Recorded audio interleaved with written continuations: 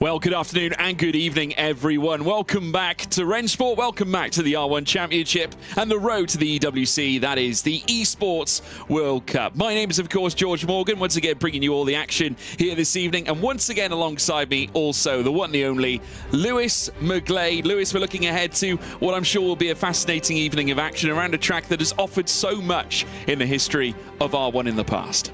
Yeah, indeed. Of course, Temple Speed. We've always had a lot of excitement, a lot of joy around here, and I'm expecting very much the same thing in what is going to be a very frantic round of racing. Of course, we're building up to the Esports World Cup, which means time's ticking for quite a few of the teams out there, especially those in Group D.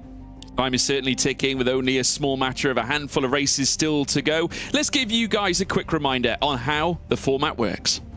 The RENNSPORT R1 season is about to start with a new format, and here's everything you need to know. The championship is split up into two parts. The regular season, containing seeding stage and dynamic group stage, followed by the major at the Esports World Cup.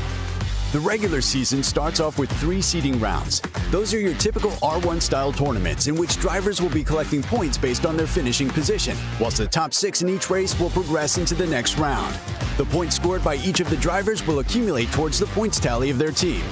The dynamic group stage separates teams into 4 groups, initially based on the points accumulated during the seeding stage. In rounds 4 through 7, 2 groups will play each week. At the end of the races for that round, the team with the least points scored in its group gets demoted to the one below, whilst the highest scorer per group moves one up.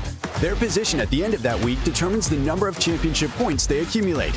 As an example, number 1 in the top group, Group A, will receive 12 points, while number 2 in Group C will receive 5. Round 8 is the final round of the dynamic group stage before the major, and the first chance for teams to qualify for the finale at the Esports World Cup. To qualify, you either have to be the best scoring team in Group A or be among the 2 highest scoring teams from Group A or B across the dynamic group stage. If you are the worst scoring team in Group D or one of the 2 teams with the lowest amount of points across the dynamic group stage, your championship ends here. The remaining 6 teams will go to EWC and enter a last chance qualifier round to determine who will join the fight for the RENNSPORT R1 Spring Season Championship at the Esports World Cup.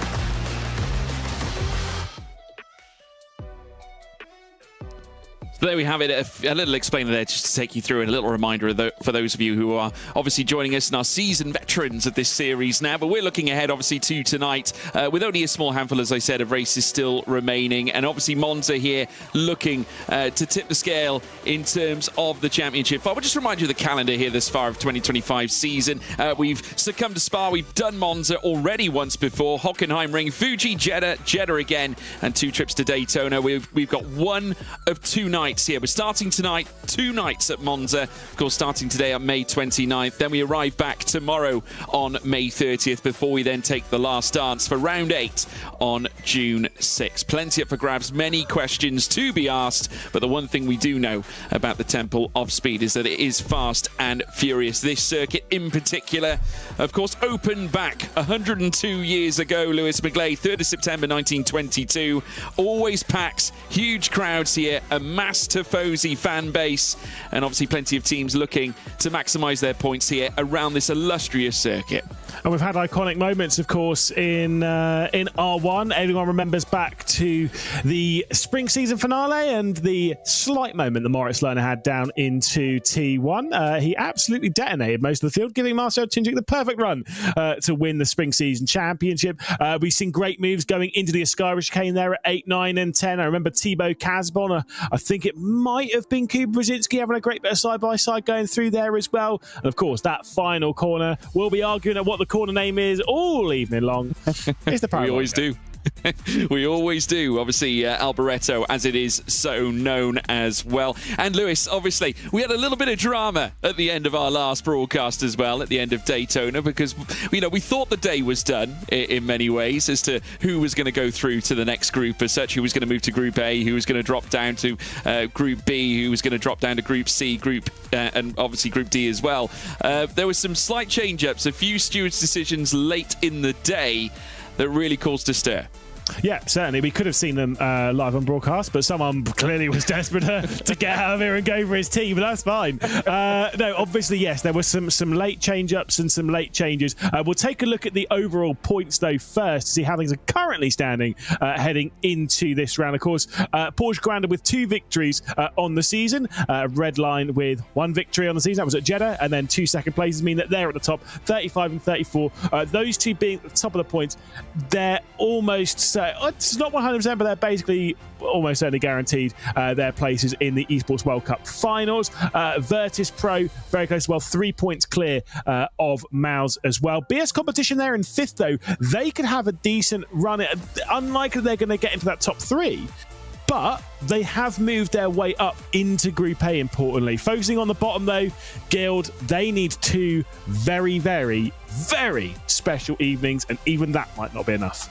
It was a special night at Daytona, though, for BS Plus competition, wasn't it, Lewis? I think if you're going to enter into the Group A fold, now's probably actually a pretty good time if you are BS Plus competition. We can just see now how the dynamic groups worked coming into tonight. And as you can see, the major changes, BS Plus competition moving into Group A, along with Porsche Coanda and BMW M Team Redline Racing Bulls. Virtus Pro dropping down from A into B, also being joined by Team MSI, who had an illustrious run in Group C as well. Really pulled it out of the bag. Phenomenal results for all teams concerned. And Lassie and Williams Sim Racing, who probably feel a little bit disappointed after what was certainly a grand display on their part, just stewards' decisions late in the day turning the screw a little bit in BS Plus competition's favour. Looking down at Group C, Mao's dropping down into that C spot, expecting them to bounce back up, but it's going to be less than easy because, of course, Team Vitality are going to be there to battle hard, I'm sure, as well, in a bid to try and move their way back up into Group B after coming very close. Had a very disappointing night at Daytona, it has to be said. ERA Esports also on a buzz right now after a flourishing period in Group D. They've been replaced down in Group D by TC Racing, who have shown sparks of brilliance with young Nicholas Mateo as well. Team Falcons, who arguably have been letting themselves down lately as well. They'll be looking for a sheer bounce back right up into Group C as well in the not too distant future. And Guild Esports, who haven't really got going, Lewis McGlade, in terms of this championship. No, they've really not. They're the only team that are really failing to fire at the moment. ERA with their promotion up into Group C. We'll see them out in action tomorrow, of course. But focusing here, I mean, who'd have predicted this right at the start of the season? Obviously, we got Falcons here in qualifying for Group D. Thomas Tatler behind the wheel, still in Group D. Not only were we surprised they were demoted down into Group D, they've remained here for the second consecutive round. They started out really strong at Daytona in the first race and then really faltered as the evening went on. And a perfect 1, 2, 3 and 4 for ERA in the final race gave them promotion safety. We'll see Tatler roll his way around the circuit. I've got a question for you, though, George Morgan. Fire away. How many track maps have you got today? I saw your picture, your social posters of Spa. You had 2. Well, honestly, I've never been more baffled. There was 2 pictures of Spa on top of each other on the same bit of A4. Boring. I'm sorry to disappoint you today, McGlade. I've only got the 1 this time around. So but yeah, weird. It depends how I feel, to be honest with you. I don't know why it is, but sometimes I like to take both, 2 different perspectives. But yeah, it just kind of helps in a way to cover more detail. Sorry? To the limit? Ever thinking of sticking a 3rd one on there just for banter? Well, maybe. I mean, it depends. We'll see how many Microsoft Word can allow me to keep on that's readable. I think it has to be said. But no, we've only got the 1 this time around. And, you know, sorry to disappoint you all at home if you're a fan of the double track map on 1 sheet of A4. So as we now bizarre. watch as Thomas Tatler makes his way down through towards Kerber Alboreto here to kick off qualifying. And yes, indeed, at the moment, Falcons, who haven't really been on one of their best runs, he's sacrificed the purple first sector, has Tatler, as he now storms his way up towards the line. 6 minutes and 45 to go. Tatler, the first across the stripe, and that's a 1:46.385 to beat. Yeah, it's Jakub Maszewski who's been able to go faster in that first sector. There's been a slowdown penalty for Henry Moorhip. You can see it in that second sector. It does happen quite a bit, particularly on the exit of the Ascari chicane, that final bit. We do see quite a lot of slowdowns, even from the very best. So unfortunately for Henry Moore, starting out this evening, when Guild need a good result, it's not going to be good enough. It will be down towards the rear of the field. Jakub Maszewski, though, going very fast in the first and the second sector, going much quicker than his teammate, might go ahead by a 10th or so of a second. I don't think Tatler's going to be too disappointed to see his own teammate actually taking the purple sectors away from him. And Jakub Bandaszewski certainly proven in the past to be a feisty contender. Really intrigued to see how Falcons and TC exchange here in Group D. It's going to be a fascinating contest between these two. Obviously, TC showing elements of brilliance in their own right. Jakub Bandaszewski looking to reclaim some of that former stardom that he's been able to accrue over his time in R1, and indeed goes fastest. A trio of purple and goes faster than his teammate Thomas Tatler. Augustin Torlashi getting a slowdown penalty there, and he's not the only Augustin now as a part of the Thibaut Courtois Esports team announced today. They'll have Augustin Canapino, ex-Williams Esports driver, will be joining the team as well. That'd be great to see. Obviously not in action here today, but very excited to see what the IndyCar driver, of course, in times past, but I've always known him as a sim racer. See what he can get up to in the team. Augustin Torlashi across the line, though, only good enough for fourth, and quite a bit behind Henry Moore as well. Remember commentating on Augustin Canapino back in the 24-hour of Barcelona-Catalunya in that official race as well, that virtual one, the very first one, in fact, and did a remarkable job for Williams back then too. Marko Pejic coming up towards the line, 35.3, 35.6, a little bit off the pace, so coming out of that middle sector, and Guild have had a really tough time as of late, and it pops into third fastest, Marko Pejic, ahead of Henry Moore, but next up comes Zemislav Lamenek. Yeah, indeed. See what Lamenek can do as he works into the final sector. It's looking good for Falcons at the moment. The sectors here, it's not looking great for a run at pole position. What it is looking for is great for a run to be around the teammates, getting ahead of Marko Pejic. That's the important bit for the Falcons team. Pavlovsky will not join him though. A slowdown in the middle sector for Pavlovsky sees him. Well, he'll be dropping down to the rear of the field, but very important lap time there from Lamenek to get just ahead of Tatler. So we should have three Falcons at least up there somewhat. Yeah, at least they can hedge their bets in terms of the major points. Of course, we're still yet to see the rest of the TC Esports camp as well. But Pavlovsky very much suffering the same affliction that took Henry Moore as he made his way out of the Ascari chicane, but it looks like he's going to be joining the camp of Henry Moore and Augustin Torlashi as he now makes his way up towards the line. You can just see the frustration there as well in the reaction of Kamil Pavlovsky straight away, and indeed will actually be the slowest of all with that 152.888. Matt Emery up next, and has also, I think, suffered a slowdown, Lewis, coming out of Ascari. Yeah, indeed. We're seeing a few slowdowns being picked up around this circuit. And yes, indeed, another one to add to the mix, unfortunately. Sometimes I say it's just how it goes. It can be an absolutely brutal circuit when it comes to those qualifying. Emery then across the line, and I say down there in a sea of slowdowns, 5th through 8th. Next up comes action man Jack Keithley, who had a few concerns of his own. Had to start from the back in a couple of the races we saw him in before, but showed a great deal of promise in fighting his way up through the field. We'll certainly not be hoping to be burdened with the same afflictions yet again, this time at the Temple of Speed, but 58 thousandths off in the middle sector is really promising, and the TC Esports man pops highest of those outside of the top three Falcons, 4th place, and just outside by approximately 0.06 of a second. Here's Matteo as well, working his way up into the final corner at the Parabolica. You were calling it the bus stop chicane last round. You should have updated yourself to the Le Mans chicane, which is what it's actually called at Daytona. But no, apparently we only change things in Italian circuits when it's sacred ground. That's fine. Matteo then up towards the line. I'll be talking about it all night. Let's see what he can do. It's going to be a slowdown as well. I did wonder if he was going a little bit slow there on the exit of Ascari, and certainly was. We're getting a lot of slowdowns today. You might have done all right in this qualify. Well, actually. I think perhaps both of us as a unit probably would have done quite well in this Group D thus far, Lewis McGlade. But Daniel Moreno up next, of course, former F1 sim racing driver for Mercedes back in the day, still driving a Mercedes machine this time around, but this time for Thibaut Courtois' TC Esports as Bono House goes purple in the middle sector. But first and foremost, Moreno up towards the line, goes into 6th fastest, just behind Marko Pejic. So 2 major players, TC operating around the mid-pack. This could be a good lap, though, for Bonhouse. He was saying about, he kind of looked pretty happy coming out of Ascari. The first sector's not great. as he'll come through the final corner of the Parabolica after setting the fastest middle sector of the session. Let's see where he can head. Hopefully, he's going to head for his sakes ahead of Jack Keithley. Will he get amongst the Falcons, though, as he heads up towards the line, just ahead of Keithley, but still unable to beat the 1, 2, and 3 for that Falcons team at the moment in this qualifying session.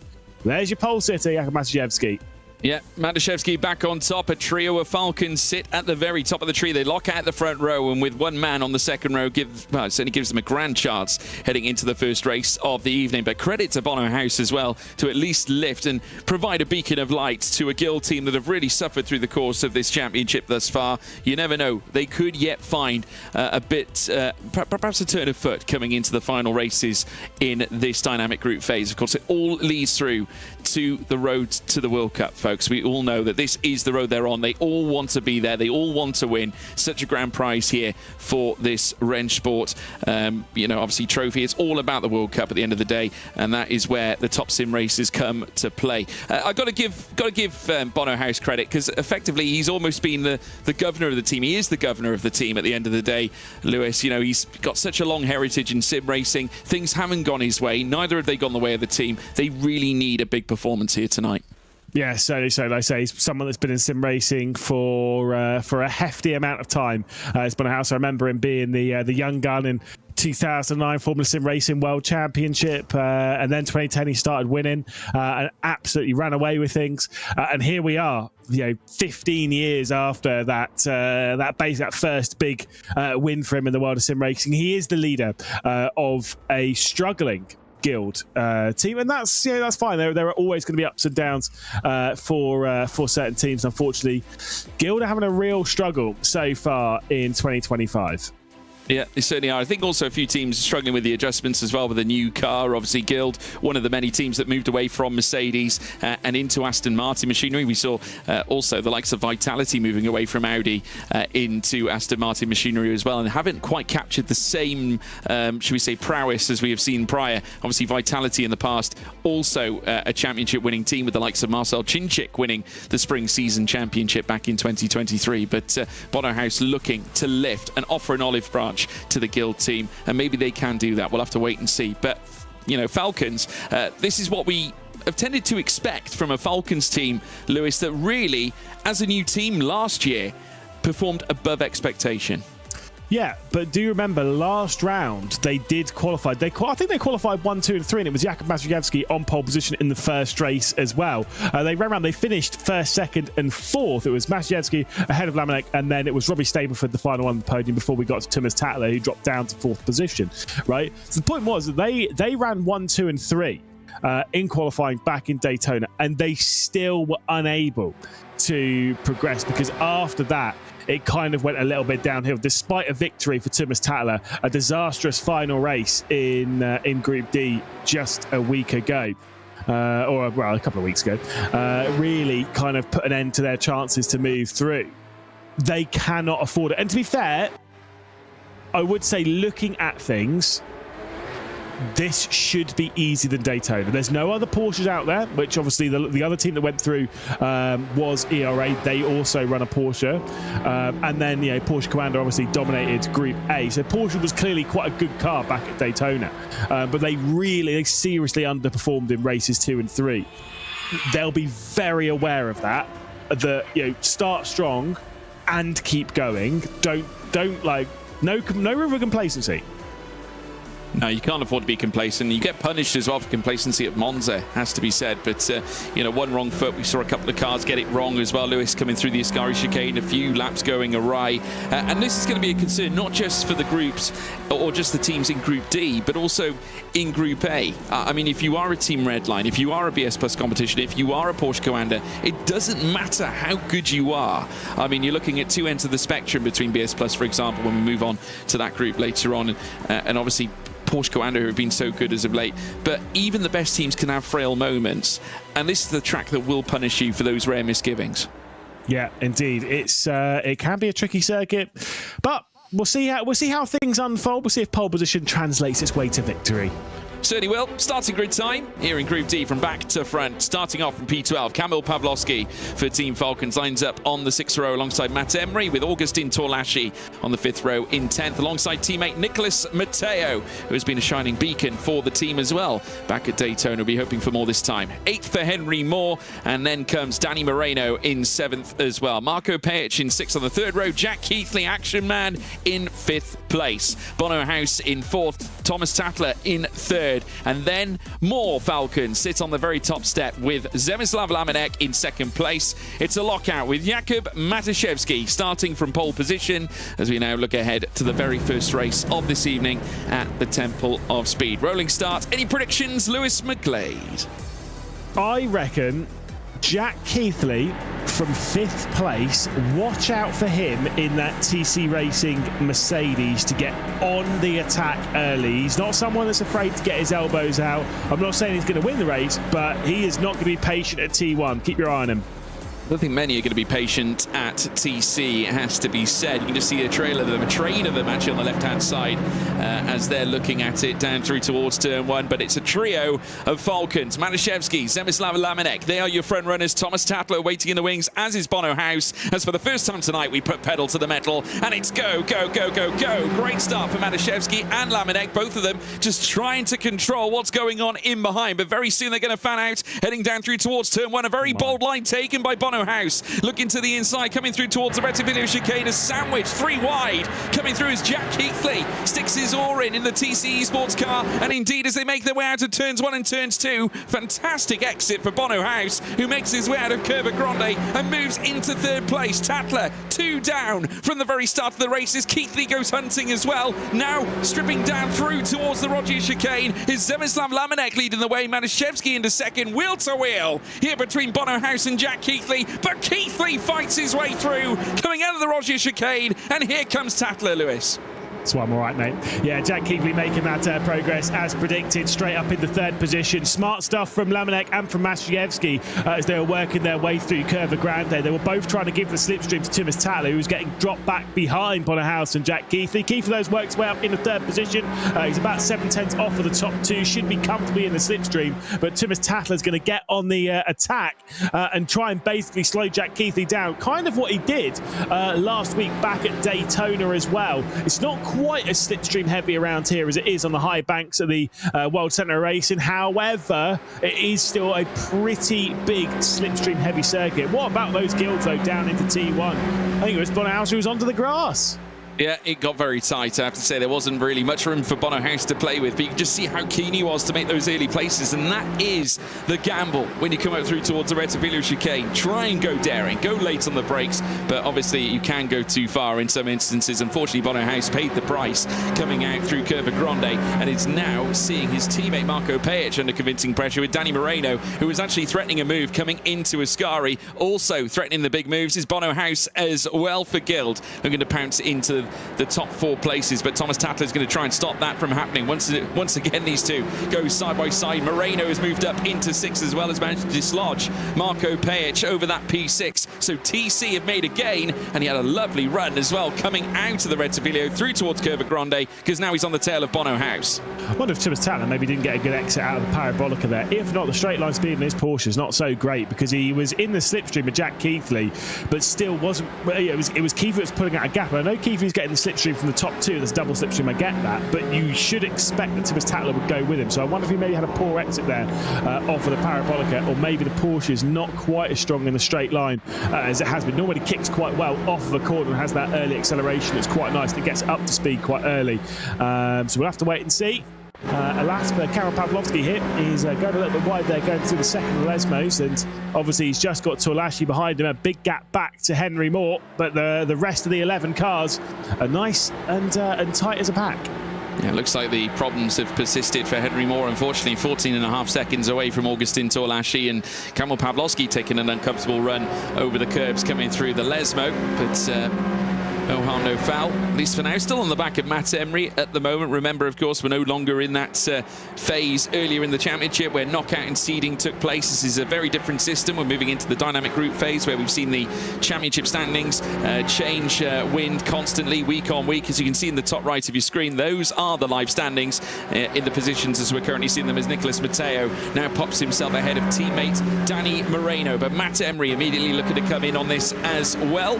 So now go side by side, coming down through towards turn one, wheel to wheel between the Aston Martins and the Mercedes on both counts, because here comes Matteo on Pejic as they come through out of turn one through towards turn two, running over the sausage curve on the inside, and both getting an equally solid exit, has to be said, coming in towards Curva Grande. Outside line for Matteo. That will, of course, be useful. Heading down into the Roger if he can maintain that line, and getting a tow is Kamil Pawlowski, who is now looking to go side by side here with Matt Emery as they now stream down through towards the Roger chicane. Still wheel to wheel. We've almost got a three-car fight. Further back, it has to be said. Danny Moreno through, along past Matt Emery. Looks like someone had got it wrong onto the gravel. It's Matt Emery, who I think made a mistake coming through the Roger and has paid the ultimate price. I think so. Emery's still on the rear end of the train, but he's certainly dropped back to 11th position. Nicholas Matteo here, who we're looking at, who was the lead driver for TC a week ago, had two podiums in race 1 and race 2 of Group C. It was third place in the first race, then second place in the second race. A bit of a struggle in the final race as he scored no points for the team, but basically what I'm saying there is he scored quite a healthy amount across the evening. His teammates were almost nowhere to be seen, and that was what cost TC position up there in Group C and dropped them back into the clutches of Group D. But Matteo's got the speed, and he's got his teammate Jack Keithley right the way up there. Maybe not battling for a race victory, but still, Keithley's just about outside of the slipstream majorly from the top two. Nicholas Matteo making the move. He's run deep, though. He could be passed. Yep, certainly can. Keithley still nursing a gap of around 3/10 to Thomas Tatler.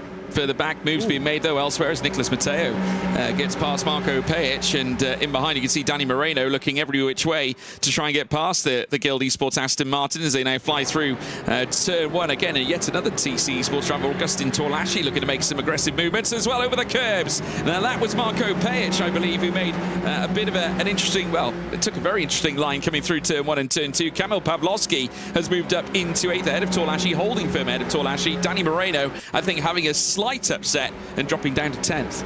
Yeah, it was a bit of contact there between Pawlowski and Moreno. This is a little bit earlier on in the race, so that was where the hip check came, and I think that was Matt Emery dropping back to the rear. Oh, that was Henry Moore, right? That would have been Henry Moore and what's happened to him and why he's dropped the rate right the way back down. So he kind of got squeezed off and then was in the middle of it. He didn't really do anything wrong, but he was trying to get back on the road whilst they were too wide.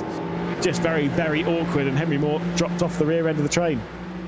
Keen to see how the points translate at the moment as they stand. Team Vulcan's in a very good position with two cars still on the front two places, and they're continuing to drift off. But Keithley has done very well to fight back the delta and is now just outside the scope of 8.5 tenths to near 9 tenths behind Laminek at the moment. But it's going to be very tricky to put a stinger into that double Falcons combination at the moment. Keithley's got a little bit of work to do, but he is not far away. Thomas Tatler still in 4th as well, just noticing a gap to Bono House. We've got some movements as well further back with still on the tail of this fight Matt Emery after taking that trip into the gravel trap, seemingly recovering, and on the tail of Danny Moreno as they fan out now this time. Nicholas Matteo on the escape out of Alboreto, now storming down through towards turn one. He's going to give off a nice slipstream here for Marco Pejic, who are currently seeing from the rear view of Nicholas Matteo's Mercedes AMG GT3. Here comes the Aston as it now looks to the inside. Also coming through very aggressively is Kamil Pawlowski, who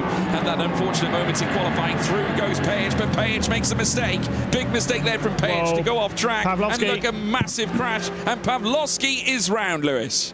I was about to say that Pawlowski was in position so that Falcons are going to be scoring better than they were a week ago in the opening race. Now then, with 58 points, it's 1 point worse than they were 1 week ago. And actually, let's turn that one down even slightly more.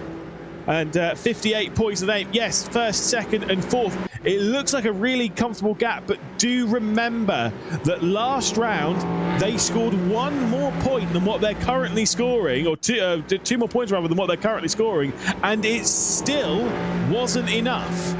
And if we've learnt anything as well, Lewis, from our last broadcast from last week, is that simple moments like these, for example, can change races, can change evenings as well. But it looks like it's going to be so much in line for one team. Let's have a look at the moments again. Coming down through turn 1, Pajic kind of got distracted from his moment, but then, oh dear, it looked like he was collected elsewhere. Kamil Pawlowski, I think, was, to be honest with you, Lewis, a bystander in that exchange. Oh yeah, he got spun round by the TC directly behind him. I suspect there'll be a penalty coming in from race control to deal with that one. And TC's position in second at the moment in the live standings might be a little bit more under pressure. Guild have finished last in all 3 of the dynamic group phases thus far. Maybe tonight's the one where they don't finish bottom of the group, but we'll have to wait and see. At the moment, they are currently sat in bottom of the group. Here comes a move then for third position. Thomas Tatler trying to make a move to the outside in the Falcons car and make it a 1-2-3 for the team. The move is complete. He's got past Keithley. Bonnerhouse is knocking at the door, but Keithley going backwards rather than the direction he needs to go, which is forwards. As they're off the road, there was the Pajic.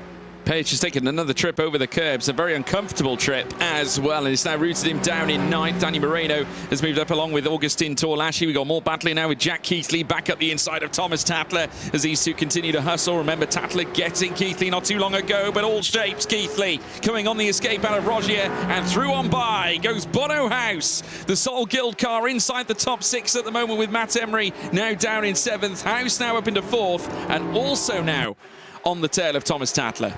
Yeah, that was a bit of a squirrely moment there for Jack Keithley. Good car control. He's able to keep on it though, and he'll sit behind Bonnerhouse for now, having dropped back. Of course, Keithley, I remember how pumped he was when he qualified in the front row here. Was that in the quarter-final? I think it was. It was obviously the last time he came to Monza in round 2 this season. He was absolutely fired up.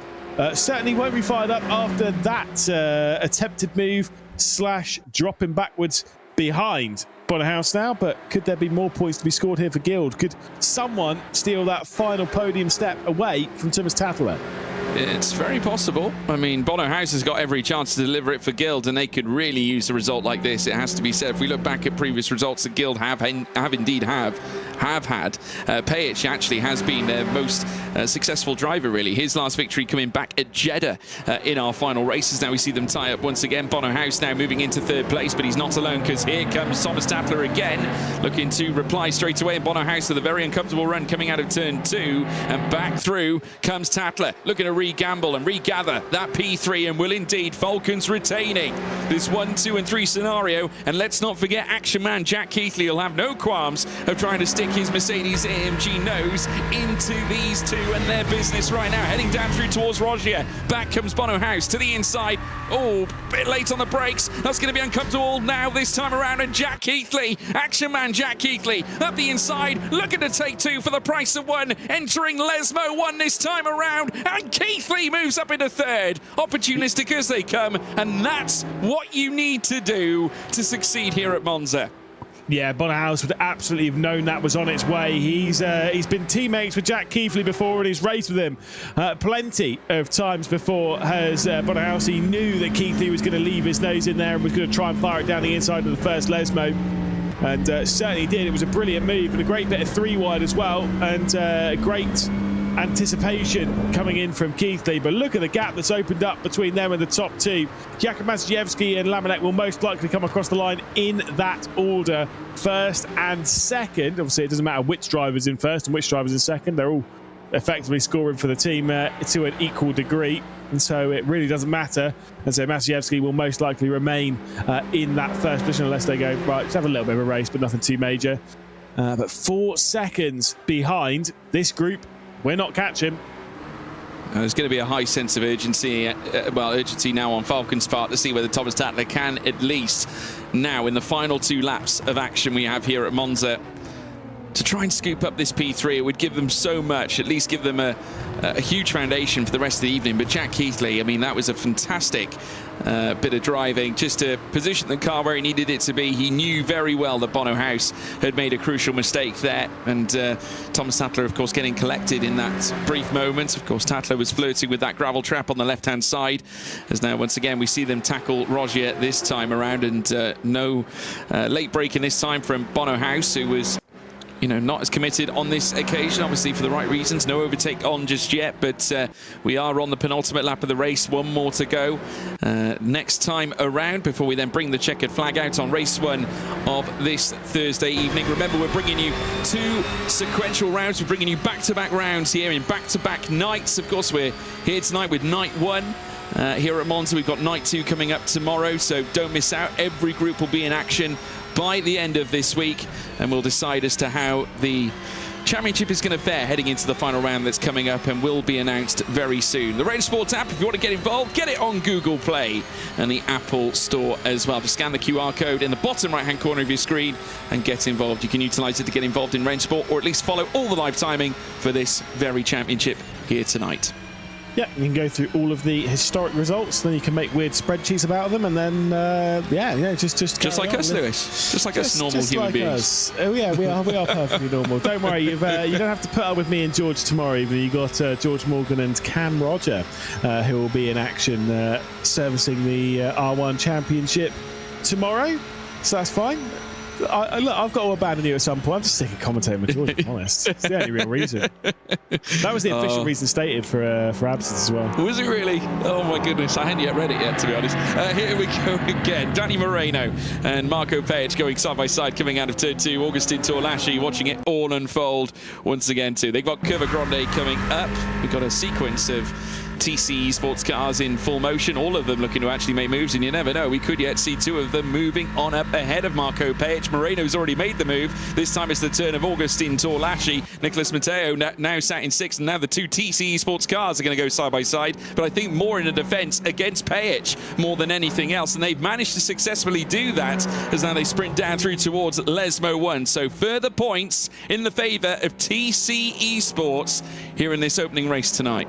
Yeah, look at those live standings, but getting very separated, all 3 of the teams thus far. Certainly not how things are going to unfold completely throughout the evening. With this, we know it's going to be a tight battle. We know it's going to get tougher. I'm sure Guild have got another gear to step up. We've got Henry Moore and Matt Emery right down the rear of the field, just scoring a point between the pair of them. Here comes a look to the inside then, as the move might come in. Marco Page, he knows he needs to score some decent points for the team side by side through the Ascari chicane. We don't see that too often. Very bold indeed from Marco Page, but it did pay off. But kicking us off here tonight, the final lap about to conclude, and it's Jakub Madaszewski who will go on to take victory here at Monza. It's a double act at the very top here for Team Falcons. They swoop to victory with Laminek down in 2nd. Jack Keithley in 3rd place for TC Esports, crossing the line. Augustin Torlaschi not able to get back past Marco Page just yet, I don't think, in order to get that place back. But it is Falcons 1 and 2 with Jack Keithley after a momentous run in the closing laps to take a stellar P3. But Madaszewski fastest in qualifying. He's fastest in race trim as well. What a way to kick things off with 2 more races to come up here in Group D here tonight, Lewis. Yeah, but again, very curiously, what is the mindset in the Falcons team, who have been in this scenario before, winning the first race, scoring decently, and it's still slipping through their fingers. The disappointment of last week, though, I feel will only be put to one side when the team as a whole get a good result in race 2. Thomas Tatler won it last week, race 2, but the team as a whole had some big struggles, and that was what opened up the opportunity for ERA to come through. Whether they're feeling the same kind of pressure, though, coming in from TC and from Guild, we'll have to wait and see. Yeah, you get the vibe that for Falcons, it's all business here tonight, Lewis. I don't think they're going to be celebrating too much. They know where they really should be, and they're not really there at the moment. We're going to move across and have a quick chat as well to Jakub Madaszewski, our race winner here this evening. Welcome back, Jakub. A good start here this evening. It's been a tricky time for Falcons as of late, but you've got a great chance to turn it around. That was the perfect result, really, to get Monza off to a good start. Hello, yeah, that's basically what we have had to do. Like, we just have to do it for 2 more races, because it's it's too bad that we are in Group D. We just have to get out of here as soon as possible. So yeah, that's an optimistic start to the day. How have you potentially changed mentality from last round back at Daytona? Because, of course, you started out in dominant fashion, of course, in race 1 at Group D last round. Started out dominant fashion once again, realistically, on the points. But what's the mentality going into the second race, into the third race as well, knowing that it can still slip through your fingers like it did last round? To be honest, I don't know how the points look, but just do a okay quali lap. I was basically on a Sunday drive on my quali lap, just to not get off track, and I knew it will be enough to start at the front. So the mentality is just to get the quali lap done and get some points, to not force any unnecessary battles on track. Well, Jakob, we'll let you prepare for your next 2 races. Obviously, a good start for Falcons with a victory, but we'll wish you the very best heading into race 2. Thank you. Thank you very much. Jakob Matuszewski obviously fully focused on what is coming up next. That's exactly the way Falcons will need to be if they're going to be successful here tonight. Let's take a look back at the highlights from the race. In the initial, obviously we had 3 Falcons cars right at the very top. You can just see Thomas Tatler actually just sat in behind the front 2.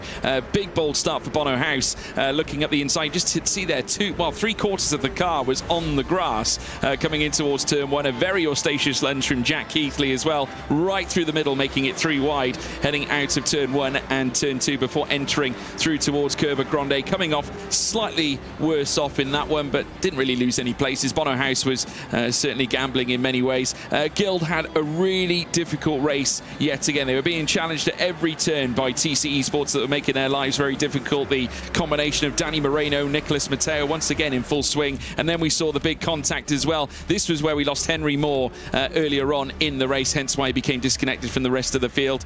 Marco Pejic with another uncomfortable run off track, and then Kamil Pawlowski took a spin after contact with cars further back as Falcons continued to search for yet greater points. And then we had more of the battles starting to unfold. Once again, Falcons mixing it up with TC Esports. That's going to be a certainly compelling battle in the future races to come here this evening, with Guild scrapping for some much needed points in order to lift themselves off the very bottom. It's been a difficult trend for them so far this campaign, but can they turn it around? Lewis, they've got the driver talent there as we take a look at this great move here from Jack Keithley, getting the up and under, coming out of the Roger. They just need to execute when required. Yeah, there is no doubt about the potential. There is no doubt about the possibility. But sometimes things just don't go your way.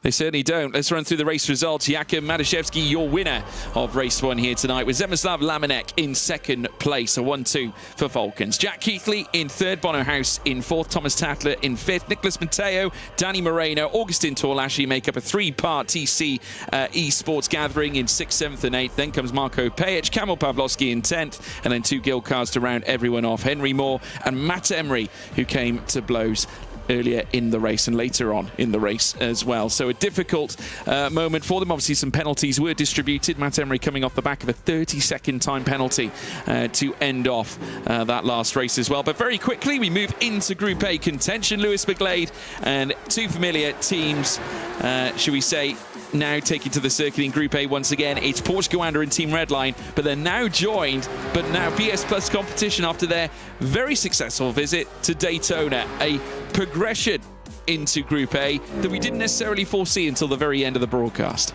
No, well, I mean, again, should someone have not ended the broadcast too early, we would have found it out, because it was looking like it was going to be Williams for quite a long time, and yet still somehow at the end, penalty points, some penalties late on really went the way of BS competition, and the shot promotion straight up into Group A. Fantastic. Nikodem Wisniewski, Kaki Oliveira starting out the evening with a victory. Nikodem Wisniewski ending the evening with a victory.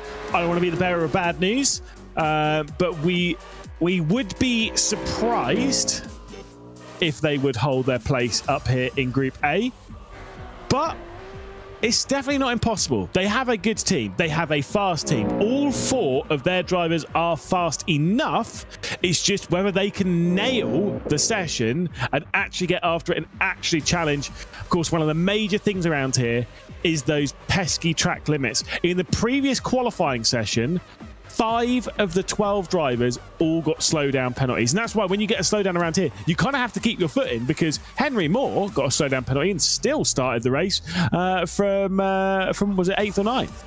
Yeah. I mean, that is the battle of risk and reward. And bear in mind, there are track limits being scrutinised extra hard here this evening. Turn 6 and Turn 7, always a bone of contention, really, at this circuit here at Monza. But yeah, when we look at this group, obviously, like you so rightly said, it's going to be a real, tough test for BS Plus Competition to stay in this group here tonight. Stranger things, though, have happened, Lewis, and like you so rightly say, track limits could be the make or break here this evening. And God forbid we could yet see a Porsche Commander or a Red Line making their way down into Group B. But I don't think they're going to have any concerns, at the very least, of being knocked out of this championship. But obviously they're going to be chasing automatic promotion, or should we say automatic qualification, into the EWC. But we've got to look back at the progress that BS Competition have made, really, through the course of the championship too, Lewis. I'd say they've made great strides with Florian Haspar at the helm. Very closely fought with Williams Esports last time out. There wasn't really a lot between them, but you could argue that BS Plus were potentially the better team. Yeah, look, they are a fantastic team. They're a well-oiled machine, and yeah, we'll keep our fingers crossed for them. I think the important bit for them is this is what we need to talk about, what we're aiming for here, because realistically on the points, Porsche Commander and Redline are secured into the Esports World Cup finals. Even if Redline or Porsche Commander get dropped down into Group B, in all likelihood for next week's event, they'll still be fine. BS Competition, should they stay in Group A and miraculously win next week's round, the victor of the final round, regardless of where they are in the points, will move into the Esports World Cup finals, and then it's the top 2 teams on the points. So say, for example, BS Competition were to stay in Group A this week and then win next week, they would move through into the Esports World Cup finals, despite being a fair amount of points behind Redline and Porsche Commander, and then it would probably fall to Porsche Commander and Redline anyway, that they would be the 2 teams that progress. Felix van Delft has just messaged me saying, easy. He is the race engineer of the BS Competition team. So they have confidence, I guess. And you could argue the architect of last week's massive victory. I'm sure he's going to love that bit of boasting on my part. I don't blow smoke for everybody. I can tell you that now. But let's just say this: we got Dane Warren out on track now, 35.2, 35.5. Lewis McGlade coming up towards the line to see what he produces. Yeah, first lap time of this qualifying session. Up to the beam, he's going to go. It's a 46.2. Decent lap time, but not incredible. It is the fastest lap time we've seen so far today by 0.003 of a second, though. So at least there's that. Yeah, strong start for Porsche Commander, as we've come to expect after seeing them dominate through the halls of R1 in the past. But very much the same has been Team Redline. But we welcome BS Plus Competition into Group A, and it's the turn of Ferris Stanley, and he's purple in that middle sector with a 35.5 as well. That's immediately being ripped away by Sebastian Job. We welcome him back to the series once again, as now we see Ferris Stanley go second fastest. That's not bad from young Stanley. A 1:46.315. Just over a tenth of a second away. Sebastian Job then back into the car then for the second consecutive week, replacing Enzo Benito in the Team Redline Racing Bulls. Into the final corner he's going to go. And of course, a circuit where he's had a fair share of victories. In fact, I'm pretty sure, didn't he win all 3 races around here back a couple of seasons ago? We'll have to wait and see what he can do though. Across the line. Is he going to the top of the session? Yes. No, not quite. 46.275. Only good enough for second place. Yeah, just mere hundreds away from Dane Warren at the top of the shop. Kike Oliveira's gone purple in the first sector as well, so hold your horses. We've got plenty more to come from BS Plus Competition. Nikodem Wisniewski coming up next, the race winner back at Daytona as well. Brought his very best to the forefront. In fact, I think coming through the 2 races he actually took victory in the last 3 that we had at Daytona. So let's see where Wisniewski can go. 44,000s coming out of the middle sector away from the top time, as now he makes his way up towards the line and definitely looked like he was a little bit frustrated there. 4th place, but the time gaps are minute, Lewis. Yeah, indeed, it is extremely close in this session. I'm expecting that all the way through this session. Kike Oliveira then, one of their, I say one of the strongest drivers for BS Competition. Between him and Nikodem Wisniewski, Ferris Stanley, they're all absolutely rapid. Gregor Shields, maybe I don't want to be that guy, is the weaker of the 4, but still can really represent here on RENNSPORT. He's the one with the least experience on RENNSPORT in that BS Competition group. So Kike Oliveira, only 5th position. Let's see what Gregor Schill can do. Yeah, 1.5 tenths of a second between P1 and P5 approximately at the moment. Kike Oliveira, despite managing to land a purple first sector, unfortunately did not correspond into the remaining ones. But here comes Gregor Schill, who's off the pace just by over 3.5 tenths coming out of sector 2. Let's see where he stands, making his way down through towards the line. I'd imagine this will put him firmly behind Oliveira, at least to take us through the initial phase of this evening, and that is a 1:46.608, I should say. Next up comes Joshua Rogers, full season champion back in 2023, returns to the track this time. Was on the front row in all 3 of the races back at the previous round at Daytona. Won 2 of them, of course, and both of those coming from pole position in both race 1 and race 3. Of course, we'll have to wait and see if he's able to grab a pole position here. At the moment, tracking a little bit behind his teammate Dane Warren, and drops just ahead of all of the BS competition cars, but still behind Sebastian Job, the driver who trails him in second place in the all-time winners list. Jeffrey Rietveld purple in that middle sector, as well as we now look to follow on from Sebastian Job's last red line driver to visit here at this circuit. Here in this very qualifying session, we've got a trio of them coming up now here in this phase, with Jeffrey Rietveld leading them all. Last podium, of course, was the second race at Daytona. Has taken 2 podiums so far through the dynamic group phase. Goes second fastest ahead of teammate Sebastian Job. But here comes Luke Bennett. Yeah, see if Luke Bennett is able to grab a solid result here. Of course, has qualified quite well around here in the past. He has run quite well this season around here. He did have a podium in both the quarterfinals and the semi-finals when we raced here earlier on in the season, the standard format. Unfortunately, the final didn't go quite its way, ended up finishing in 7th position. Across the line he's going to go, and it is up to the pole. There we go, 46.200 across the line. And that was, nothing really stood out in the first 2 sectors, so it all happened in that vital 3rd sector for Luke Bennett. But here comes the Crusader, Jordan Caruso, who's currently sat in that P10 position, yet to register a time. He's got 2 more drivers after this, though, to nestle in their own lap times. But the first sector, despite it being okay, that middle sector, due to a slowdown, is certainly not going to go his way. So we'll see where Caruso goes. Surely it's going to be routed to the bottom of the running car so far. 1:49.361. 2 more to go. The Sixters next. Yeah, Kevin Siggy then out towards the line. He's the driver that he was one that missed it last week, last round, wasn't he? I think he was out watching some racing. Of course, was Kevin Siggy. I'm pretty sure it was a Zandvoort, wasn't he? Which is where you're heading in the near future. You'll have to deal with Felix Van Delft in person. Goodness me, poor you.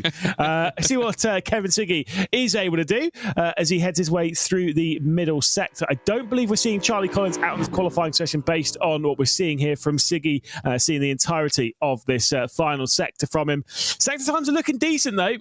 Losing a little bit of time in the first sector, around 10th in the half 10th in the second as well. See if he can maybe muster up a solid final sector like his teammate Luke Bennett did, or whether he'll just head the BS competitions and the lone Porsche of Jordan Caruso out towards the line. Kevin Siggy is going to go. It is the fastest final sector in the session, and it is good enough for 3rd place. Yeah, that means that we've got 4 red line drivers inside the top 5. No time to be set from Dane Warren. It's Luke Bennett once again on top, something we're certainly used to from previous echelons of R1 competition, but Redline kicking things off very strongly indeed after what I will say was not necessarily one of their strongest rounds at Daytona. It was more just about staying in contention. Porsche Commander definitely had their number last time out, so Redline definitely looking to come back fiercer than ever before. We'll take a look at the pole lap that was brought to the table here by Team Redline's very own Luke Bennett. Of course, we've come to expect this from Bennett, haven't we, Lewis? Generally a driver that has progressed through the last couple of years under the Redline banner, and now has since moved on, since becoming a sequential race winner. He's done it time in, time out. He's got fierce 1-lap pace and fierce race trim as well. Yeah, he's a driver that has... Yeah, he's always relatively fast, right? Like, you know, compared to the field, and then just has flashes of unreal, unbeatable speed, and he has had that before in R1. And then every now and then just kind of drops back, and we've seen that quite a lot. He'll go into the finals. I distinctly remember him going into the finals in Munich back in 2023, and was obviously aiming for. He was ready to win, and then it just did not really click for him at all. It's kind of happened quite a bit at LAN. He's someone that struggles a little bit with LAN. I'm sure he's been focused quite a lot on that this season. So as long as he can fire up towards the end of this online season and then focus his way in LAN when we get to Riyadh, the Esports World Cup in just over a month's time, I'm sure he'll be a healthy competitor for the Drivers' Championship and hopefully drag some decent results out of the team. He's certainly firing on all cylinders at the moment. Yeah, important to note as well that Redline actually did not take a single victory the last time we came to Monza for round 2 of the knockout seeding phase. Bennett in particular was actually the only driver to secure a single podium, taking a P2 and a P3 in race 1 and race 2 at Monza during our second round in the knockout seeding phase coming into the dynamic group. So very positive start from Redline, a total contrast to what we saw from them previously at this very circuit, but naturally now things are a little different when you're in a dynamic group stage where you've got more of your drivers around you, different level of competition, and obviously the competitiveness steps up, but a very smooth and strong run for Luke Bennett to provide himself with a very hefty lap time. And now it all rolls into practice, heading into the pre-race, shall we say, theatre that we're about to see. Obviously now 3 minutes of practice for the drivers to get some extra time under their belt, and then full focus on what's about to happen on the run down through towards the Rettifilio. Good start for Redline, though, it has to be said. Yeah, it really is. But the important thing, as much as they've got first, third, fourth, and fifth, which is pretty near perfection, there is Dane Warren in the middle of that. They do have Joshua Rogers there, starting on the same row as Sebastian Joe. Porsche Coanda will come out fighting here, and of course, looking at last round, like you said, this championship was kind of flip-flopped a little bit in the dynamic group phase. The first round was won by Porsche Coanda. The second round was won by Team Redline. The third round of the dynamic group phase was won by Porsche Coanda. Is it Team Redline's time again? It seems as though pace-wise, it might well be. Yeah, I mean, Porsche Coanda weren't exactly electrifying at Monza last time either when we came here for round 2 in the knockout seeding phase. It was Joshua Rogers and Charlie Collins that did take victories, though, however, in their opening races. But the story really was Virtus Pro coming in out of that one. And, of course, we'll be seeing them when they compete in Group B, of course, in tomorrow night's action when we head there, of course, back to Monza for that show. But, yeah, I mean, in this contest, we've got two teams that have equally not necessarily been as sensational around this track, so we'll have to wait and see. As opposed then to BS Plus Competition, who came here as well, very similar form to Team Redline in many ways as well, not managing to get only managing actually, I think in this case, to get 2 of their drivers through to the semi-final phase, which was Greg Wilshill and Kaiki Oliveira. But they have since grown now with the likes of Nikodem Wisniewski and Ferry Stanley, who I would say have come into their best form since we've entered the dynamic group stage. So that just goes to show the different type, the different scale of competition when you suddenly take drivers out of mixed groups and stick them into groups that you would genuinely associate with them being level with on pace. And I think that must sort of enhance the driver's performance levels, you know, that inner racer as such, that mentality that you need to win. And I think that's the big difference maker between that knockout seeding phase into the dynamic groups. Yeah, absolutely. I think, like I say, this format, it's kind of one of those ones that's really interesting. Is that it works better for some teams than it does others, and we've discussed that quite a lot throughout this. There are, you would think it's 12 cars on the circuit. How difficult can it be? Why would it kind of benefit some teams more than it would others? But take for example like Redline and Porsche Coanda. This dynamic group phase has been perfect for those two teams because they've got 4 strong drivers that can all deliver the goods. Some teams where they've only got a couple of drivers that can deliver the goods come into this group, as we've seen from Virtus Pro a couple of times, we've seen from Mouse, maybe we'll see it from BS Competition, we'll have to wait and see.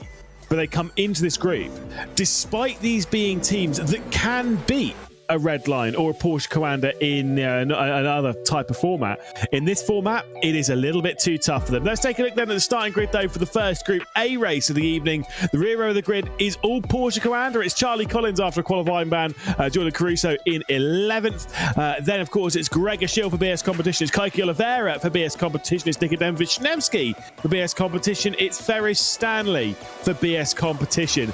Then we get into the sea of Redlines with a little bit of Dane seen a little bit of rather a Porsche Command assault in there as well. Joshua Rogers in 6th position alongside Sebastian Job. The top 2 in the all-time winners list, starting from 6th and from 5th. Jeff Rietveld will start from 4th. Kevin Siggy on his return will start from 3rd position, with Dane Warren on the outside of Luke Bennett as they'll race their way down into the first corner. Bennett, though, on pole position. A driver we expect to go out strong, a driver that we expect to win races. Is he going to be able to beat Dane Warren's Porsche Commander, or is there going to be more drama down into turn 1? Who knows, George? What do you think? It's in contrast here, Lewis. I got to say, we're seeing very similar. Falcons had 3 drivers in the top 4 in our previous race. This time it's the turn of Team Redline here in Group A. Dane Warren is going to be slightly exposed. His 1-lap pace is brilliant. He will need it on this opening lap, and he has the inside line coming into turn 1, Lewis. Yeah, the difference with that was that Falcons obviously had the front row, and I'd almost say that might have even been slightly more of a disadvantage, because it means that everyone behind is going on the attack. Here it's Redline going on the attack of Dane Warren. It could be a 1-2-3 for the team by the time we exit the opening section of the racetrack. Let's race our way, though, down to the Respilion. Look at that, straight into the middle of the circuit, because going one way and then going the other is the Team Redline army. They split Dane Warren and drop him right the way down. It could be a BMW 1, 2 and 3 for Team Redline. You've got Nikodem Wisniewski on the right-hand side there as well, and the all-black. There we go, skipping over. That was Sebastian Job, I believe, skipping over at the opening chicane.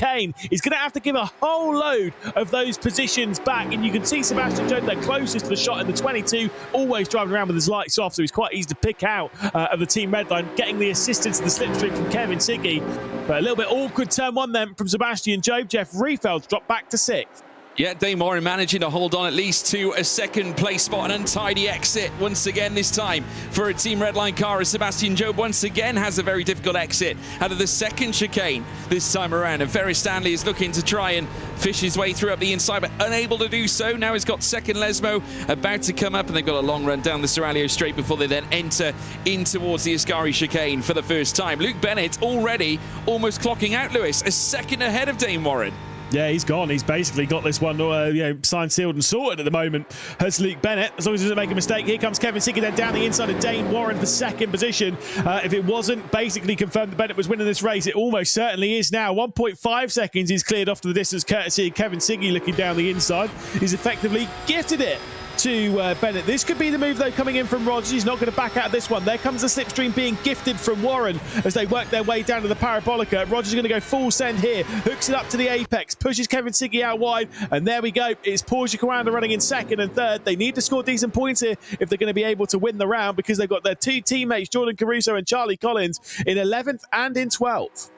Yeah, like the beacons, Dane Warren calls for aid, and that opened up the door for Joshua Rogers to come through out of Alboreto to move into 3rd place. But for how much longer will he hold it? Because here comes Kevin Siggy, a look to the outside, which will become the inside should he get the run coming out of turn 1 and towards turn 2. But Joshua Rogers candidly holds on to it. And once again, Ferris Stanley taking a very uncomfortable run over the top of the curbs as well. He's got Nikodem Wisniewski for company in behind. Further back, Heike Oliveira. We've got a quartet of BS Plus competition cars, keeping Jordan Caruso and Charlie Collins in behind, who haven't moved a muscle really since starting on the back row right at the beginning of this race. A little reminder as to how the standings look. Look in the top right-hand corner. It's Redline. As it stands, will sit on a very strong 56 points ahead of Porsche Coanda, who are on 37. Then comes BS Plus competition on 15. They need to get to work now in order to levy some points in their favour. Remember, 3 races to bring you tonight. This is our first one. Get hold of the RENNSPORT app, scan the QR code, and head across to Google Play or the Apple App Store, whoever provides you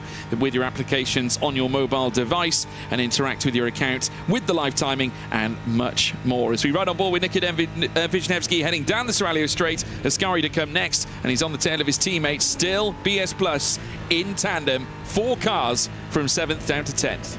Felt like ChatGPT gave you a script for that one there, George. That was fair enough. Nikodem Wisniewski low zone, right on the back end of his teammate Ferris Stanley. Very interesting that Jordan Caruso and Charlie Collins have been unable to work their way past Gregor Schill, and they remain in 11th and 12th, just scoring the single point between the two of them.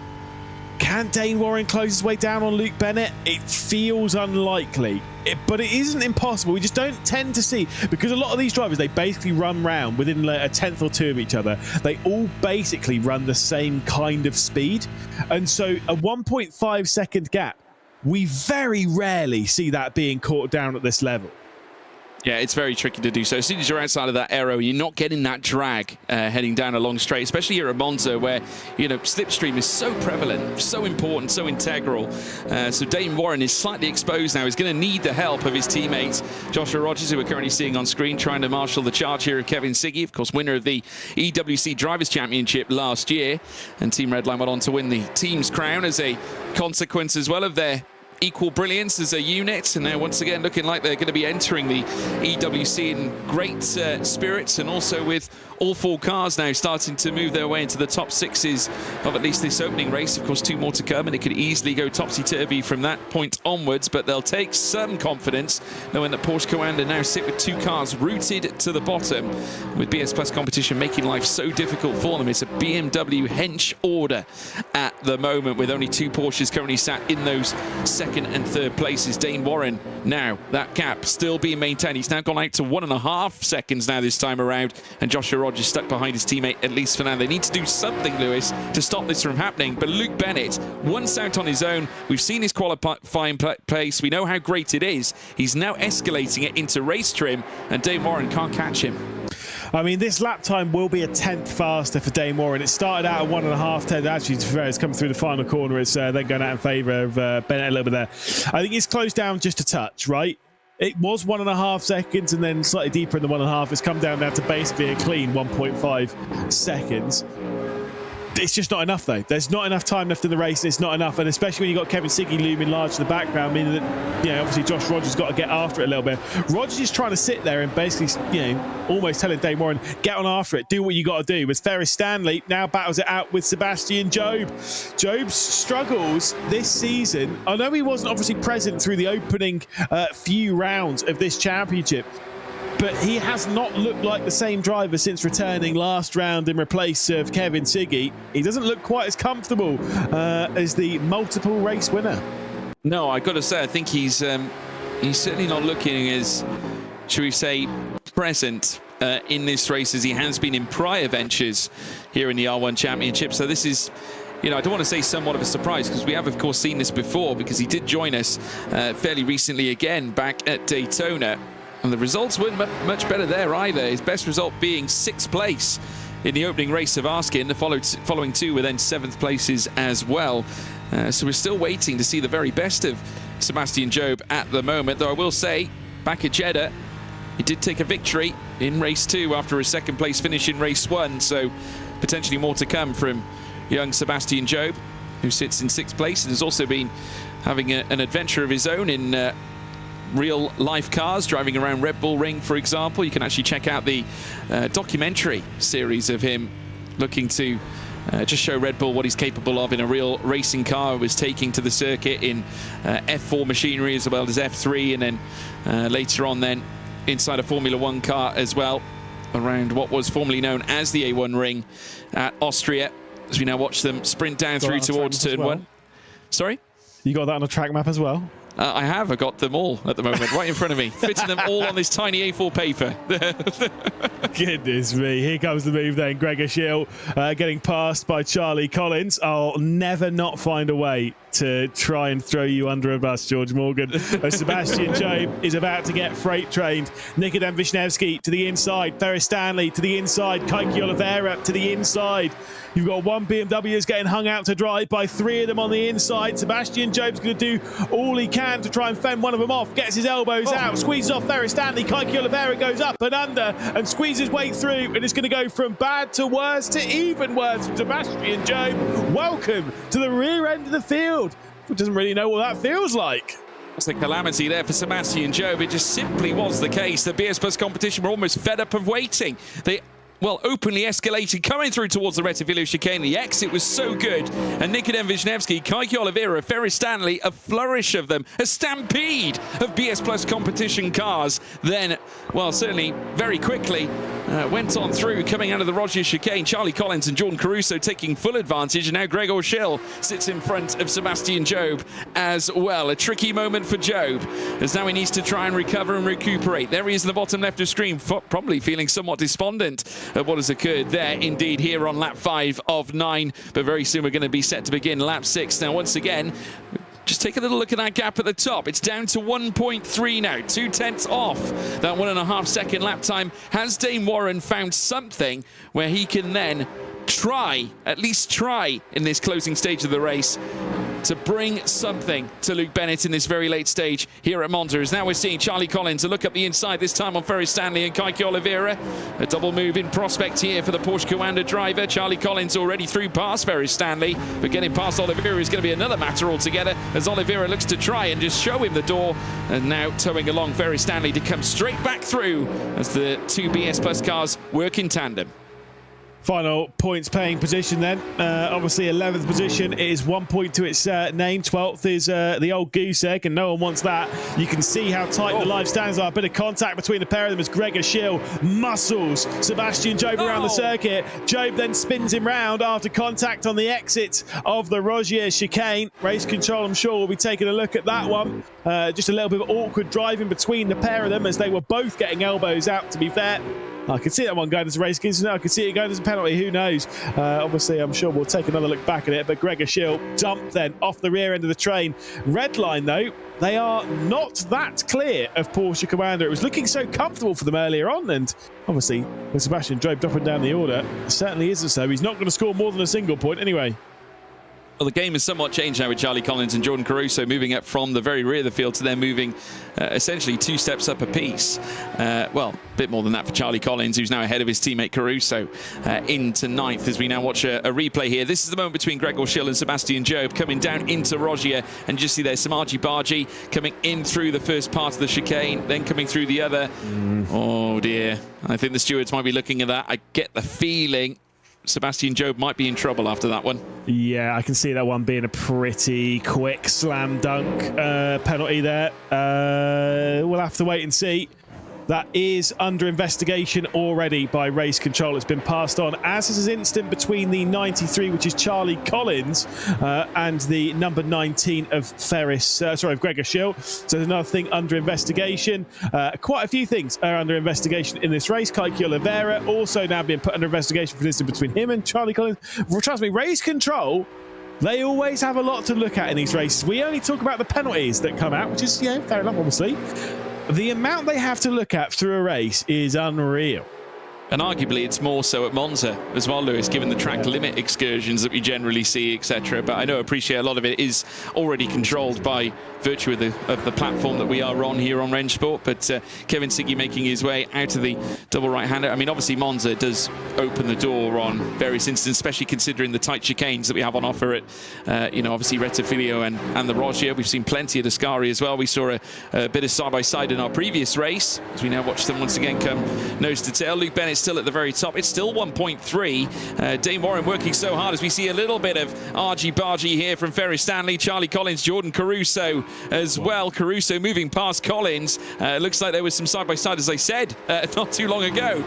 We've seen a little bit happen at Ascari from time to time, and indeed, again, Ferry Stanley and Charlie Collins giving us a display of that coming through the very fast chicane out of Serralio, and then again, a little bit of contact coming through towards Alboreto, and this time it's Caruso who is sent wide, and Collins moves on through into 9th place, and Job might yet get another place and inherit it after that little bit of contact between Caruso and Stanley coming in towards that final corner.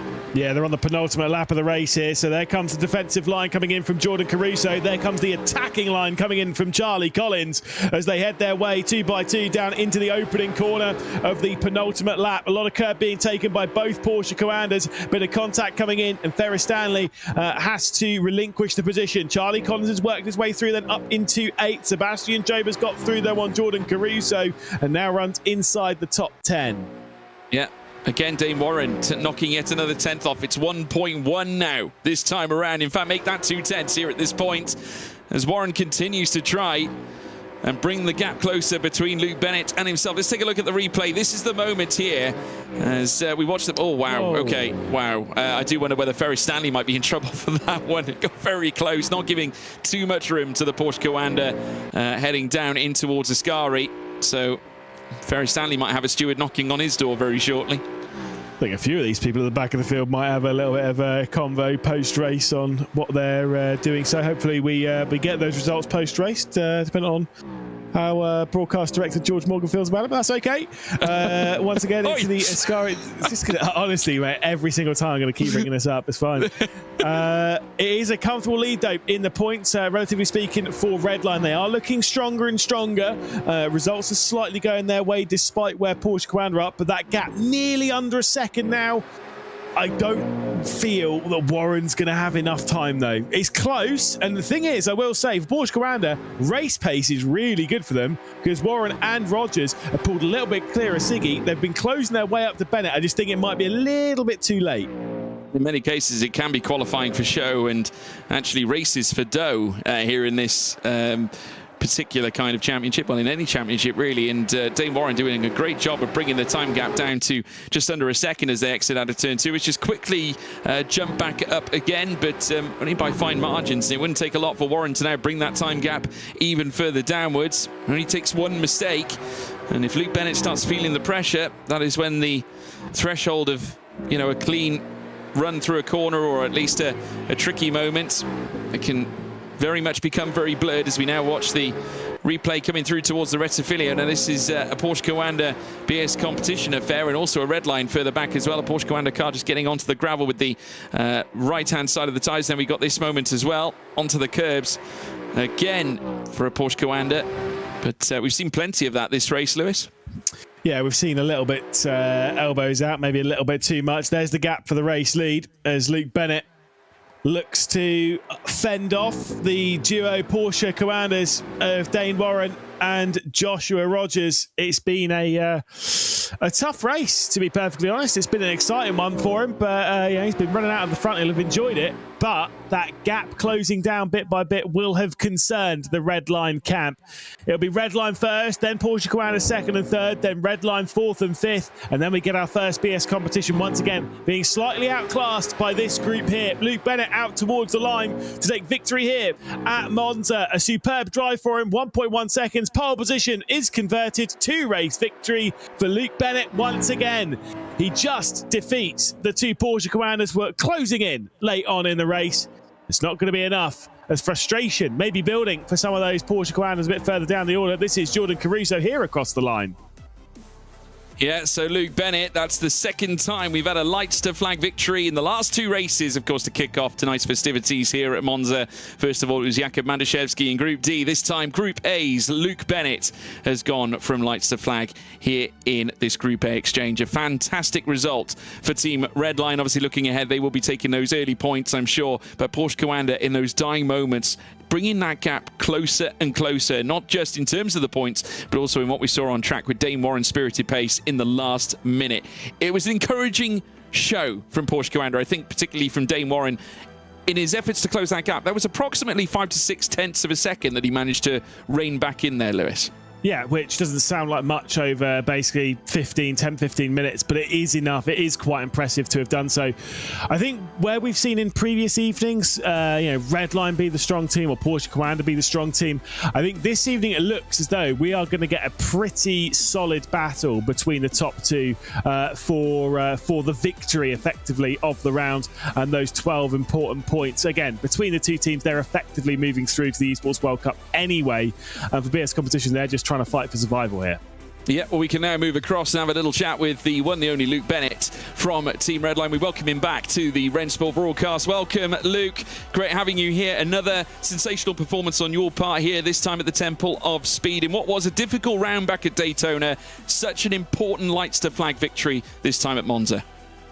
Yeah, it's quite the contrast to Daytona, eh? I managed to qualify last in every race, so yeah, this is nice. It's a bit of a confidence boost, I guess. I mean, I've been pretty horrific in practice all week. I'm incredibly low on confidence, but you know, that brings it back a bit, and yeah, it should give me a bit of a boost into race 2 and 3. You've had a bit of an on-off season, yeah, even looking at just purely at the dynamic group phase. Obviously starting back in Fuji wasn't your greatest round, then moving on to Jeddah, you were very, very strong up there with Kevin. Again, you said about the struggles there at Daytona, and now you're strong once again here at Monza. Is there any reason for that? Is that part of the format? Is that part of just sometimes how it goes, or is it just clicking with certain circuits more so than others? I haven't got a clue, to be honest. I'm so on and off on this game I can't even. I don't think anyone would be able to even comprehend how much my pace varies. It is so weird. I'm really struggling. This is probably the most inconsistent I've been in a long time. But I'm still getting the odd good result here and there. I've had 3 wins now, so I suppose it's not all bad.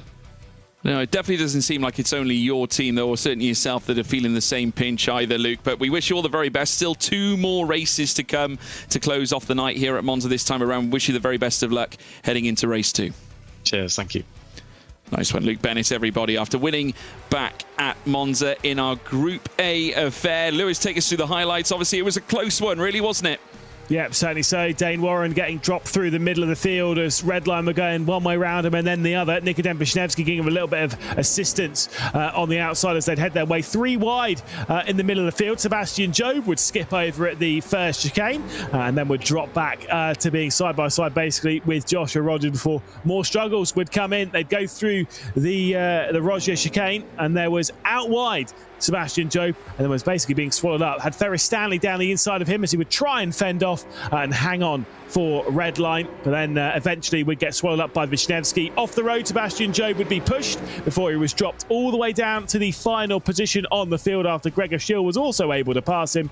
Meanwhile, there was this battling as Jordan Caruso and Charlie Collins were trying to work their way through the field after starting from the final row. They were trying to get past Kaiki Oliveira. That was Charlie Collins trying to work his way through. There was this spin as Sebastian Job and Gregor Schill made contact. This moment as Ferris Stanley made contact there with Charlie Collins, allowing Jordan Caruso to work his way through before Caruso would then go wide and allow Collins to go through. This moment as well, Sebastian Job and Jordan Caruso battling it out over the final couple of positions before Sebastian Job was able to work his way through. Charlie Collins getting this move and a little bit of contact and a bit of a spin as well from Ferris Stanley. We didn't see that on the broadcast, but Stanley dropping right the way down to the rear of the field, and a victory for Luke Bennett in superb fashion here. Take the first victory in Group 8 at Monza. We'll take a look at the provisional race results. Of course, things still being looked at by race control. It is Luke Bennett after being closed down on slightly by Dane Warren. Joshua Rogers rounding out the podium for Porsche Commander. Kevin Seege then in 4th position with Jeff Rietveld in 5th. Then the first of the BS competitions, Nikodem Wisniewski in 6th position with Kaiki Oliveira behind in 7th. Charlie Collins in 8th position ahead of Sebastian Job. Jordan Caruso with Gregor Schill and Ferris Stanley rounding out the field. So there we have it. The provisional race results now concluded. Luke Bennett taking the upper hand for Team Redline, but still, it is very much an open book as to who's going to top the group come the end of this evening's affair. Still many questions to ask. BS Plus competition, you'd argue, aren't out of it either, depending on how the final 2 races go. But now we'll very quickly move back into Group D contention this time around, Lewis McGlade, and obviously witnessing Team Falcons, yet another stellar display. Still a very much an open book here as well. Here's a look at the live standings based after our first race. Team Falcon still leading the charge here. TC Racing showed some snapshots of brilliance as well in that first race. Guild Esports with Bono House, despite him grinding out for the big points, the big results, they need all 4 cars to be up there, Lewis. Yeah, look, this is really interesting. Obviously, in the last qualifying session, we saw 5 drivers in this group get a slowdown penalty in qualifying. So, kind of, as we heard from Maciejewski after the race, he said he basically drove a pretty slow and safe qualifying lap just to make sure he actually got one of the ball because he knew it was going to be towards the front anyway. Falcons need to do that again because they've been in this position before where they've been comfortably ahead in Group D and it still fell apart from them. That cannot happen again. One major thing though is this with Group D, all 3 teams have already received a penalty because Kamil Pawlowski for Falcons received a 5-second time penalty. We also had Augustin Torlashi for TC. He also got a 5-second time penalty. And then of course Matt Emery got a 30-second time penalty for ignoring a qualifying ban. So, fair enough. Yeah, I mean, Kamil Pawlowski was that one missing link, really, for Team Falcons in that last race because we saw Thomas Tattler trying to jostle for the top placings as well. It could have easily been a 4-car Falcons affair right at the very top, just based on pure pace that we had witnessed. Jakub Matuszewski showing that he has not missed a beat. But again, we expect perhaps more from Falcons than this, though, at this point in time, Lewis. But certainly based on what we saw from last season, I mean, you'd expect a team that came in as a newbie into the Esports World Cup last year, obviously came in, were contesting with the very best of them in that final round and, really showing that they were, for a new team, to come in, you know, given themselves the momentum that they certainly asserted for themselves in that last season affair. We have not seen any of that this time around, and now this is the reason why, you know, they're in Group D at this moment in time. You know, they really need a major play here. I mean, we're talking on one level, we're talking about levels here. Guild really need 4 drivers to top, ideally, the Group D group. You know, ideally finish with some respectable points in order to gain, you know, at least qualification to the EWC. For Falcons, they should be performing at levels higher than this. Yeah, and for the Falcons team, if you look at a lot of their jerseys, a lot of their shirts, you'll see a star above the team crest that's on the chest. That star signifies their victory in the Esports World Cup back in 2024 over the entire competition, all of the games, CS:GO, Rocket League, and of course here on RENNSPORT as well. And this year, RENNSPORT, I believe that we are the first competition in the Esports World Cup in 2025. Now, with that, we could have the reigning champions not even in the Esports World Cup in that first event if Falcons are unable to piece things together here and actually get themselves out of Group D. They need a consistent run. They're looking good for it at the moment, but we'll have to wait and see how things unfold. Let's see Matt Emery across the line with a 46.712 for the first qualifying lap of this session. Can tell you for sure that ain't going to be pole. Needed to be about 3 or 4 tenths faster than that. No, we see early 146s generally the top times, especially here in Group D, but you never know. Of course, we did see that track limits was the major issue for race 1, but this time Jack Keithley, who did prior have 2 purple sectors, he's had the first sector actually taken away from him this time, but still holds the purple middle sector. And Keithley, who was so impressive, representing a locker room leader for TC Esports, now goes first fastest, and that's more like it, a 146.483, but we can get better than that, Lewis. Yeah, we're expecting really in this session a mid to maybe a high 3 maybe for the pole time, and that would come probably from a Falcons driver at the moment. Kamil Pawlowski is the one who's setting that. A really good first sector. Nicholas Matteo then across the line. Let's see what he could do. Again, he was the leader for the TC team back at Daytona on the high banks with a couple of podiums to his name. He goes into second in the session behind his teammate. Oh, no, he goes rather to first. He goes slightly ahead with the fastest final sector of the session so far over Jack Keithley. That might just about have to be beaten, though, by this driver here. Yeah, we spoke about how Pawlowski was the missing link, really, for Falcons in that first race earlier this evening. Well, this could thrust him what was from the rear of the order to the very top. 35.3 in the first sector, met with a 35.5 in the middle. 2 purple sectors in tandem. Will it be a perfect trio for Pawlowski? Not quite, but it's still enough for first fastest. And a more respectable 146.3 to go ahead of Nicholas Matteo. Falcons flying once again. Yeah, that's the kind of time we were expecting for a pole time in this group. Jakub Maciejewski, fresh off of a pole position and a victory indeed. Can he get a purple in that final sector and maybe get ahead of his teammate, Kamil Pawlowski, or is he just going to settle for a regular old 1 minute 46.3? By the sector times we're looking at here, it should be a 0.3, but Marko Pejic going fast in the middle sector. This session is not done yet. That first sector, though, for him a little bit slow. Across the line, Maciejewski goes by 3,000 of a second, denied pole position by his teammate. Of course, pole last time out in our previous race that led to the victory for Falcons, but they've still got 2 cars on the front row, just as they did ahead of our first race of the evening as well. Marko Pejic, though, has taken purple in the middle, had a tricky first race of the evening. The first sector, though, isn't brilliant. He needs a huge recovery here in the final sector to cause ruptions, cause a disturbance to the Falcons that are flying right now. But Pejic with a killer final sector to go purple, and now moves into the 146.2s. That is an unreal final sector then coming in from Marko Pejic. The pole time in Group A was a 146.200. That 289 would have been good enough to beat Joshua Rogers. That's how impressive that was in Group A. Across the line then, Bonahauser's going to come. Where is he going to go? Is he going to be able to get somewhere around his teammate at the moment? No, he's going to be 4th place behind the 2 Falcons. Could things be falling apart for that Falcons team again? Surely not. Hold the phone at the moment, Lewis. Thomas Tatler purple in that first sector now. 35.2 to kick things off. Henry Moore, though, is going to be the first to come across the line, and then yet another middle sector failure with a 5.4 second gap off the pace of his own teammate Marko Pejic. A slowdown certainly inflicted, maybe even something more sinister like a spin for Henry Moore, who has certainly had his troubles here at Monza, but now making his way up towards the line. Guild, who have had you know, they've been blowing hot and cold in many cases over the course of certainly in the last race, but they have to now try and keep Thomas Tattler at bay. That's going to be tough though, Lewis. Yeah, indeed. Purple first sector. The middle sector, though, it is not great from Thomas Tattler. I'm not sure this will actually end up being the pole time. He might go around his teammates. He might even behind Bonnerhouse with that middle sector. We'll have to wait and see. It's going to be the fastest final sector. It is good enough though for pole by 0.004 of a second. Tattler nails that final sector and straight up the pole he goes. He started on the second row in the first race, and now he gets a taste of the front row for the first time here tonight. Augustin Torlashi currently sat 10th, still yet to register his lap just yet. Of course, we've got 2 more to go after him, including his teammate Danny Moreno. But Torlashi, a little bit off the pace coming out of that middle sector as well. 35.7 is not necessarily going to be representative of a fast lap, but he should dislodge maybe Matt. Well, he certainly does dislodge Matt Emery. Pops into 8th fastest, a trio of TCs from 6th to 8th. Yeah, and Danny Moreno not looking ridiculously fast in the session, but maybe faster than his teammates. This could be a 0.3, although with that middle sector again, it's looking that it will be around his teammates, Matteo, Keithley and Torlashi.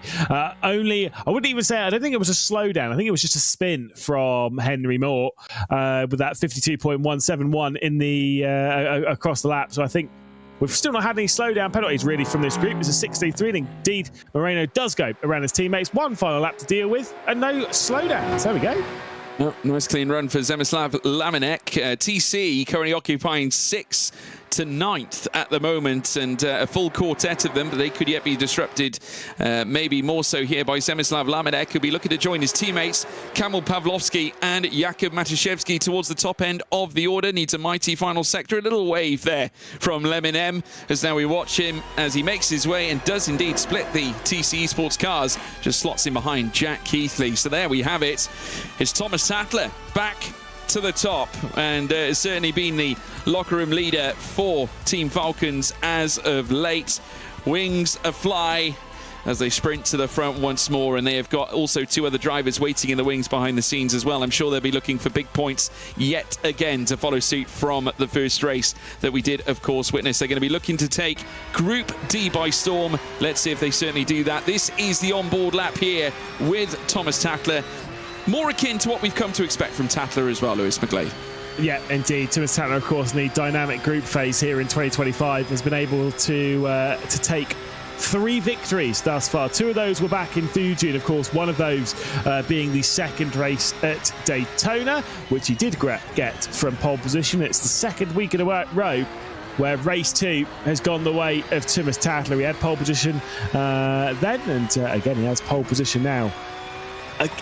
The thing is that Tattler, you watch he's okay with backing the car into the corner again. He's okay with getting that rotation done basically in the braking zone and flicking it in and getting up and over the curbs. But sometimes he makes it look buttery smooth. Let's see what's like into the Roger. Again, no real sliding. No, okay. Rear end stepped out there. That's okay. It's only because he absolutely walloped the curb. He did, yeah, and obviously it carried. He was a bit fortunate there, really. I think as well on another level, it could have easily gone. I say sideways. It did pretty much go sideways, almost sideways again, and dipping the rear left tyre into the gravel as well. But Tattler comes here after prior success here at Monza, of course, opening up the first race back during the knockout seeding phase with a victory. Did not quite follow suit, though, for the rest of the round as he finished 4th and 11th after that. But even after that has taken 2 sequential wins. You mentioned Daytona, of course, that second race where he went on to take victory. But, of course, back at Fuji, when we got the dynamic group stage underway, race 2 opened up opportunities for Thomas Tattler, who, whilst obviously he may not be the talkative type, he does the talking out on track, and this is exactly why he pulls off big results like this. And Team Falcons have definitely benefited off his tutelage and his lengthy experience in this series, and making his way up towards the line, registering the fastest time on show here in qualifying here in Group D. Great start for Falcons heading into racing later on, and now free practice in full swing prior to us getting under race trim once again. But I must say they must take a lot of encouragement for the likes of Kamil Pawlowski as well, though, Lewis. I mean, those first 2 sectors, a real strong indicator. He's bounced back after that prior mishap in our previous race 1. Things did not go to plan. And equally, I'll say the same about Marko Pejic. We're with a Guild team that are obviously low on confidence at the moment, And for Page to bring a qualifying lap like that to the foray, I mean, that was scintillating. Yeah, again, we just need to see those flashes from Gil, but unfortunately for them, it does seem as though time is indeed running out here, and they'll be potentially heading into next week's season finale and the online championship, basically knowing that they're only here for show. Because it's if they don't, this is how it is for Guild. If they do not progress from Group D today, it is over. It is completely over. There is a small potential, if they do go through today, that it might not be over. But realistically, it still even most likely could be. And so, like I say, they need to get through now. It is now or never for them, which is a shame considering how impressive they were. They were, especially on the opening day of the Teams Championship, they were the stars. Like they came out absolutely nowhere, and they progressed straight through and skipped the second day of the Teams Championship we were maybe expecting to be in. And you got to remember as well, I mean, this is a team that, has essentially existed, prior, obviously, the Mercedes Works team, even going back as far as 2023 when James Baldwin was, of course, racing for them as well, and then since rebranding to Guild as it was after that. But needless to say, let's run through the starting grid ahead of Group D's second race. And on the back row, row 6, it's Henry Moore, joined by teammate Matt Emery from the rear of the field for Guild Esports. Then comes Augustin Torlashi in 10th, alongside teammate Danny Moreno on row 5. Row 4, Zemislav Lamanek for Team Falcons alongside action man Jack Keithley in 7th place. Nicholas Mateo in 6th place on the 3rd row alongside Bono House in 5th. 4th place on the 2nd row, Jakub Matuszewski and Kamil Pawlowski, a much improved performance from Pawlowski. And then we move to the front row, Marko Pejic in 2nd place after a scintillating lap. It just wasn't quite enough for pole because in flew Thomas Tatler in for that top position, and will be leading the field through towards the final corner. This time, as opposed to 2 Falcons cars with 3 in the top 4, Lewis, they've got 2 on the 2nd row, and that could be a difference maker. This feels a little bit more open again. It's very similar to what we had back in Daytona, where race 1 was absolutely everything dominated. It was the only talk that you could have was the Falcons. Race 2, and suddenly things are starting to look a little bit more open. Not quite as open as it was back in Daytona, but still, there is pressure looming on Pawlowski, on Matuszewski, on Lamanek, and even to some degree on Tatler as well. Yeah, well, needless to say, that's 2 Falcons cars with pole positions already in the first 2 races of this evening. 1 more to go after this, but first of all, they race, and they'll put pedal to the metal, and it's go, go, go, go, go. Great start for Thomas Tatler, poor start for Marko Pejic, and now he's being hoovered up by the likes of Jakub Matuszewski, his own teammate Bono House. A little bit of movement further up as 2 of the TC Esports cars cover either side of the order. They go 4 wide coming through turn 1 of the Retifilia, and there is a Falcons car round, and that's Kamil Pawlowski. We were just picking up what a sensational qualifying lap it was to recover after the first race, but now it's all been undone yet again as Jack Keithley now rounds Curva Grande, trying to close down after Bono House. Further back, Marko Pejic, Jakub Matuszewski, then a small gap to Zemislav Lamanek, Danny Moreno, Matt Emery as well. They're going to go 3 wide again, this time coming into the Rogier. Matt Emery is going to gamble. Guild know they have to, and bashing side by side. Lamanek going off track, and he might be handed a slowdown to at least give the place back, or maybe he won't be. It was a bit of argy-bargy, a slight bit of racing incident there, I think, creeping in. Matt Emery braved it up the inside, maybe a little bit overzealous there, Lewis McGlade. Yes, a tricky one to figure out there for the race control there on Lamanek, but they certainly will look at it. I mean, look, if you're a Falcons fan, you'll be looking at this thinking, oh my God, not again.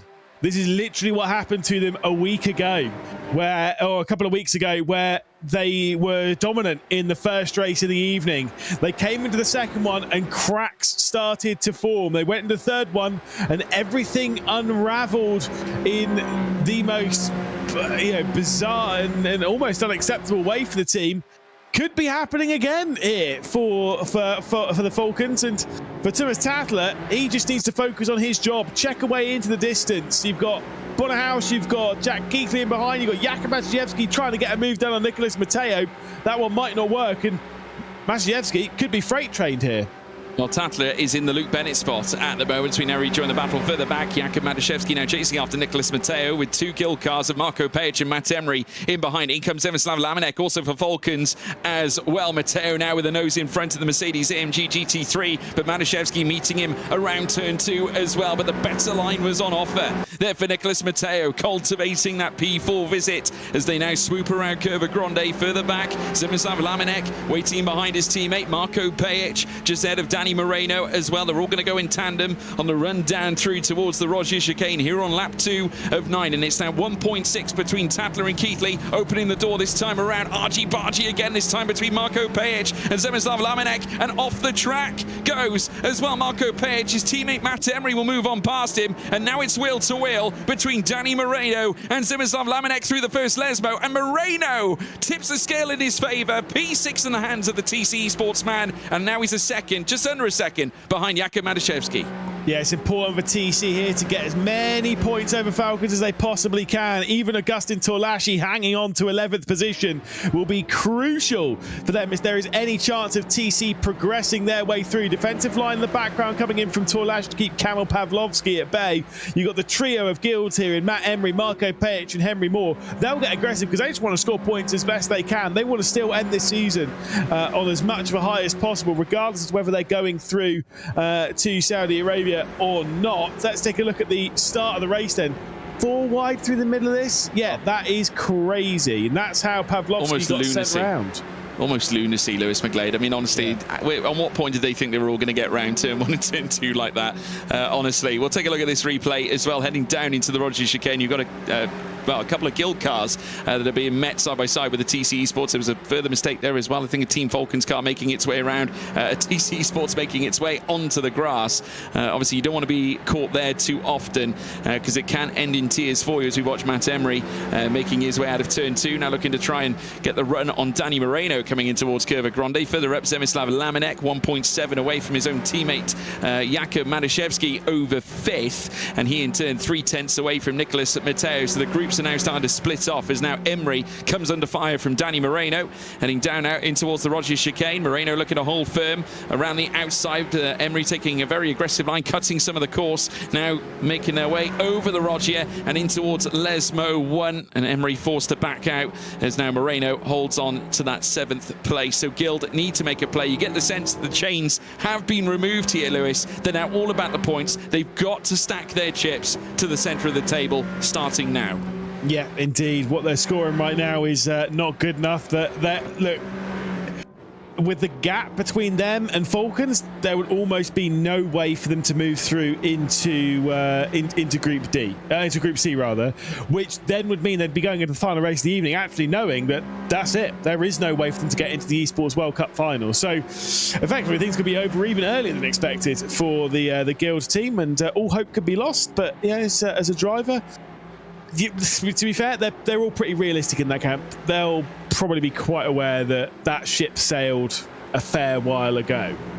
Approximately 60 points off the lead at the moment. Here comes the replay. Oh my goodness me, and that I think has set the tone really for the, oh goodness, yeah, major contact and around. And unfortunately for Guild, they're going to be quite a ways behind. Henry Moore once again disconnected from the back of the field with Kamil Pavlovsky in 11th. There's 3.3 between them, side by side now between Matt Emery and Danny Moreno as they come through out of turn 1 through towards turn 2. This time Moreno's going to come under pressure, and the rear end sticks out and moves its way into the side of Marco Pejic, who somehow somewhat recovers but loses a fleet of places and a load of delta to match as well. He's now routed down in 11th and over 8.5 tenths to 9 to now over a second away from Augustin Torlashi in 10th. Yeah, I will say, by the way, just a note from race control, we've not had any penalties dished out yet, but the incident between the 23 and the 5 for T1, that's Kamil Pavlovsky and Nicholas Matteo, is under investigation presently. So hopefully we'll get an answer on that one in a moment to see whether there is going to be a penalty going the way of Nicholas Matteo. If there is, obviously he'll lose the positions to Madaszewski, he'll lose position to Lamenek post-race, and things will look even better for Falcons, which would be even worse for Guild because it will 100% confirm them as not being able to win this round and move their way through. Again, it is very unlikely. Anyway, at the moment, if things finish as they stand, it would be completely over for Guild. Yeah, it's certainly not looking good at the moment, and especially after the 2 incidents they've sustained now. 2 cars routed to the rear, 63 points away now. It keeps drifting outwards between them down in 3rd and Falcons at the very top. It looks like it's over before it really even began here tonight. So now Bono House, whilst he's in a podium place, it may all be in vain as of now. All the hard work that he has now pulled together for this team. He's now on the tail of Jack Keithley, who he himself are trying to lead TC Esports to a potential EWC visit here. Of course, Pryor with Williams as well, and Bono House might get mugged here by Nicholas Mateo as well, who's looking to get a tow here this time around off his own teammate, and indeed side by side. And TC Esports in the Mercedes AMG GT3 with a chance to now lift 2 cars in front of Bono House for now. Jakub Matuszewski looking to profit after all the madness coming out of the first chicane, and that looks like a Bono House that's resigned to defeat here. Lewis McGlade, they're now swooping on by Keithley, Mateo, Matuszewski also looking to fight his way through the field. Bono House now on the tail of this trio in front of him here, entering the Rogier. Things might not look good though for TC at the moment. Under investigation for turn 1 and turn 2. That was for skipping over at the opening chicane. That was Jack Keithley on the outside there for the TC team. He is under investigation for it as to whether he exceeded track limits and gained an advantage. I think potentially he might have done. We'll have to wait and see. Also, whilst that's been going on, a 5-second time penalty has gone the way of Nicholas Mateo. So 3rd place in the race at the moment has a 5-second time penalty. Yeah, so that will drop him down well and truly through the order. Actually, at this moment in time, could find himself down in 10th place, I think. Maybe, well, probably more than that, actually. Might just finish ahead of Henry Moore. We'll have to wait and see. But obviously still a long way to go. We're on lap 5 of 9. A lot can happen in these very quick-fire races that we have here in the R1 Championship.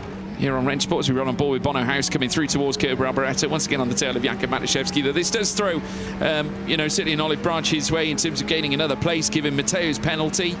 At the moment, should it stay like this, he will move up into 4th, with Matuszewski moving up into 3rd place. Thomas Tatler is now, just look at the gap, 5 seconds now.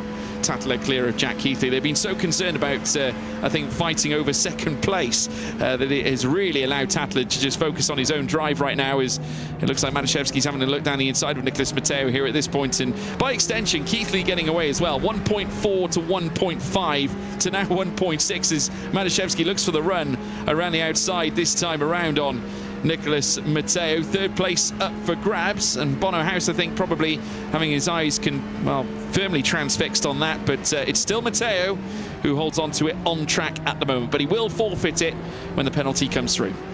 Sadly, I think there's been a technical problem for Henry Moore, and he has retired from the race.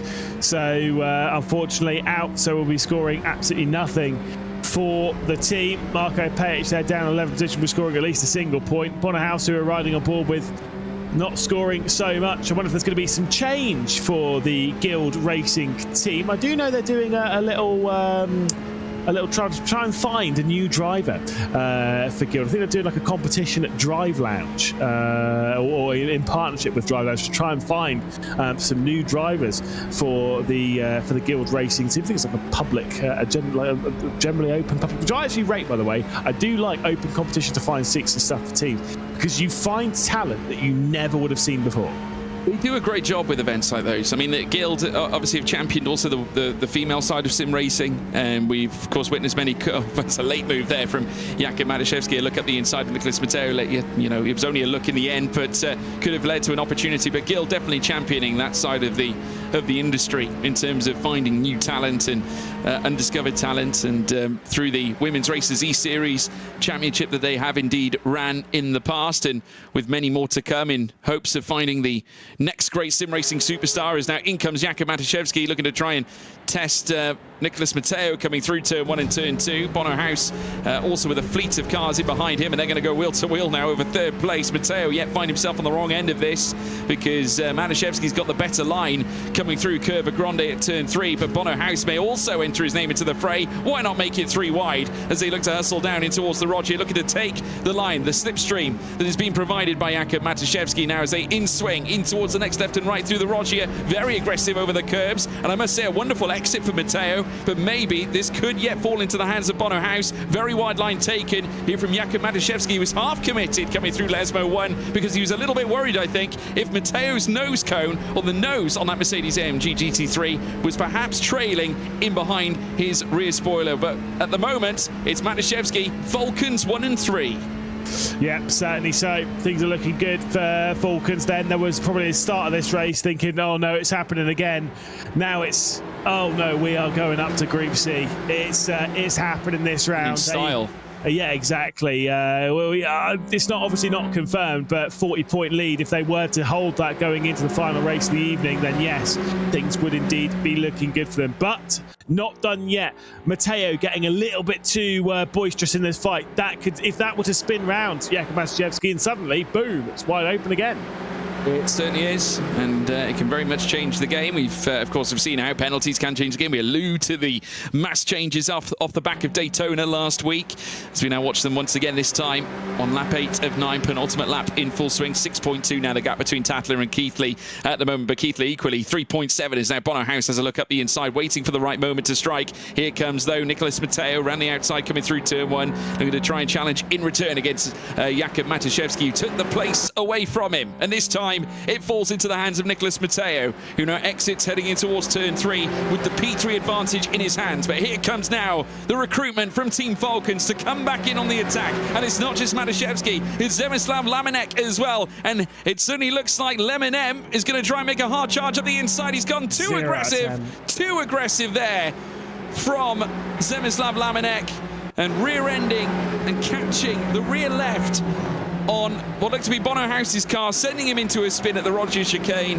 and that is a slam dunk from me, Lewis McGlade. That was not pretty to see at all. By the way, I was going to say one thing whilst you were all chatting about that. Jack Keithley's been given a 5-second time penalty for exceeding track limits at the start of the race and gaining a lasting advantage.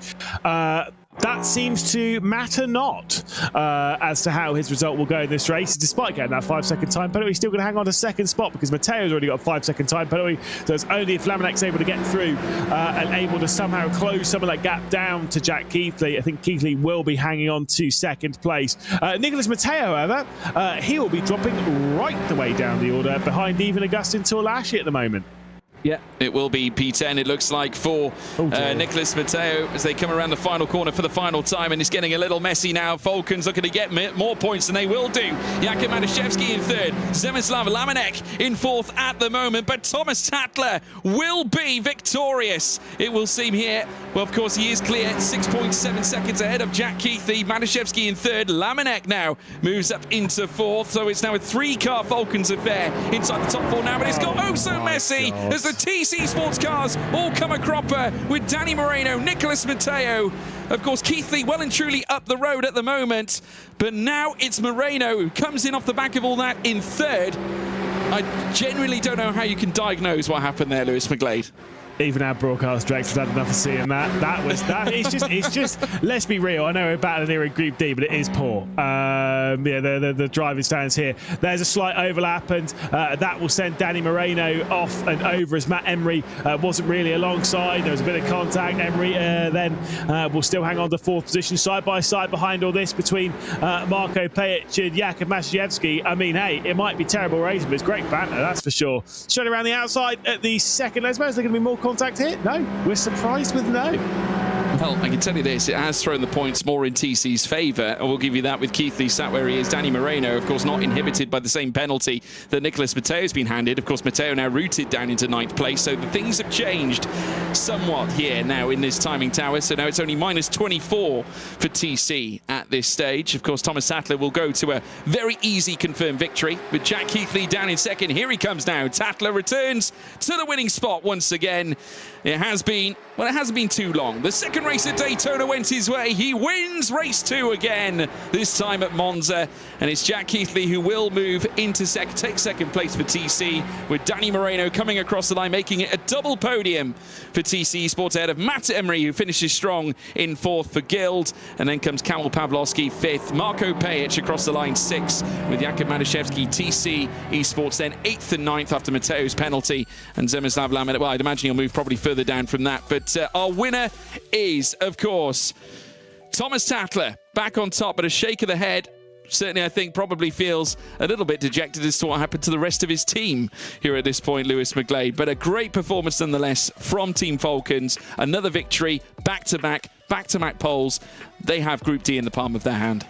Yeah, now things are looking much more comfortable for them. It can still unfold, especially if that 20-point gap holds. I don't know what's going to happen with penalties post-race. That, you know, if it remains sort of like that 20-25 points, then TC have got an opportunity there. That race was really poor, though. But Thomas Tattler, I will say, when it comes to race 2s on the evenings, of the 4 that we've had in the dynamic group phase that he's taken part in, he's won race 2 3 times. So he's pretty good in race 2s. He really peaks in the middle of the night. He's hoping, obviously, that he'll peak again in race 3, take the victory, and then it's all sorted for the team. He'll have every chance. I think Falcons, the one thing we can say about them is they have been extremely consistent. We can go have a chat with Thomas Tattler as well in the process and talk a little bit about that. Thomas, welcome. Great to see you back in the winner's circle again. Lewis mentioned you've got a stunning race 2 record, and it continues once more. 3 out of the last 4. And after winning at Daytona in race 2 last week, this will continue. It's looking good for you and for Falcons tonight. Yeah. I'm not super happy with my pace this week, but looks like it's good enough. I'm just hoping we can get some clean races, the rest of the teammates as well. What do you think that you can do that you have control over to avoid a repeat of last week? Of course, last week, yes, a couple of weeks ago, rather. Yes, there was a lot of incidents that were completely out of your team's control. But what do you have control over that you can take advantage of around here to avoid a repeat of last round? Well, outside of just qualifying up high, we have practiced a lot of strategies what to do when we are together on track, and to make sure we can maybe pass someone or make sure no one can pass us. And obviously, just when we are getting into side-by-side situations, just knowing when to back off and just play it safe. I had to do it in the first race, and I think that's how we can win this group. Well, it's been Leicester flag qualifying on pole on sequential visits, then taking race victories for Falcons, and that could be a trend that continues. Congratulations, Thomas. We'll wish you all the very best for race 3. We'll let you go and prepare. Thank you. Thank you very much, Thomas Tattler, everyone. Of course, our race winner from race 2 after taking pole position. We'll run through some of the highlights because there was plenty of action to certainly peel through already. It kind of kicked off, didn't it? Kamil Pawlowski, unfortunately, being unseated right at the very beginning after a much improved qualifying display. It has to be said, a grand performance from him in that. And again, some more off-track excursions making their way through the Rogier chicane as well. Unfortunately for Guild, try as they might, they were trying to usher in the points more in their favour. They've had a really tricky campaign through the course of this year, but we can definitely say that I would suggest they will succumb to this and will not be featuring in the EWC. Of course, we still do have one more race to bring you later on as we do make our way through tonight's Monza round. But TC Esports are also looking to try and move their way up. Nicholas Mateo, unfortunately, though, getting handed a penalty late on. Danny Moreno was also on the attack to try and leverage some more points, further points in the hands of TC Esports, Thibaut Courtois, of course, sim racing team. But Falcons were the story. They moved their way forward. Obviously, at the very top, Thomas Tattler managed to dish out a really healthy advantage to really grant Falcons a really comfortable position at top spot to follow suit from Jakub Matuszewski's first race display. A spin there for a Guild car that eventually made its way off, coming through the Rogier chicane as well. And a massive cluster coming through turn 1 as Danny Moreno got caught napping coming through towards the first corner at the Retifilia. Would not harm, though, Thomas Tattler, who would make his way around the final corner at Kerber Alboreto to victory to make it 3 successive lights to flag situations here in every race this evening. Phenomenal stuff. Thomas Tattler, your winner for Team Falcons, ahead of Jack Heathley in second place. Danny Moreno makes it a 2-part TC affair inside the top 3. Matt Emery finishing 4th, highest of the guild cars too. Kamil Pawlowski managing to fight back up through the field after the initial spin. 5th place ahead of teammate Jakub Matuszewski in P6. Augustin Torlashi for TC Esports in 7th. Then Zemislav Lamenek rounds things off for Falcons in 8th. Bono House in 9th. Then came Marco Pejic. Nicholas Mateo after the penalty down in 11th. And Henry Moore, who effectively retired after a tricky race. Unfortunately, things have not gone to plan for young Henry Moore here this evening, but I'm sure he'll be back in the not too distant future. Thomas Tattler, though, the story here after race 3 here in Group D. Falcons as a whole have been the story here this evening, and Redline will be hoping that the same heads their way after getting a win with Luke Bennett earlier on this evening after starting on pole position. They'll be hoping their race 2 fares very much the same as well, Lewis. Yeah, certainly so. But of course, the most important thing that we've seen so far this evening is qualifying. Pole position has been translated into race victory, as you rightly said. That has happened 3 times so far this evening. Why wouldn't it happen a 4th? And I think these drivers will be acutely aware of that. It is kind of one of those things, is that qualifying around here, it is really important. You think the circuit's really wide and open and ready for racing. Sometimes it just doesn't quite click. As we can see, the live points standings, BS competition being a comfortable way behind Porsche Commander and Redline. But again, 9 points separates those top 2.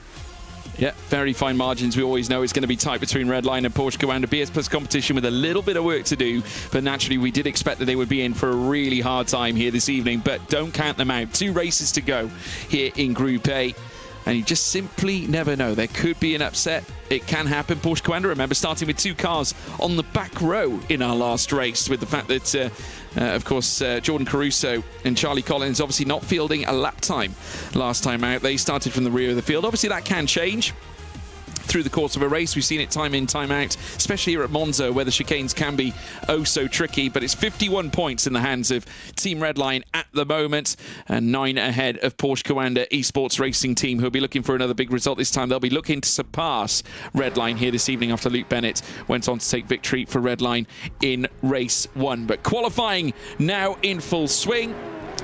Well, certainly will be very shortly. We're currently watching the cars make their way out. First and foremost, it will be Jordan Caruso who will take to the circuit to take us away. Through Curva Grande, he will go. Coanda will be looking for an instant reply here, Lewis. Yeah, certainly so. It's got to be for them if they want to be victorious here. And look, there's certainly a strong possibility of them bouncing back and coming on strong. But I do get the feeling this is as close as we've seen Redline and Porsche Commander so far this season. And as much as they have been the top 2 teams this dynamic group phase, we've seen some of the battles come down quite close to the wire. I think even back in Daytona, it was relatively close until the final race when Porsche Commander absolutely smashed it out of the park. We'll have to wait and see what happens here. It's a good first sector though for Jordan Caruso. Yeah, very sensible 35.3. I have to say, generally, the 35.2s have been the fastest, but a really decent, sharp 35.3 certainly won't go amiss. And he's still faster ahead of Kevin Siggy at the moment. Middle sector's not too bad either. 35.4. That's exactly where you need to be. I mean, Caruso could be fielding a pole time here. We'll have to wait and see. Obviously, a lot can happen through the course of a qualifying lap. We'll need to tie up Sector 3 well and truly in order to keep Siggy from taking it away. But the first 2 sectors have certainly shown something very special. With 7 minutes to go left in the session, Siggy will be looking for an instant response coming out of the Ascari chicane. Now the purple first sector has been taken away from Jordan Caruso, who now makes his way up towards the line. And indeed, Siggy has gone purple in the middle. Here comes Caruso up towards the line. 35.4 in the final sector grants a 1:46.273. That could be so easily the pole time. Yeah, of course, he did get a slowdown in the previous session when he set a 49.361. I will say that 46.273, it would have put him just ahead of Sebastian Job in 5th position in the previous qualifying. Let's see what Kevin Siggy can do. Looking to go faster. At the moment, that middle sector is slightly faster. Kevin Siggy in the previous session set a 2:55. As he comes up towards the line, it's a 2:09. Not quite fastest lap of the day so far, but still a 46.209 would have been good enough for the front row earlier on in the day. Enough to evict Jordan Caruso off the very top. Unfortunately for Ferry Stanley, after managing to nail a really nice first sector, the middle sector, unfortunately, due to a slowdown, 2.8 off from where he would like to be. And has already had that purple first sector time taken away from him as well. So it's going to be an unfortunate visit for Ferry Stanley, who had a difficult first race of the day as well. So BS Plus are going to be reliant elsewhere to getting decent qualifying times this time. But here comes Dane Warren. Certainly so. Dane Warren, though, his first sector has already been beaten by Charlie Collins behind. Well, that second sector getting beaten before he even gets up towards the line. Dane Warren on the front row earlier on in the day with a 1 minute 46.237. He heads up towards the line, aiming to beat the 2:09 set by Kevin Siggy. But those are quite quick in the final sector. I'm not sure it's going to be good enough. Good final sector from Dane Warren. He sets a 2:45, but not quite good enough to go to pole. Can this driver do it? Charlie Collins. Well, from one Coanda to another, Collins could be the man. Purple in the first sector with a 35.307, a very nice 307 in the first sector, and now a 35.520 in the middle is a little bit off, but he can easily recoup that with a decent final sector to surpass Kevin Siggy. Can he prevail where Siggy couldn't? Sebastian Job has gone faster than his teammates in the middle sector this time, as now Collins crosses the line. Only enough for fourth fastest, but still a trio of Coandas in the top four. Yeah, indeed. But of course, we've seen 3 of the Porsche Coandas across the line. We've only seen 1 red line. That's about to change, though. Sebastian Job is into that middle sector. He's gone purple in the middle sector. He's gone all right in the first sector, but not crazily good. Even you can see Luke Bennett there on the right-hand side. His first sector is already a 10th faster, and Luke Bennett's gone faster in that middle sector. Bit of frustration for Sebastian Job. I think this might be good enough only for 5th. Let's see what he does across the line. Oh, he had a slowdown.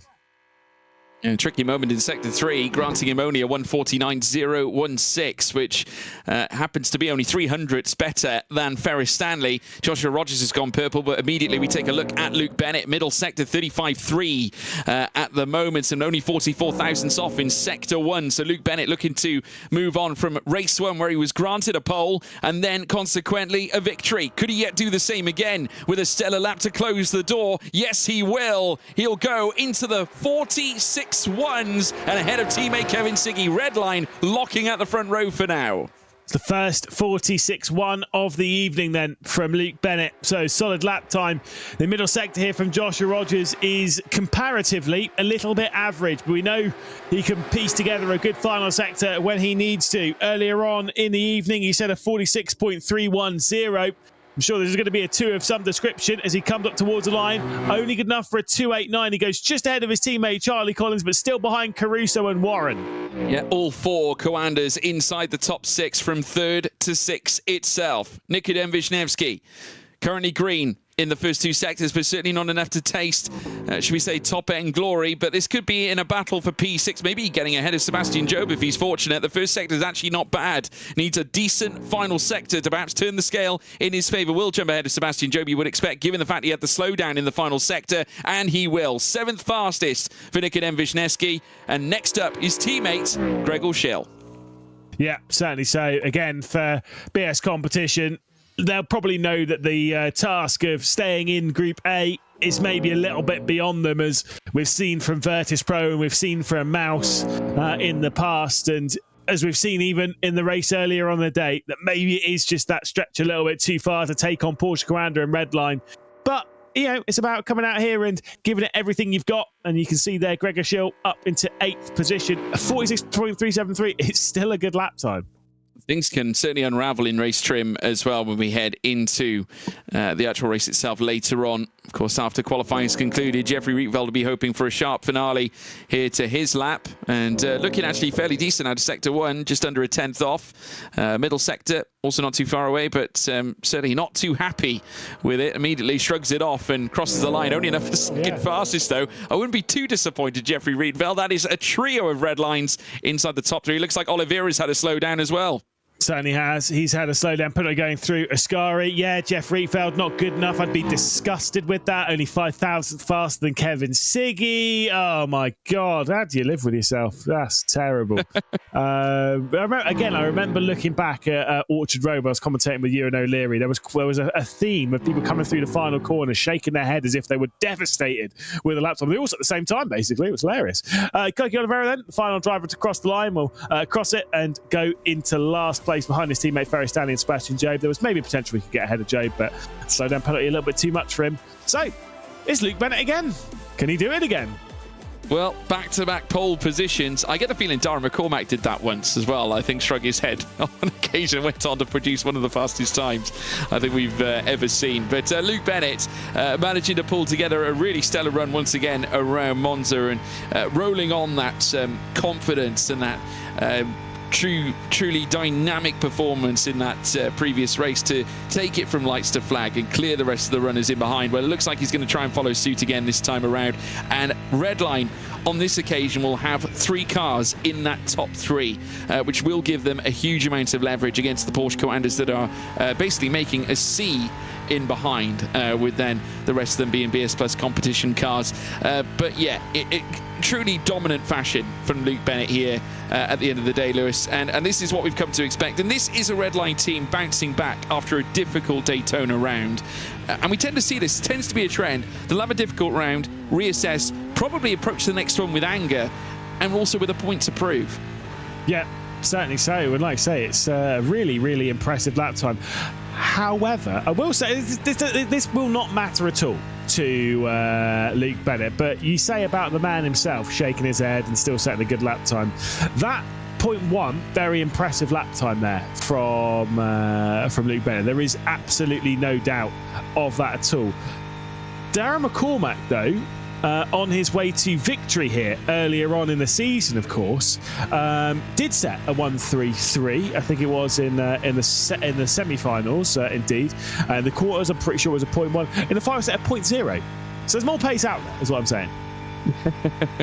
Goodness me. Well, running aboard here with Bennett on his final stretch down through towards Alvareto. Once again, taking that very wide line before cutting straight back in and getting very close to the curb on the inside, but certainly not licking it. But now back on the power, heading down through towards the start-finish line. As you can see, very tight to the inside wall where the pit lane is. Of course, taking the start-finish line and certainly a lap that has granted him a wonderful pole position in what could yet be another Redline show. But obviously, a lot can happen in race trim. We know what can happen at the chicanes, at the Rettifilio and the Rogier by extension. I mean, we're seeing an improved Jeffrey Rietveld as well, because generally over prior races, Lewis, and indeed prior seasons, you know, he hasn't necessarily been the strongest Redline driver. If anything, he's been probably one of the weakest, and he'd be the first to admit that.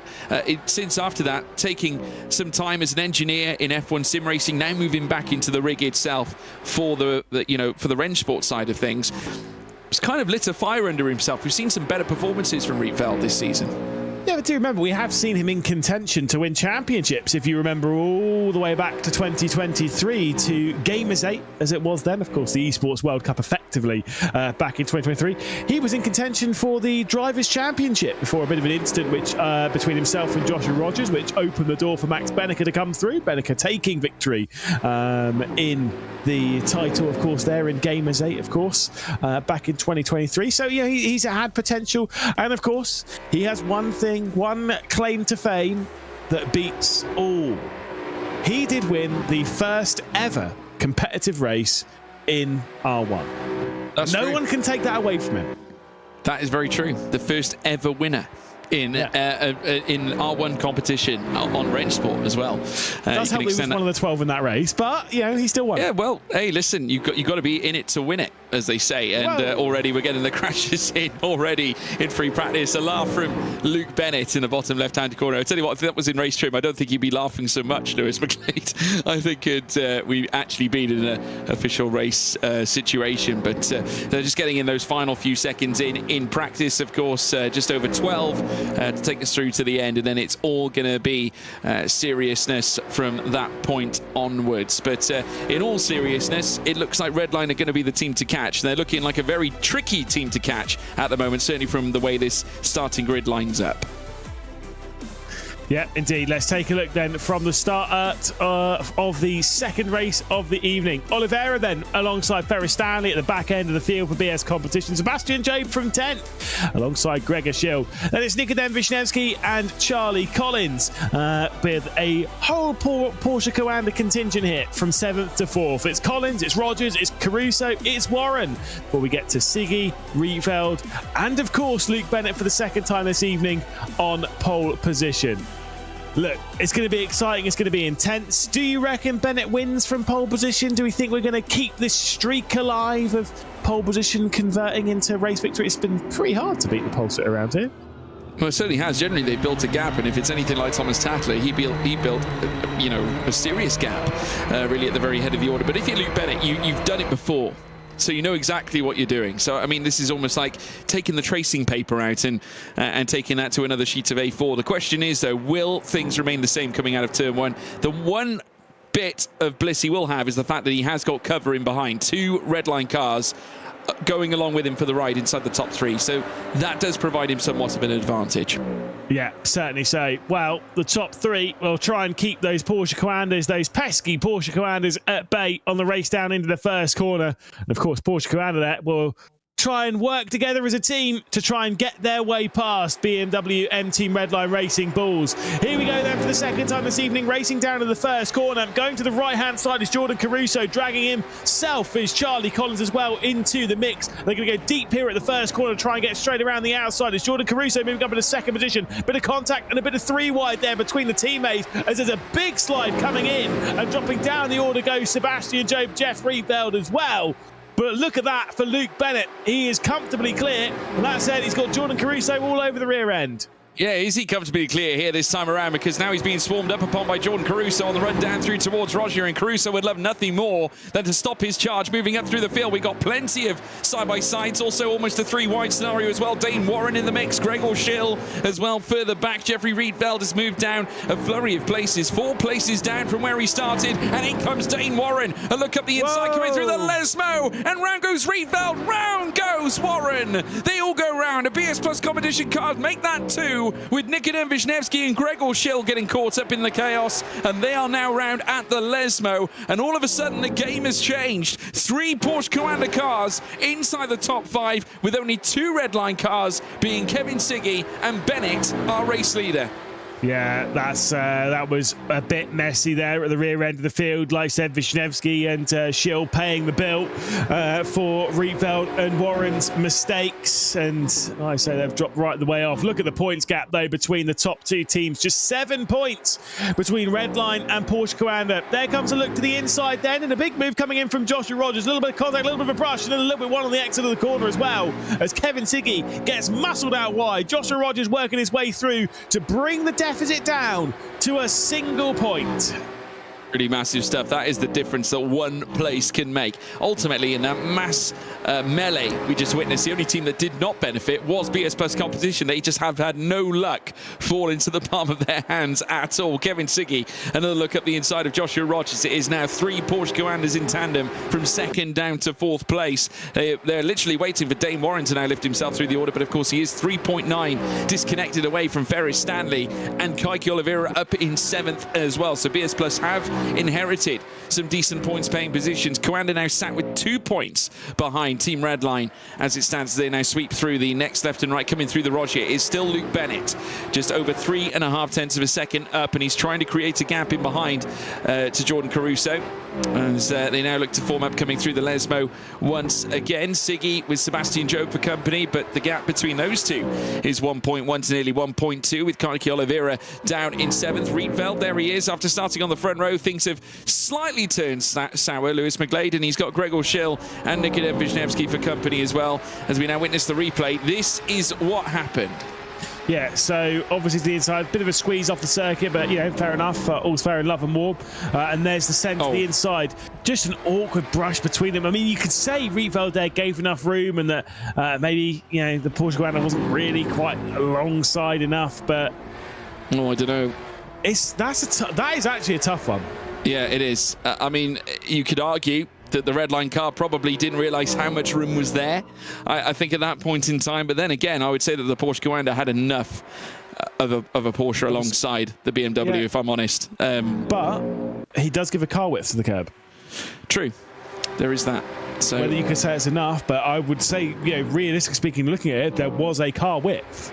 Could boil down to a racing incident, I think, after all that concern. We'll obviously wait for race control to decide what to do with that one. As we now watch as Kevin Siggy makes his way out of turn 2. Joshua Rogers next on his list, so a chance for Redline to at least reply in 1 degree.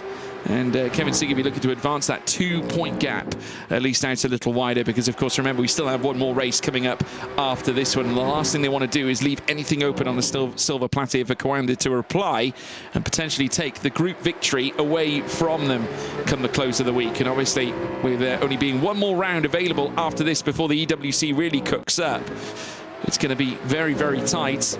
And we've seen many great fights between these two teams already in the past. Of course, the full season champion being Joshua Rogers, who we're currently seeing in P4 at the moment, being pursued after by the EWC winner of the Drivers' Championship, Kevin Siggy from last year. Looking to take the fight, looking to take the sword, this time to Joshua Rogers on the run down through towards the Ascari chicane. Next on his list, you'll have Charlie Collins and Jordan Caruso. But it's going to be easier said than done to really move your way through this trio of Porsches that currently hold position and station in 2nd, 3rd and 4th place. But Caruso still remaining on the tail of Luke Bennett. I wonder if this is going to be a cold, calculated sort of procedure here for Jordan Caruso here, Lewis. Happily staying behind until the final last chance of asking, almost like what we saw from Daytona. Yeah, which actually I'm not sure would be potentially even the wisest call here. If I'm Jordan Caruso, to be fair, if I'm Charlie Collins and I'm Josh Rogers, I'm saying, no, attack him, slow him down. Well, we can be back in this here. We can maybe get a 1, 2, 3. Who knows? And so right now, we'll just have to wait and see as to whether there is going to be the opportunity for Jordan Caruso to even get on through. It could just be some really solid driving hit from Luke Bennett. We were kind of mentioning this a little bit earlier on. This is more in Group D. That the Falcons that are obviously they also drive Porsches. That the straight line speed, they weren't really able to go on the attack in the opening race of the evening. I wonder if that might be the same case if Porsche. I kind of doubt it, but still, it's just one of those things to maybe point out. Yeah, of course, Caruso's first and only victory this season was back at Spa in race 2. In round 1, of course. Did not get a victory or a podium back at Monza. The first time that we went racing around here. Of course, 6th and 5th, and then later 9th. And whilst, of course, there were big points on offer for Porsche Coanda, would very much like to taste victory here for the first time this time around as they run down the Seraglio Straight and head down through towards the Ascari chicane. Luke Bennett, though, however, very much a contrast. Of course, a victor already here this evening. And looking to add to it as well, could yet allow it to go back to back. It's still a 2-point gap between Redline and Porsche Coanda. And that's exactly what we like to see from these two iconic sim racing teams that have come nose to tail so often in the past. We're here on lap 4 of 9 at the moment. Kevin Siggy getting close to the back of Rogers again. As I said before, 2 icons and 2 winners in R1 competition. As they now sprint down through towards turn 1. Once more, Luke Bennett, as you can see from the front end of things, still being met by Jordan Caruso. Here comes Kevin Siggy, who'll obviously have no qualms in terms of making manoeuvres. He's going to look to go side by side here, this time around with Joshua Rogers on the way down through towards turn 1, wheel to wheel. Siggy with half a portion of his car further up in the M4 GT3, now firing out of turn 2, and it looks like straight away Rogers replying, but enough room on the inside for Kevin Siggy just about till he gets onto the grassy curb, but unfortunately losing that momentum, and Rogers takes it back. Yep, certainly so. Obviously, we've seen these two battle quite a bit throughout this race. Here comes Kevin Siggy looking to the outside, but obviously really not enough room being given there as Joshua Rogers was like, you're not trying it, mate. Don't worry about it. And so Kevin Siggy is going to remain behind, 2 seconds behind our race leader, which now sees Jordan Caruso and Charlie Collins a part of that fight. I think Luke Bennett, unlike in the previous race where, he had a relative chilled drive in a sense, as long as he drove perfectly, which he can do. He had a relatively chilled drive up towards the checkered flag. Not going to be the case in this one. A lot of pressure on his shoulders to keep back Caruso and Collins, both of whom have their fair share of victories here in R1. If this goes to the bitter end, I mean, Kevin Siggy's already won this battle with Joshua Rogers because Rogers has been handed a 1 second time penalty. So at this moment in time, it will fall the way of Kevin Siggy in terms of what happens with that 4th place. And maybe subsequently, we could see Sebastian Job move up a spot as well off the back of all this. So there we have it.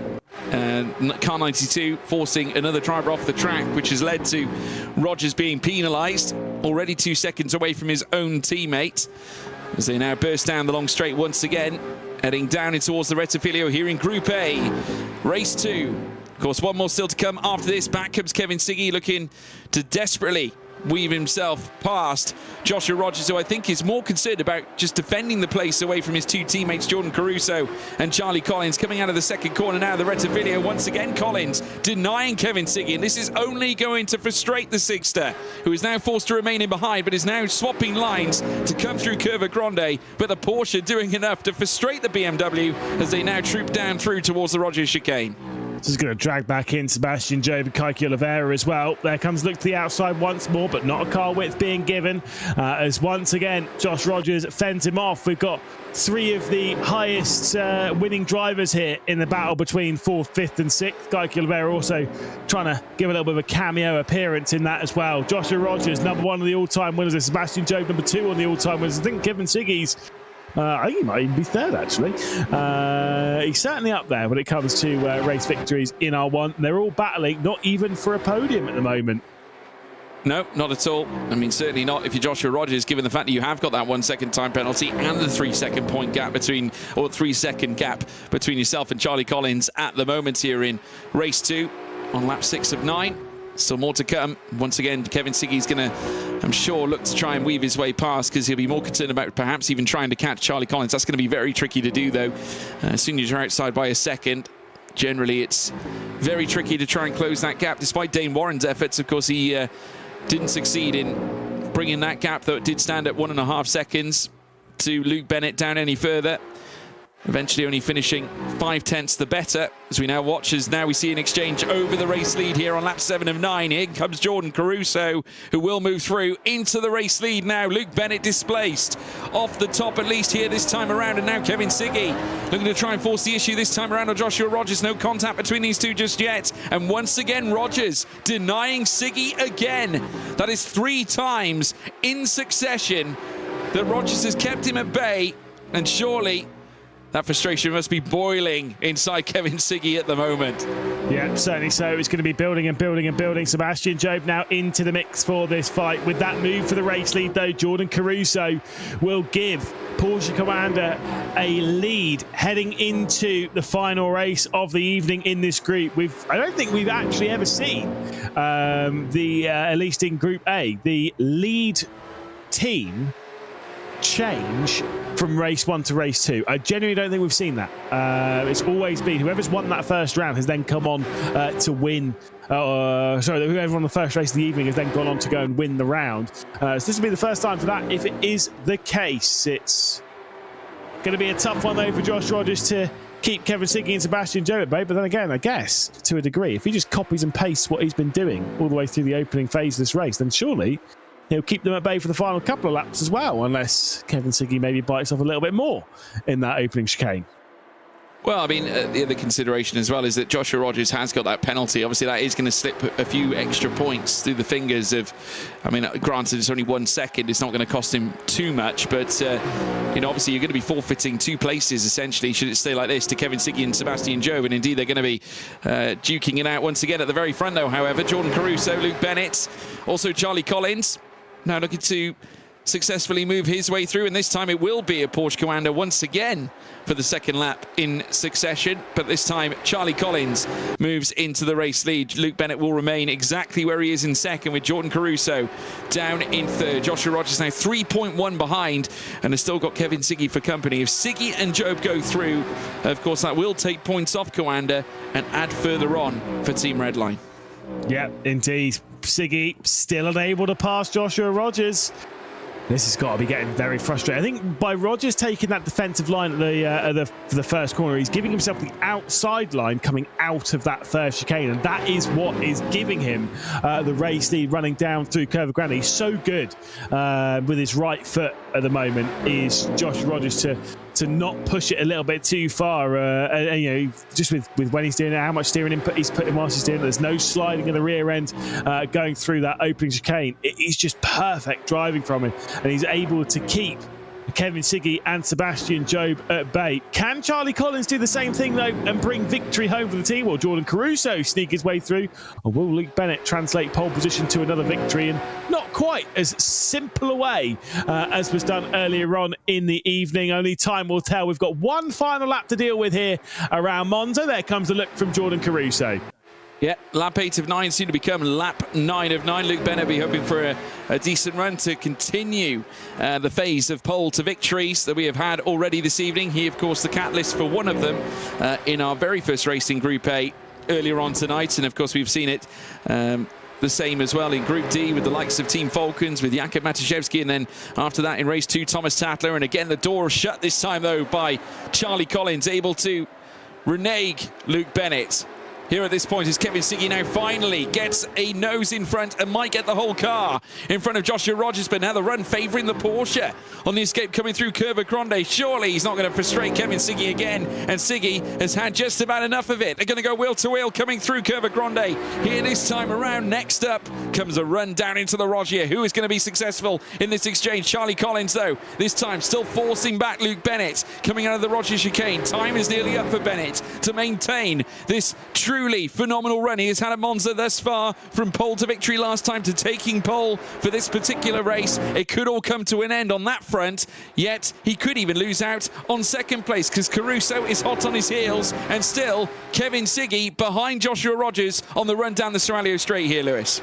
Well, say, by the way, there's been a 1 second time penalty dished out to Joshua Rogers for forcing another driver off the track and maintaining an advantage, so Rogers will almost certainly then finish behind Kevin Siggy. Would it be behind Sebastian Job as well, as there goes straight over the road for Kevin Siggy? He's going to skip over an Ascari. He's going to join just alongside Joshua Rogers before he skips off the road, and we'll have to wait and see whether there's going to be anything with that. I doubt it. I think he is going to still get the position over him. Here comes move then into the final corner. Luke Bennett was trying to go for it. Charlie Collins says absolutely not, and just for the second time in the dynamic group phase, it's going to be Charlie Collins to cross the line as the victor in the drag race, though, for second position. Will it be a Porsche Commander 1-2 as they race their way up towards the line? Is Collins from Bennett from Caruso. Very close indeed.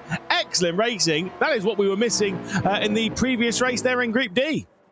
Yeah, no, truly phenomenal work there from Charlie Collins, breaking the red line streak, at least for now. Obviously, after the sensational pole from Luke Bennett to victory in Race 1, from the pole ahead of Race 2 for Luke Bennett. He will not take victory. This time it will go the way of Porsche Commander as they look to once again try and beat back against the red line train, and indeed it has certainly done so, and that has done overwhelming damage to Redline's lead at the top of this Group A championship, and now means that we've got a very feisty contest heading through to Race 3 later on. It was just a cool, calm, collective performance. Jordan Caruso also part of that genius in terms of the way they sort of managed the lead, Lewis, sort of allowing Collins to get the stream or the slipstream in order to get past Luke Bennett at that point, and then just interchanging that position at the very front of the order, just managing their race, and that's what made the difference. Yeah, so again, it was a really good battle and a really well-timed move from Charlie Collins to have got through. Obviously, he had to make it 3 wide to do so, to work his way past and then into the race lead, and then just didn't make a mistake. Kind of was doing what we were seeing from Josh Rogers a little bit earlier on in the race, where, you know, kind of basically playing his cards right at the first corner, and that was the main overtaking opportunity, and then was able to hold on to it to take the victory. There's a bit of a look there from Luke Bennett in the final corner, but nothing major. I'm really excited though for this final race of this group a little bit later on in the evening, because it is incredibly close. Well, the chains will certainly be coming off. It looks like BS Plus competition are going to be resigned to relegation, I think, from Group A here at this point with the trip to Group B. But I don't think it's going to be necessarily anything that we've not necessarily expected. But, obviously, you always got to give them a chance. They have been so good on the run-up to this. But we're going to have a fascinating final race coming up very shortly with them so bunched together in terms of the top 2 places. Who's going to come out the round winner here this time around at Monza? We will very soon find out, that's for sure. But well done, Charlie Collins, and a young man who has certainly been finding his feet here at Porsche Coanda as well. Lewis McGlade has pulled off some wonderful performances in the past. You can take us through some of the highlights as well, just some of the best moments. It looked all red line at the start. Porsche turned it around. Yeah, it was Jordan Caruso here doing what I kind of thought was right, going to the outside and really forcing the issue there at the first corner. Also, Charlie Collins as well, basically going with him, dropping Dane Warren and Joshua Rogers basically into the mid-pack. Dane Warren getting a little bit sandwiched, getting a little bit disconnected away from his teammates with the opening portion of this race. Then having this incident with Jeffrey Rietveld as they'd worked their way into the right-hander at Lesmo 1. A little bit of contact between the two, and unfortunately it wasn't just them paying the price, also BS Competitions, Nikodem Wisniewski and Gregor Schill paying the price for it. Once again from up above, the contact between the pair of them would see the spin round, and then of course, like I said, BS Competition right into it as well. Obviously, the race lead, also this is Kevin Siggy versus Joshua Rogers earlier on in the race. They were trying to catch up to the race lead, but the pair of them focused too much on their own battles. This was the first switch for the race lead, as Luke Bennett would be passed with about 3 laps left to go by Jordan Caruso. And then when they'd battle again, Charlie Collins was ready to pass his way through and take over the race lead with that brilliant move down into the first corner. And Collins would hang on to that all the way to the checkered flag. Of course, still the battle coming in between Kevin Siggy and Joshua Rogers, allowing Sebastian Job to close and allowing Kaiki Oliveira also to close in last lap of the race. There was a good attempt for it. Bit of contact between the pair of them, and that would send Kevin Siggy straight over at Ascari. The 1 second post-race time penalty, I think Joshua Rogers would have the position cost to him. Across the line, though, it was this driver once again. It was Charlie Collins on top once more in 2025. Of course, with a fantastic drive. It was Collins ahead of Bennett, ahead of Caruso, with then Siggy and Joe both finishing ahead of Joshua Rogers, only by 9,000 per second, courtesy of that post-race time penalty. 1 second for Joshua Rogers for forcing another driver off the circuit.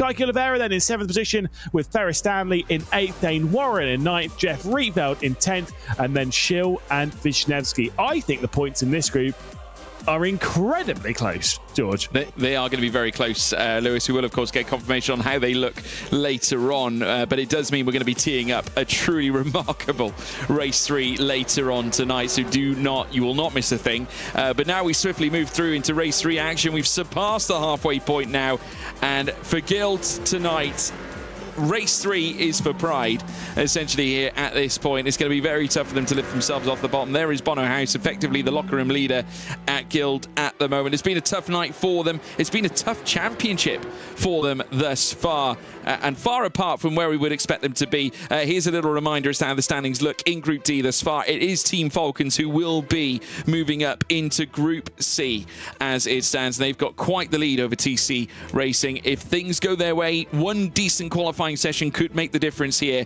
to successfully position themselves with a promotion leading through to the next phase. 76 points as well for TC Racing. They have battled hard. They are ahead of Guild, at least for now. Of course, again, one good race for Guild, and that could yet throw a bone in their favour. Bear in mind, we've got one more round to come up next week, so be sure to stay tuned in to everything that's going to occur. Still 2 more races to come through here this evening to take us through to the end of the broadcast here at Monza. But the Templar Speed certainly is not disappointed, that's for sure. It's going to be a fascinating fight, isn't it, in Group D, Lewis, given the fact that TC Esports are not, whilst obviously there's quite a ladder to climb, Falcons will obviously be looking to try and get at least all 4, maybe just 3 of their cars inside the top 6. TC, though, with all 4 of their cars inside the top 6, they could do some real damage to their lead in this group at the moment. Yeah, of course, it was a 1-2-3-4 for ERA a couple of weeks ago, which is what gifted them the position to move through into Group C, was what was denying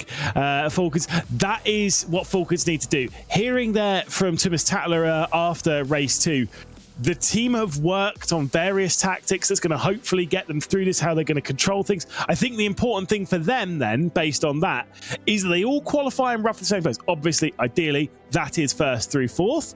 But as long as they're all in the top six, they'll be pretty, or at least three of them are in the top six, they'll be pretty happy. Most important thing for them, avoid getting those slowdowns. You get a slowdown penalty in this, I get a couple of them having a slowdown penalty in this, and yeah, it'd be a disaster. That's kind of what happened to them last time at Daytona.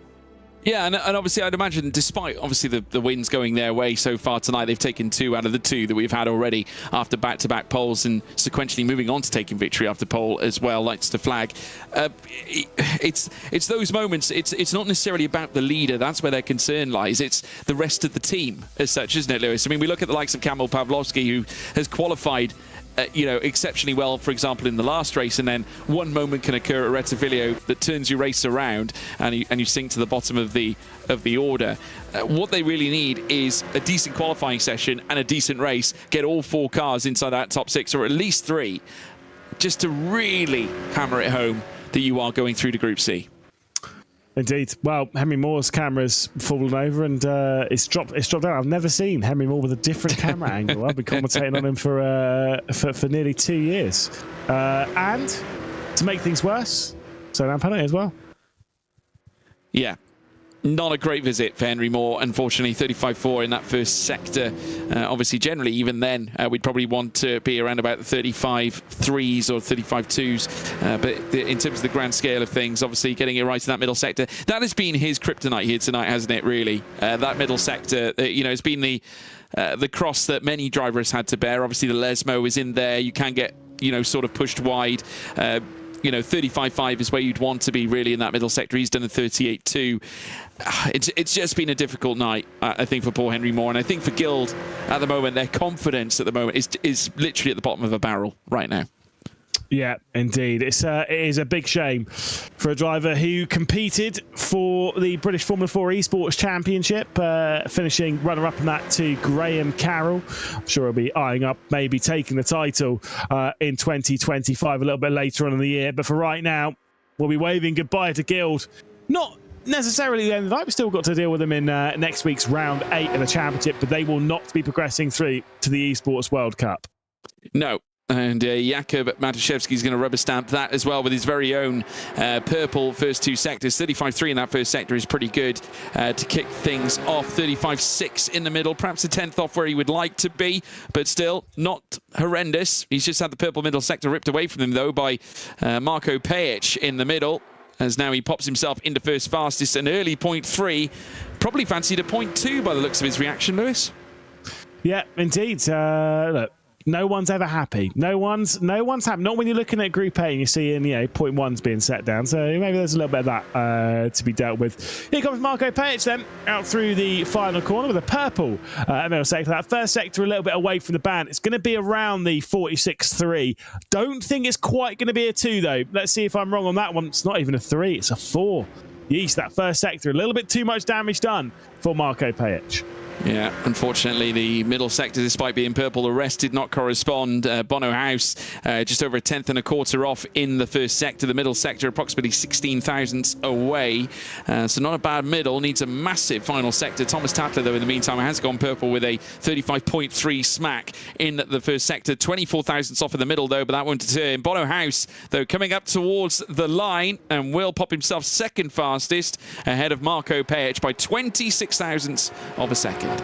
So, Thomas Tatler up next, try and take pole position away from his teammate Jakub Matuszewski, fresh off the pole position and victory of earlier on in the evening. He's navigated the important parts of the circuit that he needed to, as well as he possibly could, by not getting those slowdown penalties. As he works his way then through the final corner, is he going to be able to get ahead of Matuszewski? The real goal for them and the real fear for them will be what TC do. But for Tatler, a 0.217, that'll be pretty much good enough for pole, I reckon. Yeah, and it's the 2 pole sitters from prior races tonight that are now sitting on the front row together. So it's Tatler and Matuszewski. Of course, Matuszewski pole for race 1, Tatler pole for race 2. And they're locking out the front row, at least for now, but we've still got plenty more cars to now make their way up towards the line. Jack Heatley, not a bad first 2 sectors for him either, almost matching Bono House in that first sector with a 10th and a quarter off the top time. As now we're watching him make his way up towards the line. Can he surpass No, can't surpass Marco Pejic. Only enough for 5th fastest, just ahead of Henry Moore. Well, a bit more than ahead of Henry Moore. Obviously, he had the slowdown. But next up, Kamil Pawlowski, who had that spin, but he's had a slowdown in the middle sector, Lewis. Yeah, which is what they have to avoid. So at least they've got 2 of them on that front couple of rows. Kamil Pawlowski has had a slowdown earlier on in the evening. So it'll come down to Lemon M to make sure that there is no second slowdown penalty. There is going to be 3 of them up there. Pawlowski across the line, no shock, 7th place. Yeesh. Could be rooted to the rear of the field as a whole. He's behind Henry Moore at the moment. Augustin Torlashi coming up next. 48 thousandths off in the first sector.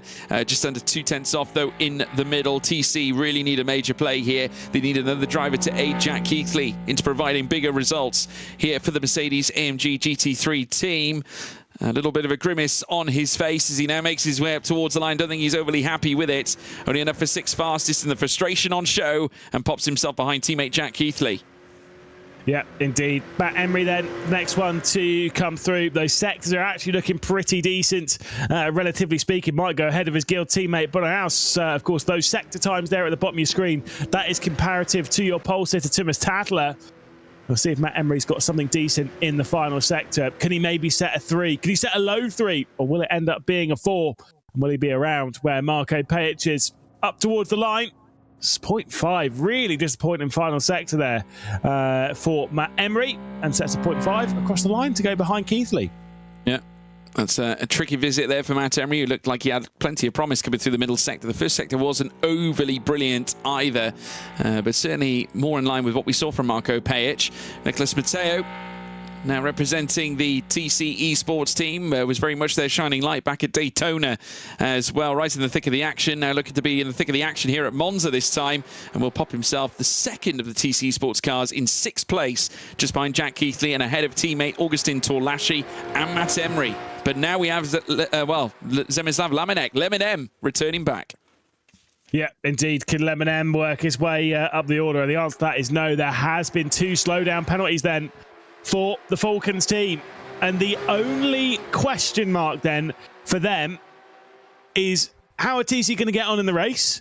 And also, can they make sure they keep Tathler and Masiewski at the front end of the field? It's a light question mark for them, but it's a question mark nonetheless. Yep, Danny Moreno will be the last one to set a lap on toe, but no issues of a slowdown coming out of Sector 2 for him. But looking to lock out a decent final sector in order to bring some of the time down indeed. Perhaps will find himself just behind Nicholas Matteo here at this point in time. We'll wait and see whether he does dodge ahead of Matt Emery. Drops ahead of Matteo, in fact, at 46.518. And ahead by narrow margins, approximately 11 thousandths. But once again, it's Thomas Tadler, your pole sitter, back-to-back here this evening. And once again, Falcons in a very good place to take this round by storm. Let's ride on board with this pole lap. Once again, Lewis, a very calm and confident display. Both Matuszewski and Tadler on the front row. Both of them prior pole sitters as well. Falcons just too good here at this moment in time. Yeah, indeed. Now, will qualifying reign supreme in this final race for Group D? It will be very important for them to move their way back up into Group C for the season finale in round 8. The circuit we don't know yet. That'll be dealt with next week. It's just tidy laps. That's what they needed. Now, for the team, obviously it's good that 2 of them have put together tidy laps. The other 2, though, marred in the midfield, or really towards straight up towards the back. And that is where, obviously, the race start comes into play, doesn't it, Lewis? I mean, obviously, they're going to need a really big, bold start, I think, to get Monza underway for race 3 anyway.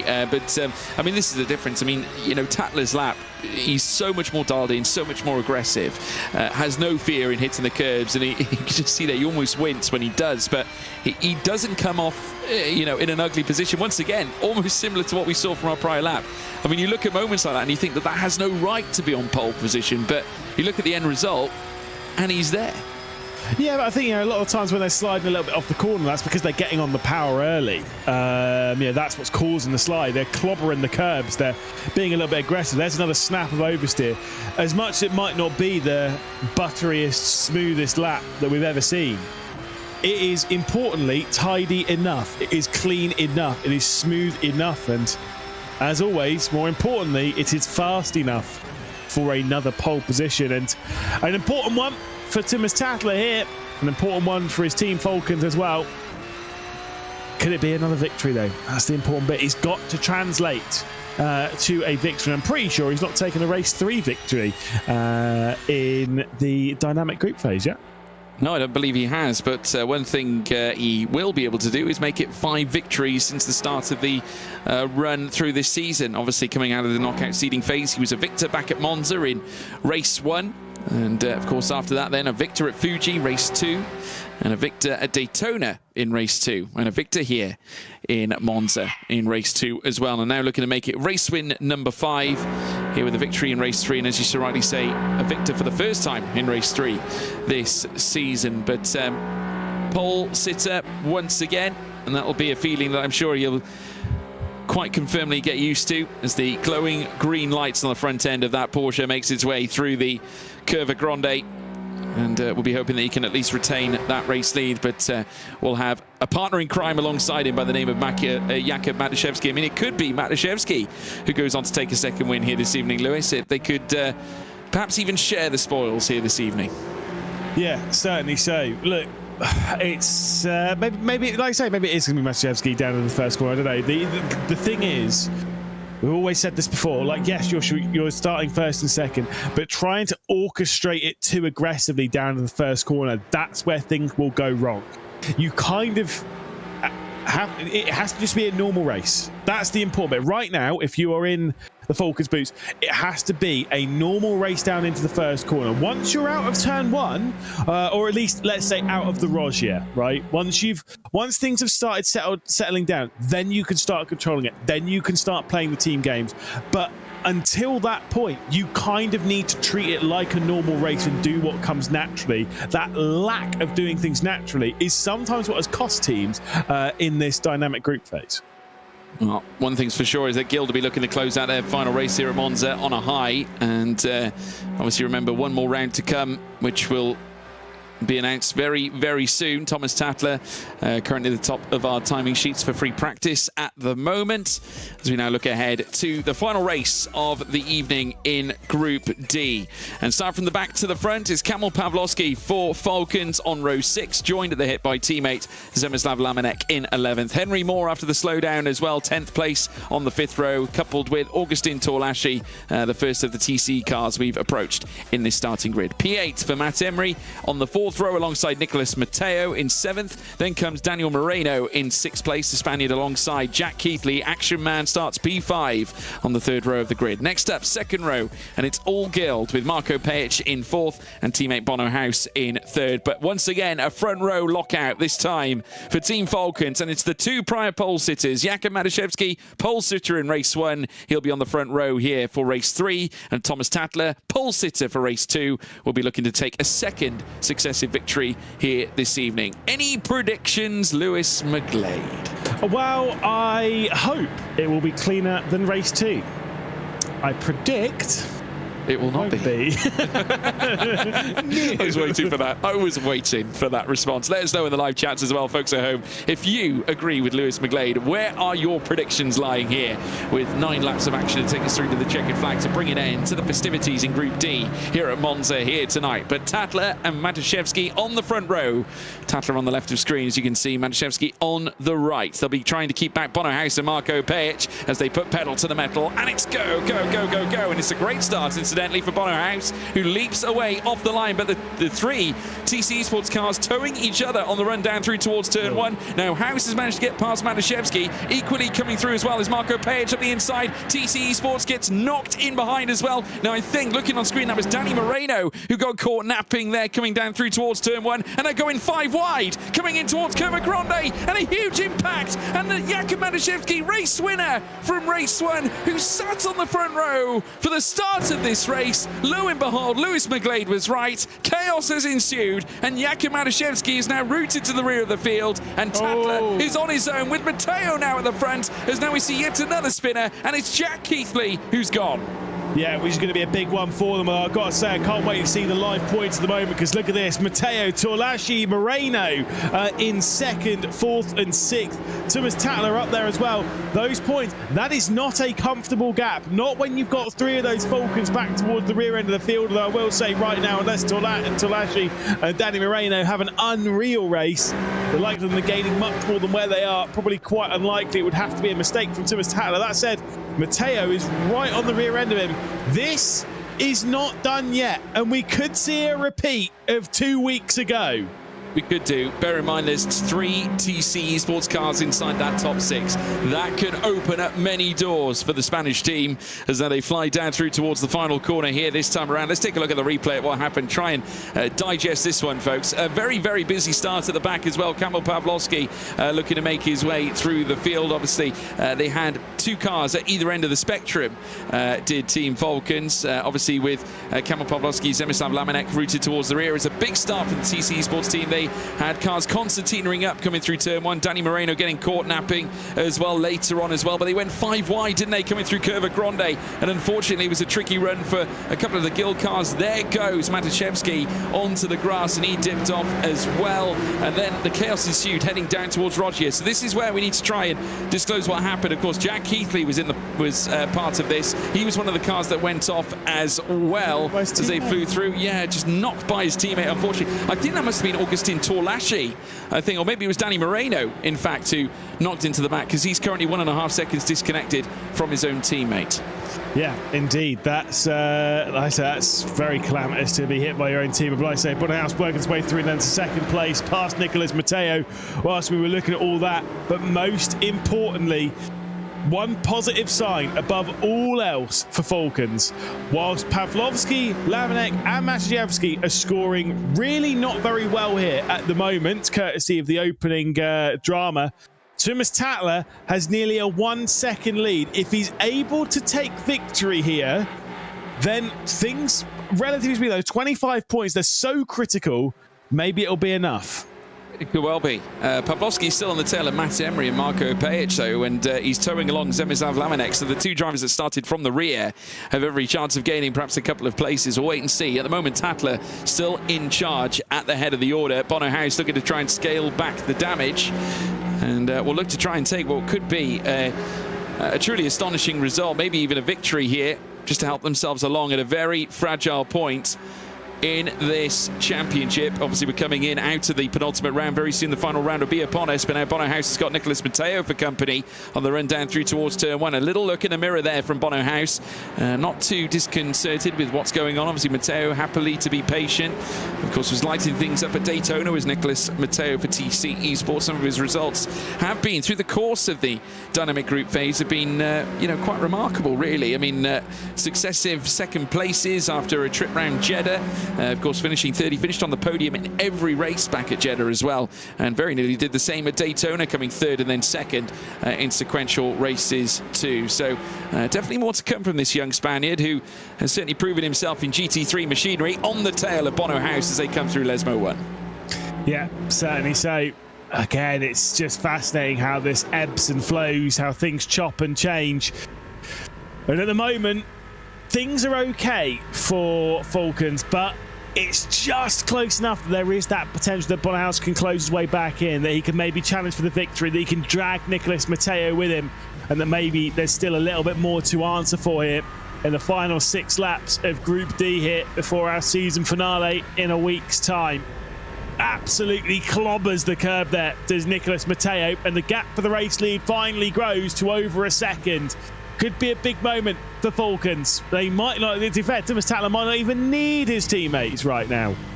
He might not. He's doing all the donkey work by himself, which is very similar to what he was showing back in race 2. As well as we ride on board continuously with Nicolas Matteo still trying to stay on tow with Bono House.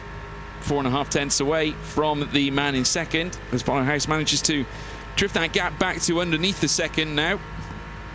As they race down through towards turn 1, Augustin Torlashi still remaining within 2.5 tenths to 2 tenths of a second of his teammate Matteo now, as we ride on board with him, coming through turns 1 and turns 2, getting a decent exit here, looking to at least stay on the tail of Bono House to open up a potential door. Of course, TC Esports did forfeit a few points after, of course, House's move on Matteo to move up into second, with Tatler now still occupying that 1 second gap. And now here comes Matteo.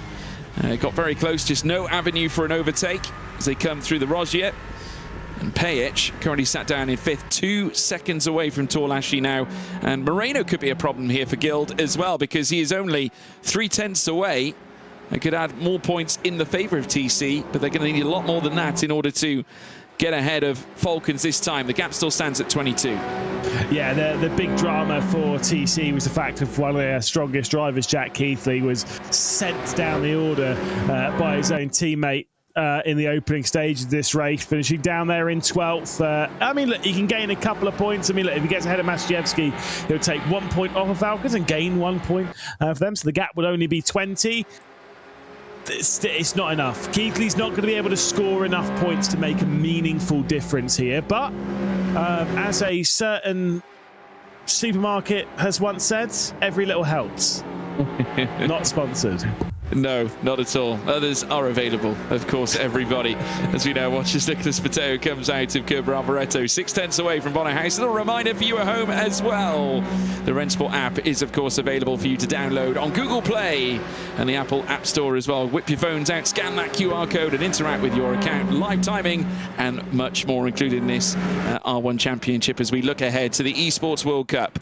And now this time on lap 5 of 9, it's Tatler who leads the way. You can follow his sensational run so far in this race as soon as now as we watch Danny Moreno, who is currently a cork in a bottle here because he's got Pajic, Matt Emery, Kamil Pawlowski, Zemislav Lamenek, Henry Moore, all of them for company as he rounds Curva Grande.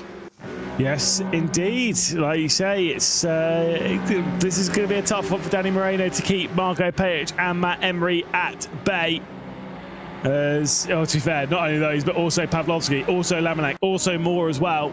It's going to be a tough end to the race, a tough final half of the race, really, for Danny Moreno. But when you've got this far, I'm sure everything. Yeah, like I say, you got the potential. You can piece it together.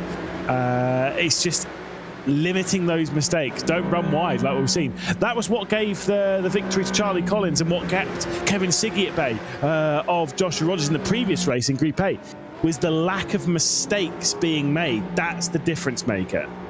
Yeah, no, you're absolutely right. As Moreno flies through the Ascari chicane with Marco Pajic down in 6th, just under 4/10 away from our 5th place runner at the moment. Points could still yet swing. So now Moreno troops down through towards Alboreto. Quite the train here with Pawlowski and Lamenek. 3/10 between Pawlowski and Emery at the moment, as they look to begin their next lap very soon. 1.2 now the gap between Bono House and Thomas Tatler, who keeps on hammering home the advantage. Matteo still leading the TC contingent down through towards turn 1 once again. 3 or so laps left here in this race. At the moment, this is how the points look. 135 for Team Falcons, 20 points back for TC with 61 back for Guild, as now they look to go on the attack here this time and now, as we now watch as Danny Moreno comes at the close quarter. Marco Pajic getting caught on the curb, and now through goes Matt Emery into 5th place, and Kamil Pawlowski, I think, getting caught. Was it Pawlowski? Yes, it was again. For the 2nd race in succession, Pawlowski getting caught unawares around the Rettifilio chicane. Nicholas Matteo on the tail once again of Bono House as they come through that middle sector, but that could yet cause more damage for TC, as now we see 30 points now the gap between TC Esports and Team Falcons in that live standing.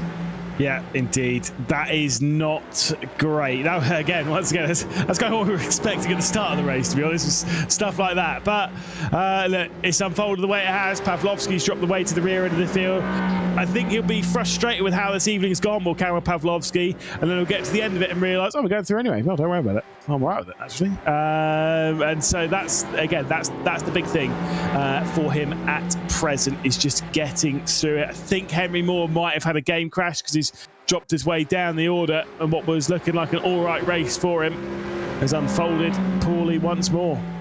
Yeah, so a similar visit actually to what we saw in the prior race, and so it's a continuous issue for Henry Moore, who is now recorded as a DNF here in lap 6 of 9. So that's more points to come here for Guild, or more possible points. They have now lost, and yet again rubber stamping the fact that they will not be going to the EWC this season. And Nicholas Matteo 3/10 now of the realm, and maybe even a little bit more back, but it's starting to encroach back again as Bono House now 1.3 away from Thomas Tackler. Comes under close quarter here from Nicholas Matteo. Torlachi down in 4th as well. TC will have a chance at least to raise the stakes for themselves here by gaining potentially 2 places in one seldom moment. They're coming around Curva Grande, and here comes Matteo on the back of Bono House now this time around. Maybe looking to unlock the door coming through towards the Rogier. What is Bono House going to do? Will he retain the place? It looks like Matteo is going to stay at least well measured here this time, but a longer route taken by Torlachi. He went very late on the brakes. I think was a little bit worried about catching his own teammate coming through the Rogier, so succumbed a little bit of delta in order to prevent colliding with his own teammate.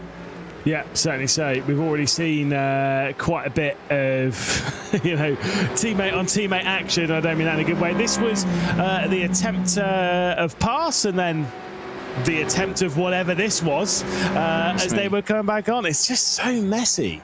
Yeah, pretty poor there indeed, and unfortunately for Pavlovsky, he came off second best in that one. He wasn't even part of that fight. He was very much an innocent bystander down in 11th. Well, now he's in 11th as a result of that moment, and obviously Moreno was the one who was kind of caught up in that too. And I think it was Marko Pejic, I think initially, who had the contact, but he's currently sat in 7th place, 2.5 tenths from Zemislav Lamenek, as we now watch as Nicholas Matteo now comes around the final corner at Alboreto on the tail of Bono House once more. Now as the laps start to reduce, so do the opportunities of an overtake. So now or never, you'd think, for Nicholas Matteo, who might well and truly look to open the door this time around. Of course, he's been chasing the tail of Bono House for quite some time. We're on the penultimate lap of the race, as we now sprint down through towards turn 1. This is how the points currently stack. 140 still in the pocket of Team Falcons now, as we see Zemislav Lamenek on the back of Marko Pejic, and Pejic has managed to lift himself ahead of Lamenek now for 6th place. More points going Guild's way. Yeah, certainly so. Just, I mean, look, they're having their best race of the season from a realistic perspective thus far, to a certain degree. 2nd, 5th and 6th, of course, they have had the odd flash, but still, as they work their way through up here in the battle for 2nd position, Thomas Tattler's checked out, hasn't he? 1.8 seconds, he needs 2 seconds clear. Augustin Torlachi, not really there to close his way in, but then again, if these two fight, then maybe there will be the chance of getting 2 TCs onto the podium. It won't matter though, because Falcons are scoring enough right now to keep themselves clear and to move up, finally, back in a Group C. It's the reality of where Falcons really should be, though, shouldn't it? I suppose at this stage, especially given how good they can be. Obviously, we haven't seen the best of the likes of Zemislav Lamenek or Kamil Pavlovsky. I think Pavlovsky showed shades of it in qualifying in our previous race.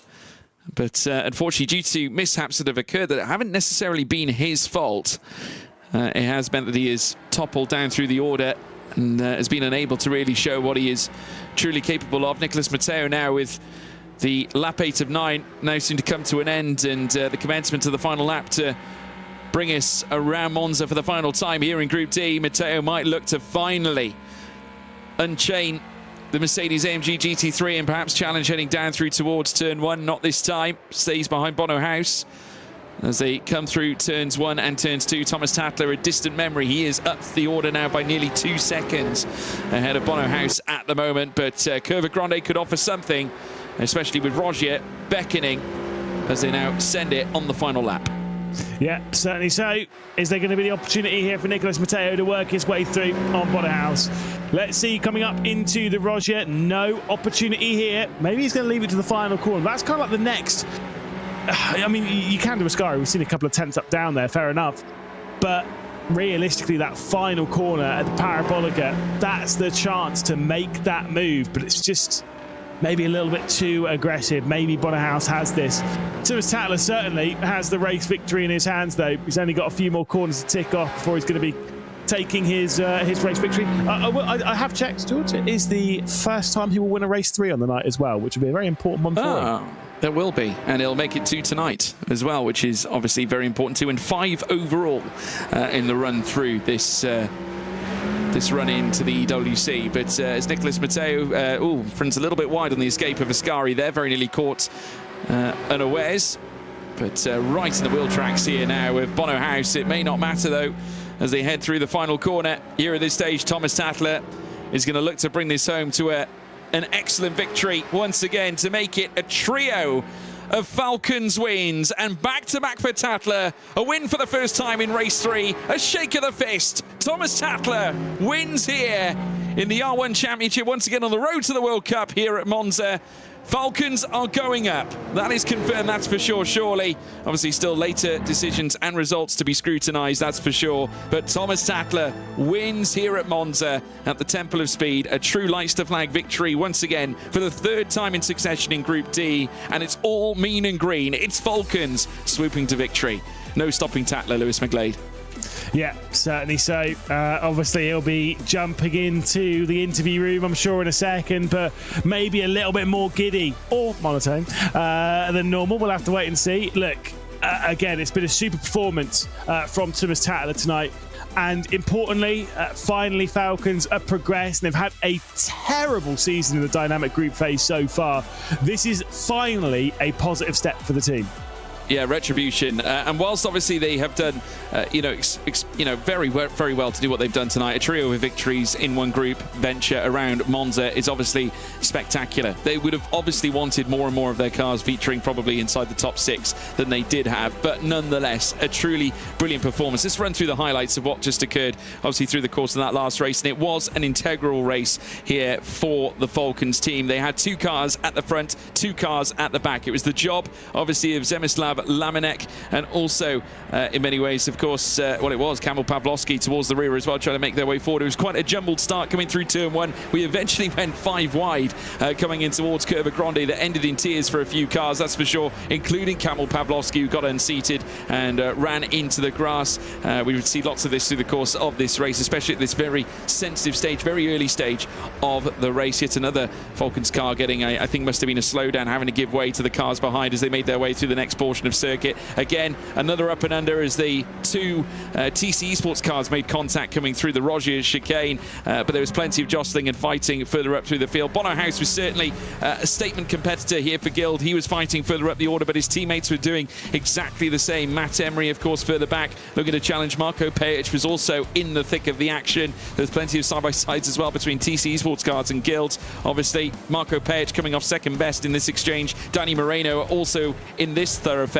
And then we saw, of course, it was Jakub Matuszewski who got eventually spun round there as well and routed to the rear of the field. But side by side, it's continued. More action continued into the Retrofiglio as it had already done so. But it was Thomas Tattler in yet another venture around the Monza circuit. The Temple of Speed lit up for Falcons in mean and green as Tattler roared to the front. And let's run through the results here to bring a close to Group D at the end of play today. Thomas Tattler is your winner ahead of Bono House for Guild in second. Matt Emery taking third ahead of Zemislav Lamenek in fourth, and Jakub Matuszewski making it Falcons fourth and fifth, with Jack Keithley, Augustin Torlashi, Danny Moreno, Nicholas Matteo making it TC Esports 6th, 7th, 8th and 9th, and then Marco Pejic down in 10th. Kamil Pawlowski down in 11th with Henry Moore after his difficulties, his technical issues. He was a DNF and featuring down in 12th. We're going to move across now and have a chat with our race winner back again, Thomas Tattler. Always happy to see you, Thomas. Yet again, a victor 5 times through the course of this EWC campaign, and your first race 3 victory, as Lewis McGlade rightly points out. Yeah, this one was important.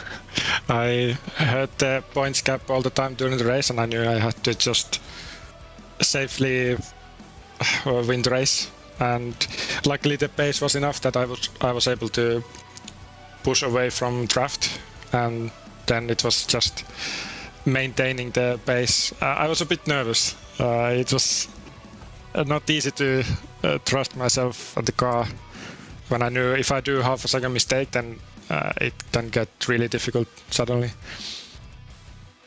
How do you rate this evening for the team? Obviously, there has been a couple of struggles with race 2. As much as it went well for you, the team have had their bits of ups and downs. Do you still classify this as a success, even though the points margin, you're going up, the points margin was maybe a little bit close than what you would have hoped for? It's a success. I mean, we need to win, but Of course, it's not the kind of domination I would maybe hope, but it's okay. We learn from it, and we did what we needed to do. So that's it. Well, it tastes like promotion by the looks of it, Thomas Sattler. We'll see you, of course, next time when we move into the final round before heading into the EWC. But congratulations on your victories, and to Team Falcons. You're going up yet another group, so well done you. We'll wish you all the very best. Thank you. That's Thomas Sattler, everyone. Victor in race 3 for Group D as now free practice gets underway ahead of race 3, this time in Group A as well, Lewis. Obviously, big opportunities here on the table as we witness a vastly different complexion in terms of championship this time, though, between Porsche Commander and Redline. Yeah, this is going to be close. It was really, really tight coming into this race. The points are really close. It is open. It can go either way, and what that means is that I think we're going to be heading into a final race where qualifying is going to really set the tone. But with how things have been racing around here at Monza, it's not the be-all and end-all. Let's take a look at those points. 6 points separates BMW M Team Redline Racing Balls and the Porsche Commander Esports Racing Team. Very close. BS competition. Bye-bye. We'll see you next week in round 8. It was expected, unfortunately. They were going to drop their way down. They've not made a fool of themselves, but again, it's that same thing. Going up against these two teams, it has been killer for anyone who's tried it. Yeah.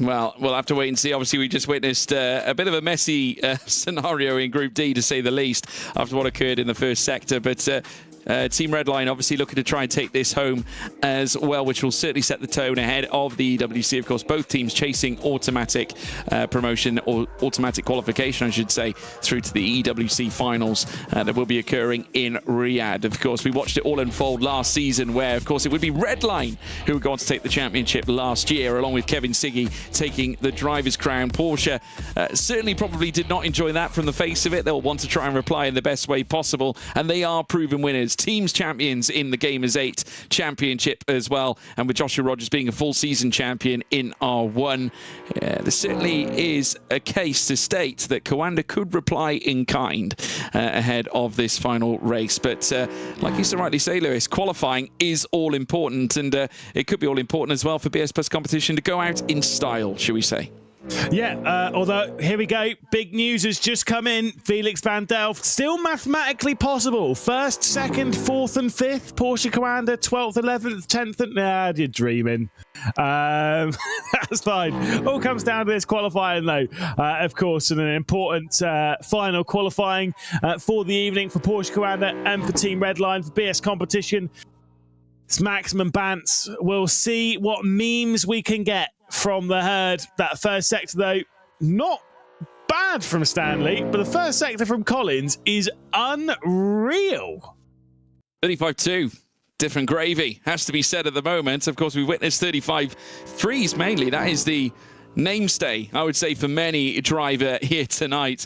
But a 35-2 is certainly alien. Ferris Stanley 35-4, though, in that middle sector is better than the norm of a 35-5. 35-3 middle is also pretty good too on part of Ferris Stanley, and had his own harem-scarum moments and some rough and tumbles with a few other drivers on the grid. Still retains actually that purple middle sector ahead of Charlie Collins at the moment, as now Stanley comes across the line, and that's a 146.302, and he's frustrated with that. That's not a bad early 3, I have to say, Lewis. Yeah, certainly. Not bad indeed. 46.302. Solid lap time will not be good enough for pole position. Well, this driver set a time that's good enough for pole position. Was victorious in the previous race. Was shy of an interview, though. He didn't want to come along and say hi. That's mostly because he's bored of George Morgan, I'm sure. As Charlie Collins will come up towards the line. Sets a 146.324. Did not get ahead of Ferris Stanley. No, not ahead of Ferris Stanley. Collins now rooted in second. BS Plus competition with the outright advantage so far, but Luke Bennett ushering in a purple middle sector at 35.381 to kick us off as well. Yet more delta found in that first sector as well. Not bad at all, but not enough for purple, at least for now. But this could very easily disrupt Ferris Stanley's time so far. And this is Luke Bennett, who has managed to take pole in successive qualifying sessions from race 1 to race 2 and goes purple again with an illustrious 146.105. That one was special. Yeah, that was a really good final sector, a middle sector from Luke Bennett. The first sector wasn't bad either. Here comes Joshua Rogers. This is not going to be the pole time for the Porsche Commander man. In fact, actually, based on those sectors, he might be behind his teammate Charlie Collins. Let's see what he's going to do out towards the line. Will it be a 0.2? Will he nail the final sector? Josh Rogers up to the line. It is going to be a 0.2. Good final sector from him as he crosses the line to 2.36. Yeah, Joshua Rogers finishing strongly at the very end and enough for second fastest, but will not trouble Luke Bennett's time right at the top. That's beyond a tenth away. Jordan Caruso, though, middle sector, just over a tenth and 3/4 outside the spectrum of his own teammate. Or not outside his own team, I should say. Instead, outside of Luke Bennett's statement sector 2 time. Middle sector, 25 thousandths away in sector 1 as he now storms up towards the line. Here comes Caruso. He'll pop into 4th fastest ahead of Charlie Collins. Yeah, indeed. That was a decent final bit from Caruso again. But again, the 0.3, it's a good lap time. But when you see that 0.1 coming in from Luke Bennett, and obviously tomorrow as well, when you see Darren McCormack drive around here, of course, the race winner, or the round winner rather, when we came here in round 2 of the championship, things are going to get very interesting tomorrow. Here we go then, across the line. Kaiki Oliveira will be the next one to come through. Sector's not too bad. And there we go. It's another 0.1 coming in from Kaiki Oliveira. We said they were going to try and end on a high. That's a great lap time. I'm going to say Ferris Stanley's time is not looking too bad either at the moment. Either he's ahead of the likes of Jordan Caruso, Charlie Collins. Dane Warren will be hoping that he doesn't join his 2 Coanda comrades. Currently sat 7th without setting a lap time. Dane Warren would love to be around where his teammate is currently situated. He's a little bit off in the 1st and 2nd sectors. Let's see if the 3rd is better for him as he crosses the line. It will be enough to drop ahead of Ferris Stanley, just behind Joshua Rogers. So that's 2 Porsche Coandas inside the top 4. Yep, all Porsche Coandas, though, have crossed the line. We'll get 2 BS competitions, and then Redline know what they need to do if they're going to go on and take victory this evening. They lead in the points, but by a small margin. We'll have to wait and see. First off, though, we'll see Nikodem Wisniewski and Gregor Schill across the line. The sectors for Wisniewski, nay good. That middle sector is pants, unfortunately, and this will be the rear end of the field. After a slowdown penalty, Gregor Schill has avoided such slowdowns. Yeah, not quite the heroics from Daytona for Nikodem Wisniewski. Gregor Schill down in 9th at the moment, looking for a decent finale to this lap. The first 2 sectors over a tenth away apiece. Obviously not going to trouble the likes of Luke Bennett, at least for now, and this could yet join the likes of Ferris Stanley, Jordan Caruso in that mid part. Might even finish further down around where Charlie Collins is, maybe just above Charlie Collins as he crosses the line. No, just underneath him, 8th fastest, so just ahead of Nikodem Wisniewski. But remember, Wisniewski had that slowdown. Yes, indeed. So now we get the trio of red lines. All 3 realistically need a good qualifying here. Porsche Commander, they've set all right times, but not world-destroying, not crazy lap times coming in from the Porsche Commander camp. Redline could do with some decent ones. Reveld will be the first one then, across the line. Is a 0.3, fires himself right into the middle of the Porsche Commander bunch. Yeah, 0.3 smack on, and indeed just place at least under the red line car, but they've got a sequence of them coming through now. And Sebastian Job, who's had a very tricky night tonight, was in the mix of the odd instant or 2 through the course of the first 2 races of our ventures around Monza. Now looking for something a little more to try and perhaps join his teammate Luke Bennett towards the front end of the order. But Kaiki Oliveira also sat on a 0.1, and that could yet disrupt Redline's run so far. Here comes Sebastian Job, only enough for 10th fastest. What on earth is going on with Sebastian Job at the moment? The hands reach the head straight away. He was really disappointed with that one. One final lap time then to deal with in this qualifying session. It's Kevin Siggy. It's the champion. He's got the number 1 on his cart for a reason. Can he throw himself up and into the mix? At the moment, it's a red line, it's a BS competition, and it's a Porsche Commander, first, second, and third. There's another trio separating the different teams behind that, but it is now going to be a front row lockout for Team Redline. A cracking final lap time for Kevin Siggy, but it's a trio of pole positions for Luke Bennett this evening. He has been phenomenal, and look at him, Birmingham's finest, on pole again. Unfazed, unchallenged. He is the fastest man at Monza in Group A, and what a stunning lap it was once again. Another 0.1 to add into the fold. Later joined by Kevin Siggy towards the bitter stages of qualifying as we run on board for the pole lap here with Luke Bennett once again here at Monza. And I could just say, I mean, obviously the performances that he has put on show, whilst of course it led to the victory for Charlie Collins in the last race, he certainly won't be perturbed with this. This puts Redline front and centre ahead of this race we have coming up now very shortly, Lewis, and maybe a few signs of fragility on part of Coanda after a tricky qualifying session, I'd say. Yeah, look, it wasn't great, but again, to be fair, as much as pole position's gone on to take victory a few times this evening, the only one who's not lived up to that in its 100% capacity is, of course, Luke Bennett himself. In the previous race when Charlie Collins was victorious, he still finished second, of course.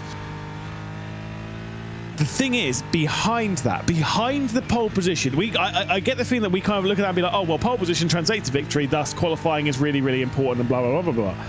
Everything behind pole position has been absolute chaos tonight. Yeah.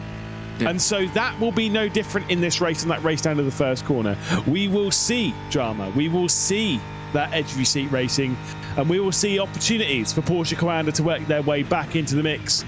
This driver here, well, he'll need to repeat 9 of these if he wants to go and take victory in this final race of the night. Yeah, certainly will. So it's all on Luke Bennett if he wants to take a trio. Obviously, Charlie Collins upset the balance of the order last time out, so it won't be a trio of wins, but it could yet take a double end victory, obviously, to bring an end to the Monza evening. And for Redline, obviously, to bounce back from Daytona in the best way possible. We heard from Luke Bennett earlier on tonight after his interview saying that Daytona for him did not go to plan. Of course, back then did not qualify anywhere outside the bottom end in every single qualifying session. And now it's very much roles reversed this time at Monza. So he has well and truly turned it around. And we'll be hoping that he can continue this phase of development and success. And we'll have some close company with him as well by the name of Kevin Siggy, who I'm sure will be along there with him right through the course of this race. Remember, 9 laps of action to take us through the checkered flag and to bring a close to Monza at the end of play, where we will find out who will be making it through and who will be dropping out. But of course, I'd say we're pretty reserved to the fact that BS Plus are going to be heading out here, Lewis. They are quite a plethora of points behind the front 2 runners in Group A. It was always going to be a challenge, wasn't it? Yeah, certainly so. But then, look, that's what we've been expecting all season long. The teams that come into this group, they struggle a little bit. They always struggle a little bit, and that's fine. That is what it is. Of course, the round that we'll be dealing with next week, we'll touch on this very briefly here. It will be a slightly different format next week. Similar, but slightly different. Instead of it being 3 races per group, and dealing with only 2 of the groups in the evenings, we will be seeing all 4 groups out in the evenings, and we will be dealing with just 2 races per group. So look, if you're a Virtus Pro, a Mouse, or whoever's going to be able to take them, obviously it won't be Mouse because they're down in Group C. Yeah, no, they can't do it because they have to go up with 2. They can get to Group B, fair enough. If you're going to be that team to take them on, could be Virtus Pro, could be MSI Site, it's going to require obviously a good 2 races. 2 races, surely doing 2 races well is easier than 3? You would have thought so. Equally, though, it's less the threshold of success, though, I suppose, in equal ground. So it can go both ways, I think, in this extent. But it is tough. I think it's going to benefit those drivers that are a little bit more, should we say, clinical, I think drivers that are able to sort of, take the results without thinking. But anyway, run us through the starting grid, Lewis. Certainly so. The final one of the evening, Nikodem Wisniewski starting from the rear end of the field alongside Sebastian Jobe. Gregor Schill will start from 10th for BS competition as well. Then we'll get Charlie Collins in 9th, fresh with a victory in race 2 of the night. Can he do so from 9th? That'd be crazy. Jordan Caruso from 8th position, along with Ferris Stanley in 7th. Dane Warren in 6th, with Jeff Rietveld in 5th position. Joshua Rogers in 4th. Kaiki Oliveira in 3rd. And on the front row, it's all Team Redline. It is the Sigster, Kevin Siggy, the champion, alongside the triple pole sitter this evening. It's Luke Bennett starting from pole position again. Can he learn from his mistakes where he was beaten by Charlie Collins in the previous race? Will Kaiki Oliveira have anything to do about it? Will Josh Rogers be able to find his way into the mix? Will Kevin Siggy take one off of his teammate? They have started on the front row quite a few times this season. Of course, do remember back to Jeddah when they were on the front row quite a bit together. Yep, and I'm sure they'll be exchanging furthermore here at Monza as well. It's going to be so tight. Credit to the BS Post competition boys. Obviously, Ferris Stanley doing so well. Kaiki Oliveira also featuring very strongly up at the higher end places and put in that stellar lap until he was crushed by Kevin Siggy. It's going to be tough, though. They're going to have to try and manage the 2 red lines in front, but the Porsche Commanders are always going to be a danger, especially if you're Joshua Rogers. Yeah, certainly so. Well, for one final time then this evening, let's get this show on the road as we'll race our way down into the first corner once more. It's Bennett on pole position. It's Kevin Siggy alongside his teammate, and we are racing. It's a better reaction to the start of the race from Kevin Siggy, though, as we race our way down to the first corner. Siggy's going to take over the race lead, and look at this, getting to the outside. Jeff Rietveld there on the left on the second row. He's going to try and fire it into the first corner. You've got Kaiki Oliveira in the middle. You've got the Porsche of Josh Rogers also in there, getting forced onto the sausage curb with Jeff Rietveld, and getting forced off the circuit is Joshua Rogers. Things not going well for Porsche Commander. Things going perfectly for Team Redline. They are first, second and third as Ferris Stanley's trying to force his way past the Porsche Commander as well. They work their way up towards the Rogier, and it would be a monstrous lead for Redline, which, to be fair, I think from this position, they might be unbeatable.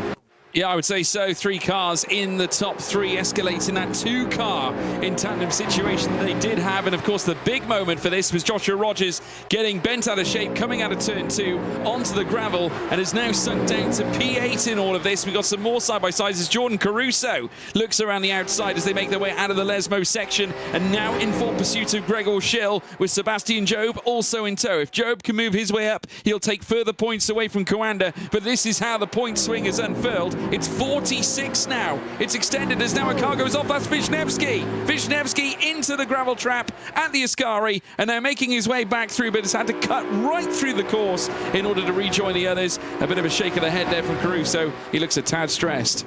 Look, I know coaching's a big thing here in sim racing, but George Morgan, why are you coaching Nikodem Wisniewski? That's terrible driving. That's heinous. That's a heinous accusation, Lewis McGlade. Yeah, he would not make it. He would not make it out of Ascari if he was taking coaching from me. I've seen your driving; it's not good. Either way, no, sorry, just don't want to be too brutal to you, but there's a reason why I'm behind a microphone at the end of the day. Yeah, that's true. That is true. Yeah, no further comments from me. Here comes the move then to the inside. Jordan Caruso trying to fire his way past Gregor Schill at the moment. Gets a little bit of a boff as well as Sebastian Jobe tries to push his way into the mix. Jobe there in 11th spot. Caruso in 10th. Gregor Schill in 9th. This will be the inside one as they work their way around Curva Grande for the Porsche Commander of Jordan Caruso. All fighting over 2 points, 1 point, and correct myself. It'll be 3 points, 2 points, and 1 point in this group as Caruso gets to the outside, fires it in. Will he complete the move? Oh, brilliant driving from Gregor Schill. Yeah, and he only had a fine margin to stay on the track with as well. He could have very easily found himself into the gravel, but back comes now Caruso through the inside, now coming out of the first Lesmo, and indeed he's through. He's managed to cultivate that P9 now ahead of Gregor Schill. Is now rooted down in 10th with Sebastian Jobe for company. My goodness, the rear end getting stuck out there on the Team Redline belonging to Sebastian Jobe. Very nearly lost the car. Fantastic recovery as they now storm down the Seraglio Straight. Yeah, certainly so. And whilst all this is going on, the top 3 are looking comfortable. It is Redline first, Redline second, Redline third as well. And when it comes to the points, they'll be leading by 43 at present. They're not trying to play any major games here, but they have the control of the race. Kaiki Oliveira sits there in 4th position with a duo of Porsche Coanda behind Dane Warren and Charlie Collins. Will they find their way back into the fight here? Will they find their way in a chance for a victory? If they want to win this evening, it must be victory, and it must come from Porsche Coanda. Yeah, has to. Kaiki Oliveira here now, who we're currently seeing on screen just ahead of Dane Warren at the moment, but Warren urging ever closer, and Coanda need to make a play here. They need to get past this BS Plus competition car in order to try and at least tackle the trio of red lines that sit in front. There you have, of course, got Charlie Collins there. Joshua Rogers, though, going up through past Ferris Stanley. That's now being recorded out on track as well, so well done to Joshua Rogers. So now it's a trio of Porsche Coandas now 5th, 6th and 7th. I mean, again, can take a look at a replay. This is what happened to Nikodem Wisniewski earlier on the run down through towards Ascari. Just right about, my goodness me, just came in too hot, I think, Lewis, into Ascari left and right, and now into the gravel as well as a consequence. Yeah, that is in true George Morgan style, I do have to say. I'm literally going to say, yeah, talk us through your coaching tactics here, Morgan. Off you go. Off you go. Doors open. Oh, my goodness. I have no idea where this accusation of me coaching Wisniewski's come from, honestly. I don't know, just see some bad runners. You're obviously at fault. Either way, this is not touring cars, my friend. so you know, it's not Spa either, where you were 12 seconds slower than 2-time VCO Silvia Award-winning commentator Lewis McGlade. Like you say, Dane Warren, Charlie Collins, and Joshua Rogers now are into this train. Kaiki Oliveira is sat in the middle of it, being like, "Oh my God, lads, what's going on? Why am I in the middle of this?" It's going to be, it's going to be a bit concerning. He's got 3 Porsches behind, 3 red lines ahead, and they're battling for the round victory. And he's sat in the middle being like, lads, I just want to win. Well, I don't want to be as harsh as to say he's whistling Stranger in Paradise, because we really can't say that he is, because Kaiki Oliveira has been a sensational competitor for BS Plus competition, very much that locker room leader, as we so rightly suggest, moving in from Furia into the stampede that is the BS Plus team. Of course, further back, Ferris Stanley, after qualifying so strongly, now rooted down into 8th. It looks like now that Kaiki Oliveira is showing all over the back of Jeffrey Rietveld. Had to take a little bit of evasive action there just to avoid making some severe contact. I think just treading more in caution than anything else. Can't afford to make a single mistake, though, because he's in such a grand position. And just look at this, a trio of red lines met with a trio of Coandas with a BS Plus competition BMW M4 in between. Truly extraordinary stuff. Now, Dane Warren's got to do something, though. At the end of the day, they can't allow this to continue. 42 points the gap at the moment, Lewis, between the top 2 in the live standings. Yeah, certainly. So, like you say, it's a gap opening up just a touch there. But to be fair, this is kind of one of those, that gap looks massive, right? 42 points seems almost insurmountable at this point. But that's because Redline are taking the 3 most lucrative positions in this race. If Porsche Coanda are able to get past Kaiki Oliveira and start taking some of those points off, obviously they will gain those lucrative points. That's great. They will also strip them off of Team Redline. They'll start to pull themselves back in the mix. So it's still open. There is still the potential. There is still the possibility for Porsche Coanda to win this. And I wouldn't even say it would be too surprising if they were able to do so, but they've got to get those moves done. And in a circuit which has seen the Porsches maybe struggle a little bit to get those moves done. When they're dealing with like larger groups, the one-on-one combat they've been fine with, but when it's like 2 or more, they really actually kind of seem to struggle a little bit. Yeah, no, that's very true. I mean, obviously, if the positions do swing, though, like you so rightly say, if Redline gets stripped of points at the same time, I mean, that is the integral factor. It's not enough just to simply gain them.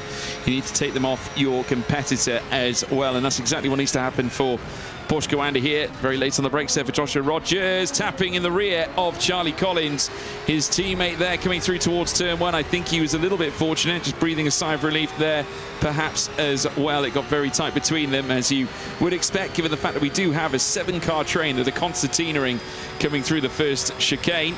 Out of Retafilia, now through Curva Grande. Luke Bennett still with a 0.2 of a second advantage over Kevin Siggy at the moment. Jeffrey Rietveld down in 3rd.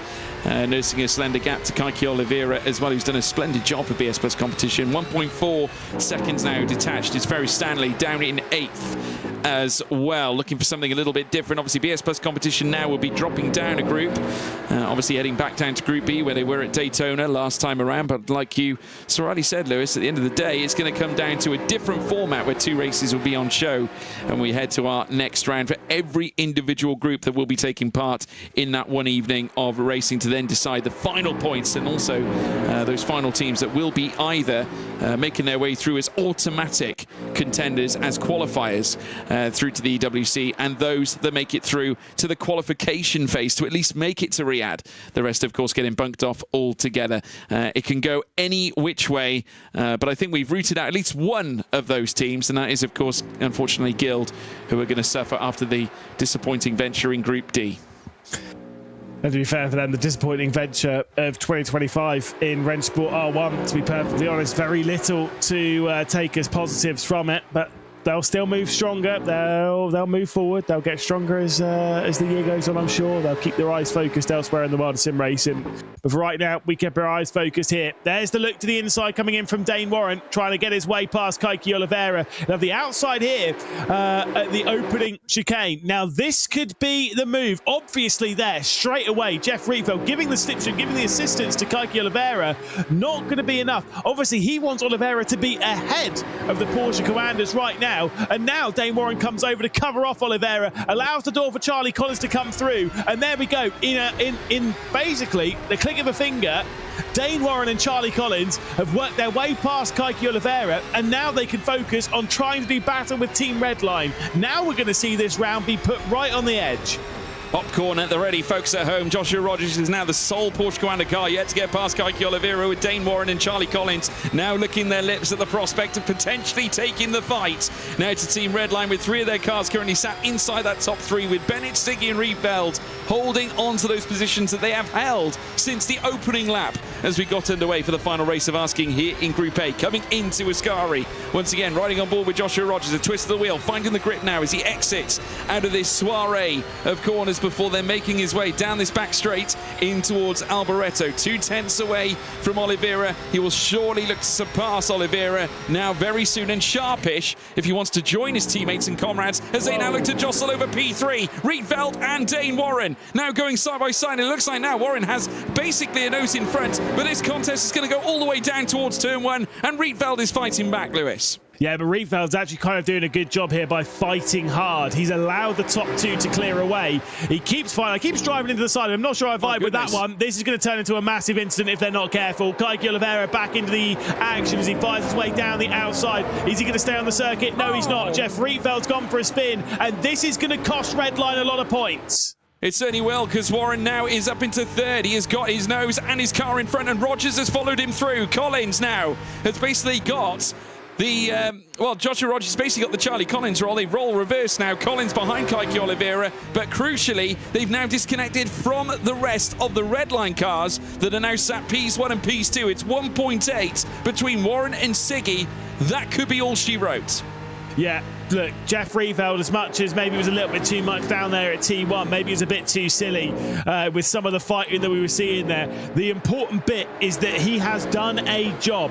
He has broken those 2 Porsche Commanders off of the rear end of the lead fight. Had he not done that, had he gone for a spin whilst Dane Warren and Joshua Rogers were still in slipstream range of the top 2, I would say this round is wide open. However, by slowing them down, by dragging them off of those top 2, by giving Redline the position to take a 1-2 here in the final race of the evening, he has effectively given Redline the victory of the round.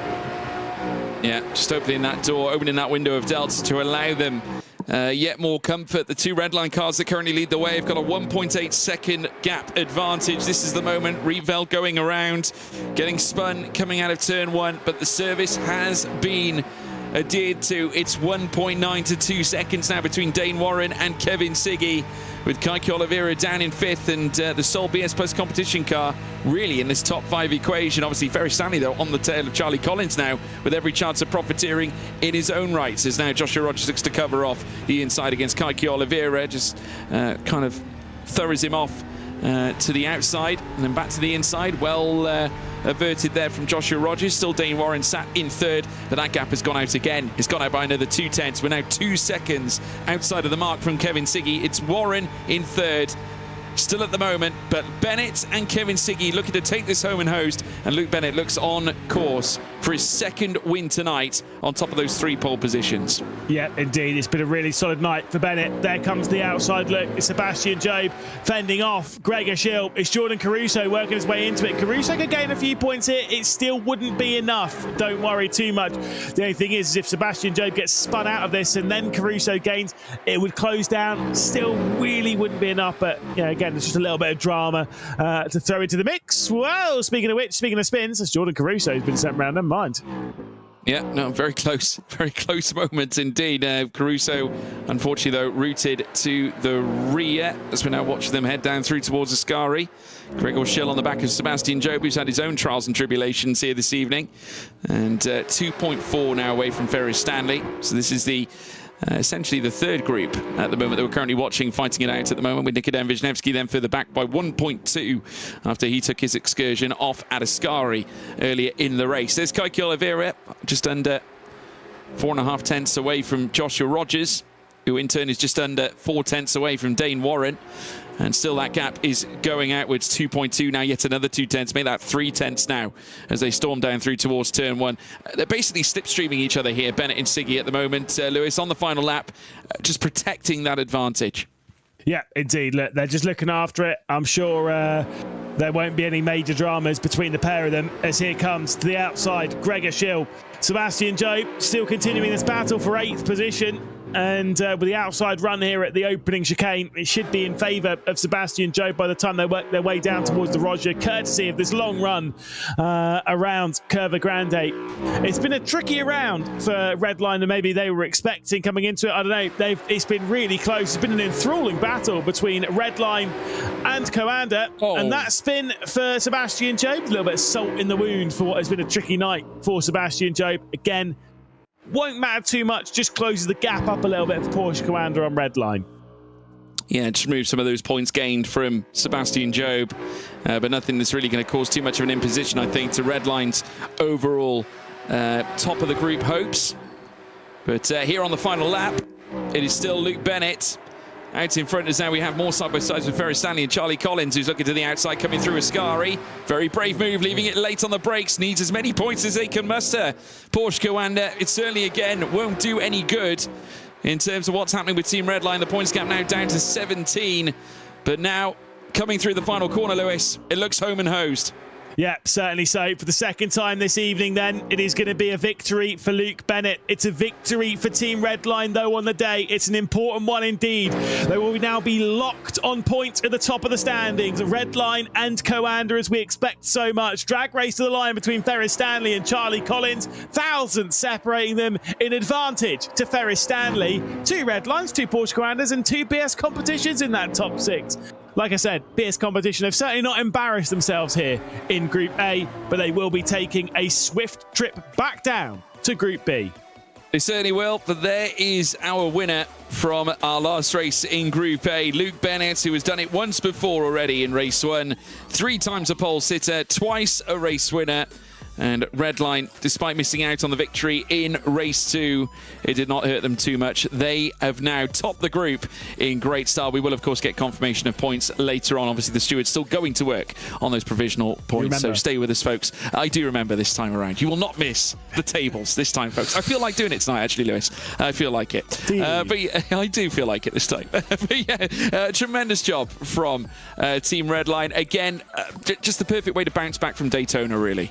Yeah, exactly. From a Daytona, which in Race 1 looks really, really poor. And then Race 2, they suddenly came out of nowhere. Then Race 3, it all kind of fell apart again a little bit. This time, it kind of been the opposite. They started out really strong. There was a little bit of a door open for Porsche Coanda, and then they slammed it shut and took control. It's been a really solid night for Redline. They're looking strong. They're looking like the team we expect. And again, locked on points at the top here in R1. Well, we can go and say hello to our race winner, of course, Luke Bennett. Victor, once again, Luke, welcome back. A brilliant job. Once again, Redline victorious here tonight. A stark contrast to Daytona, it seems, here at Monza, and the perfect way to head into the final round. Yeah, that is not the result I was expecting in the slightest. I was expecting a repeat of Daytona, to be honest, from my side, but seems to have gone quite the opposite way. I've gone from qualifying last in every race to qualifying first in every race, which is nice.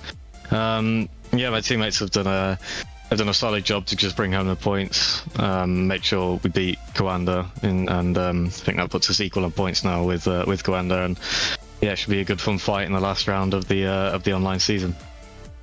Looked pretty happy setting a third consecutive pole on the evening. We saw your little look towards the camera as well. I mean, look, what were your thoughts in race 2? And obviously you had to battle with both of those Porsche Coandas. Were you thinking that, right, Coanda are right back in this, I've got to nail the qualifying again, I've really got to get after it, because your qualifying speed's been really, really impressive? If I'm honest, I have no idea why I've put it on pole. If well, obviously I know why I put it on pole. I wanted to put it on pole, but I don't really know how it happened or anything. I didn't ever think about the points or anything like that. I felt like probably coming into the round, because I really struggled in this week of prep. Maybe the pressure was a little bit lower, as I kind of wasn't expected to do very well. And because of that, it's actually made me perform better. So maybe another bad week of prep will put me at the front again next week. Just practicing, mate.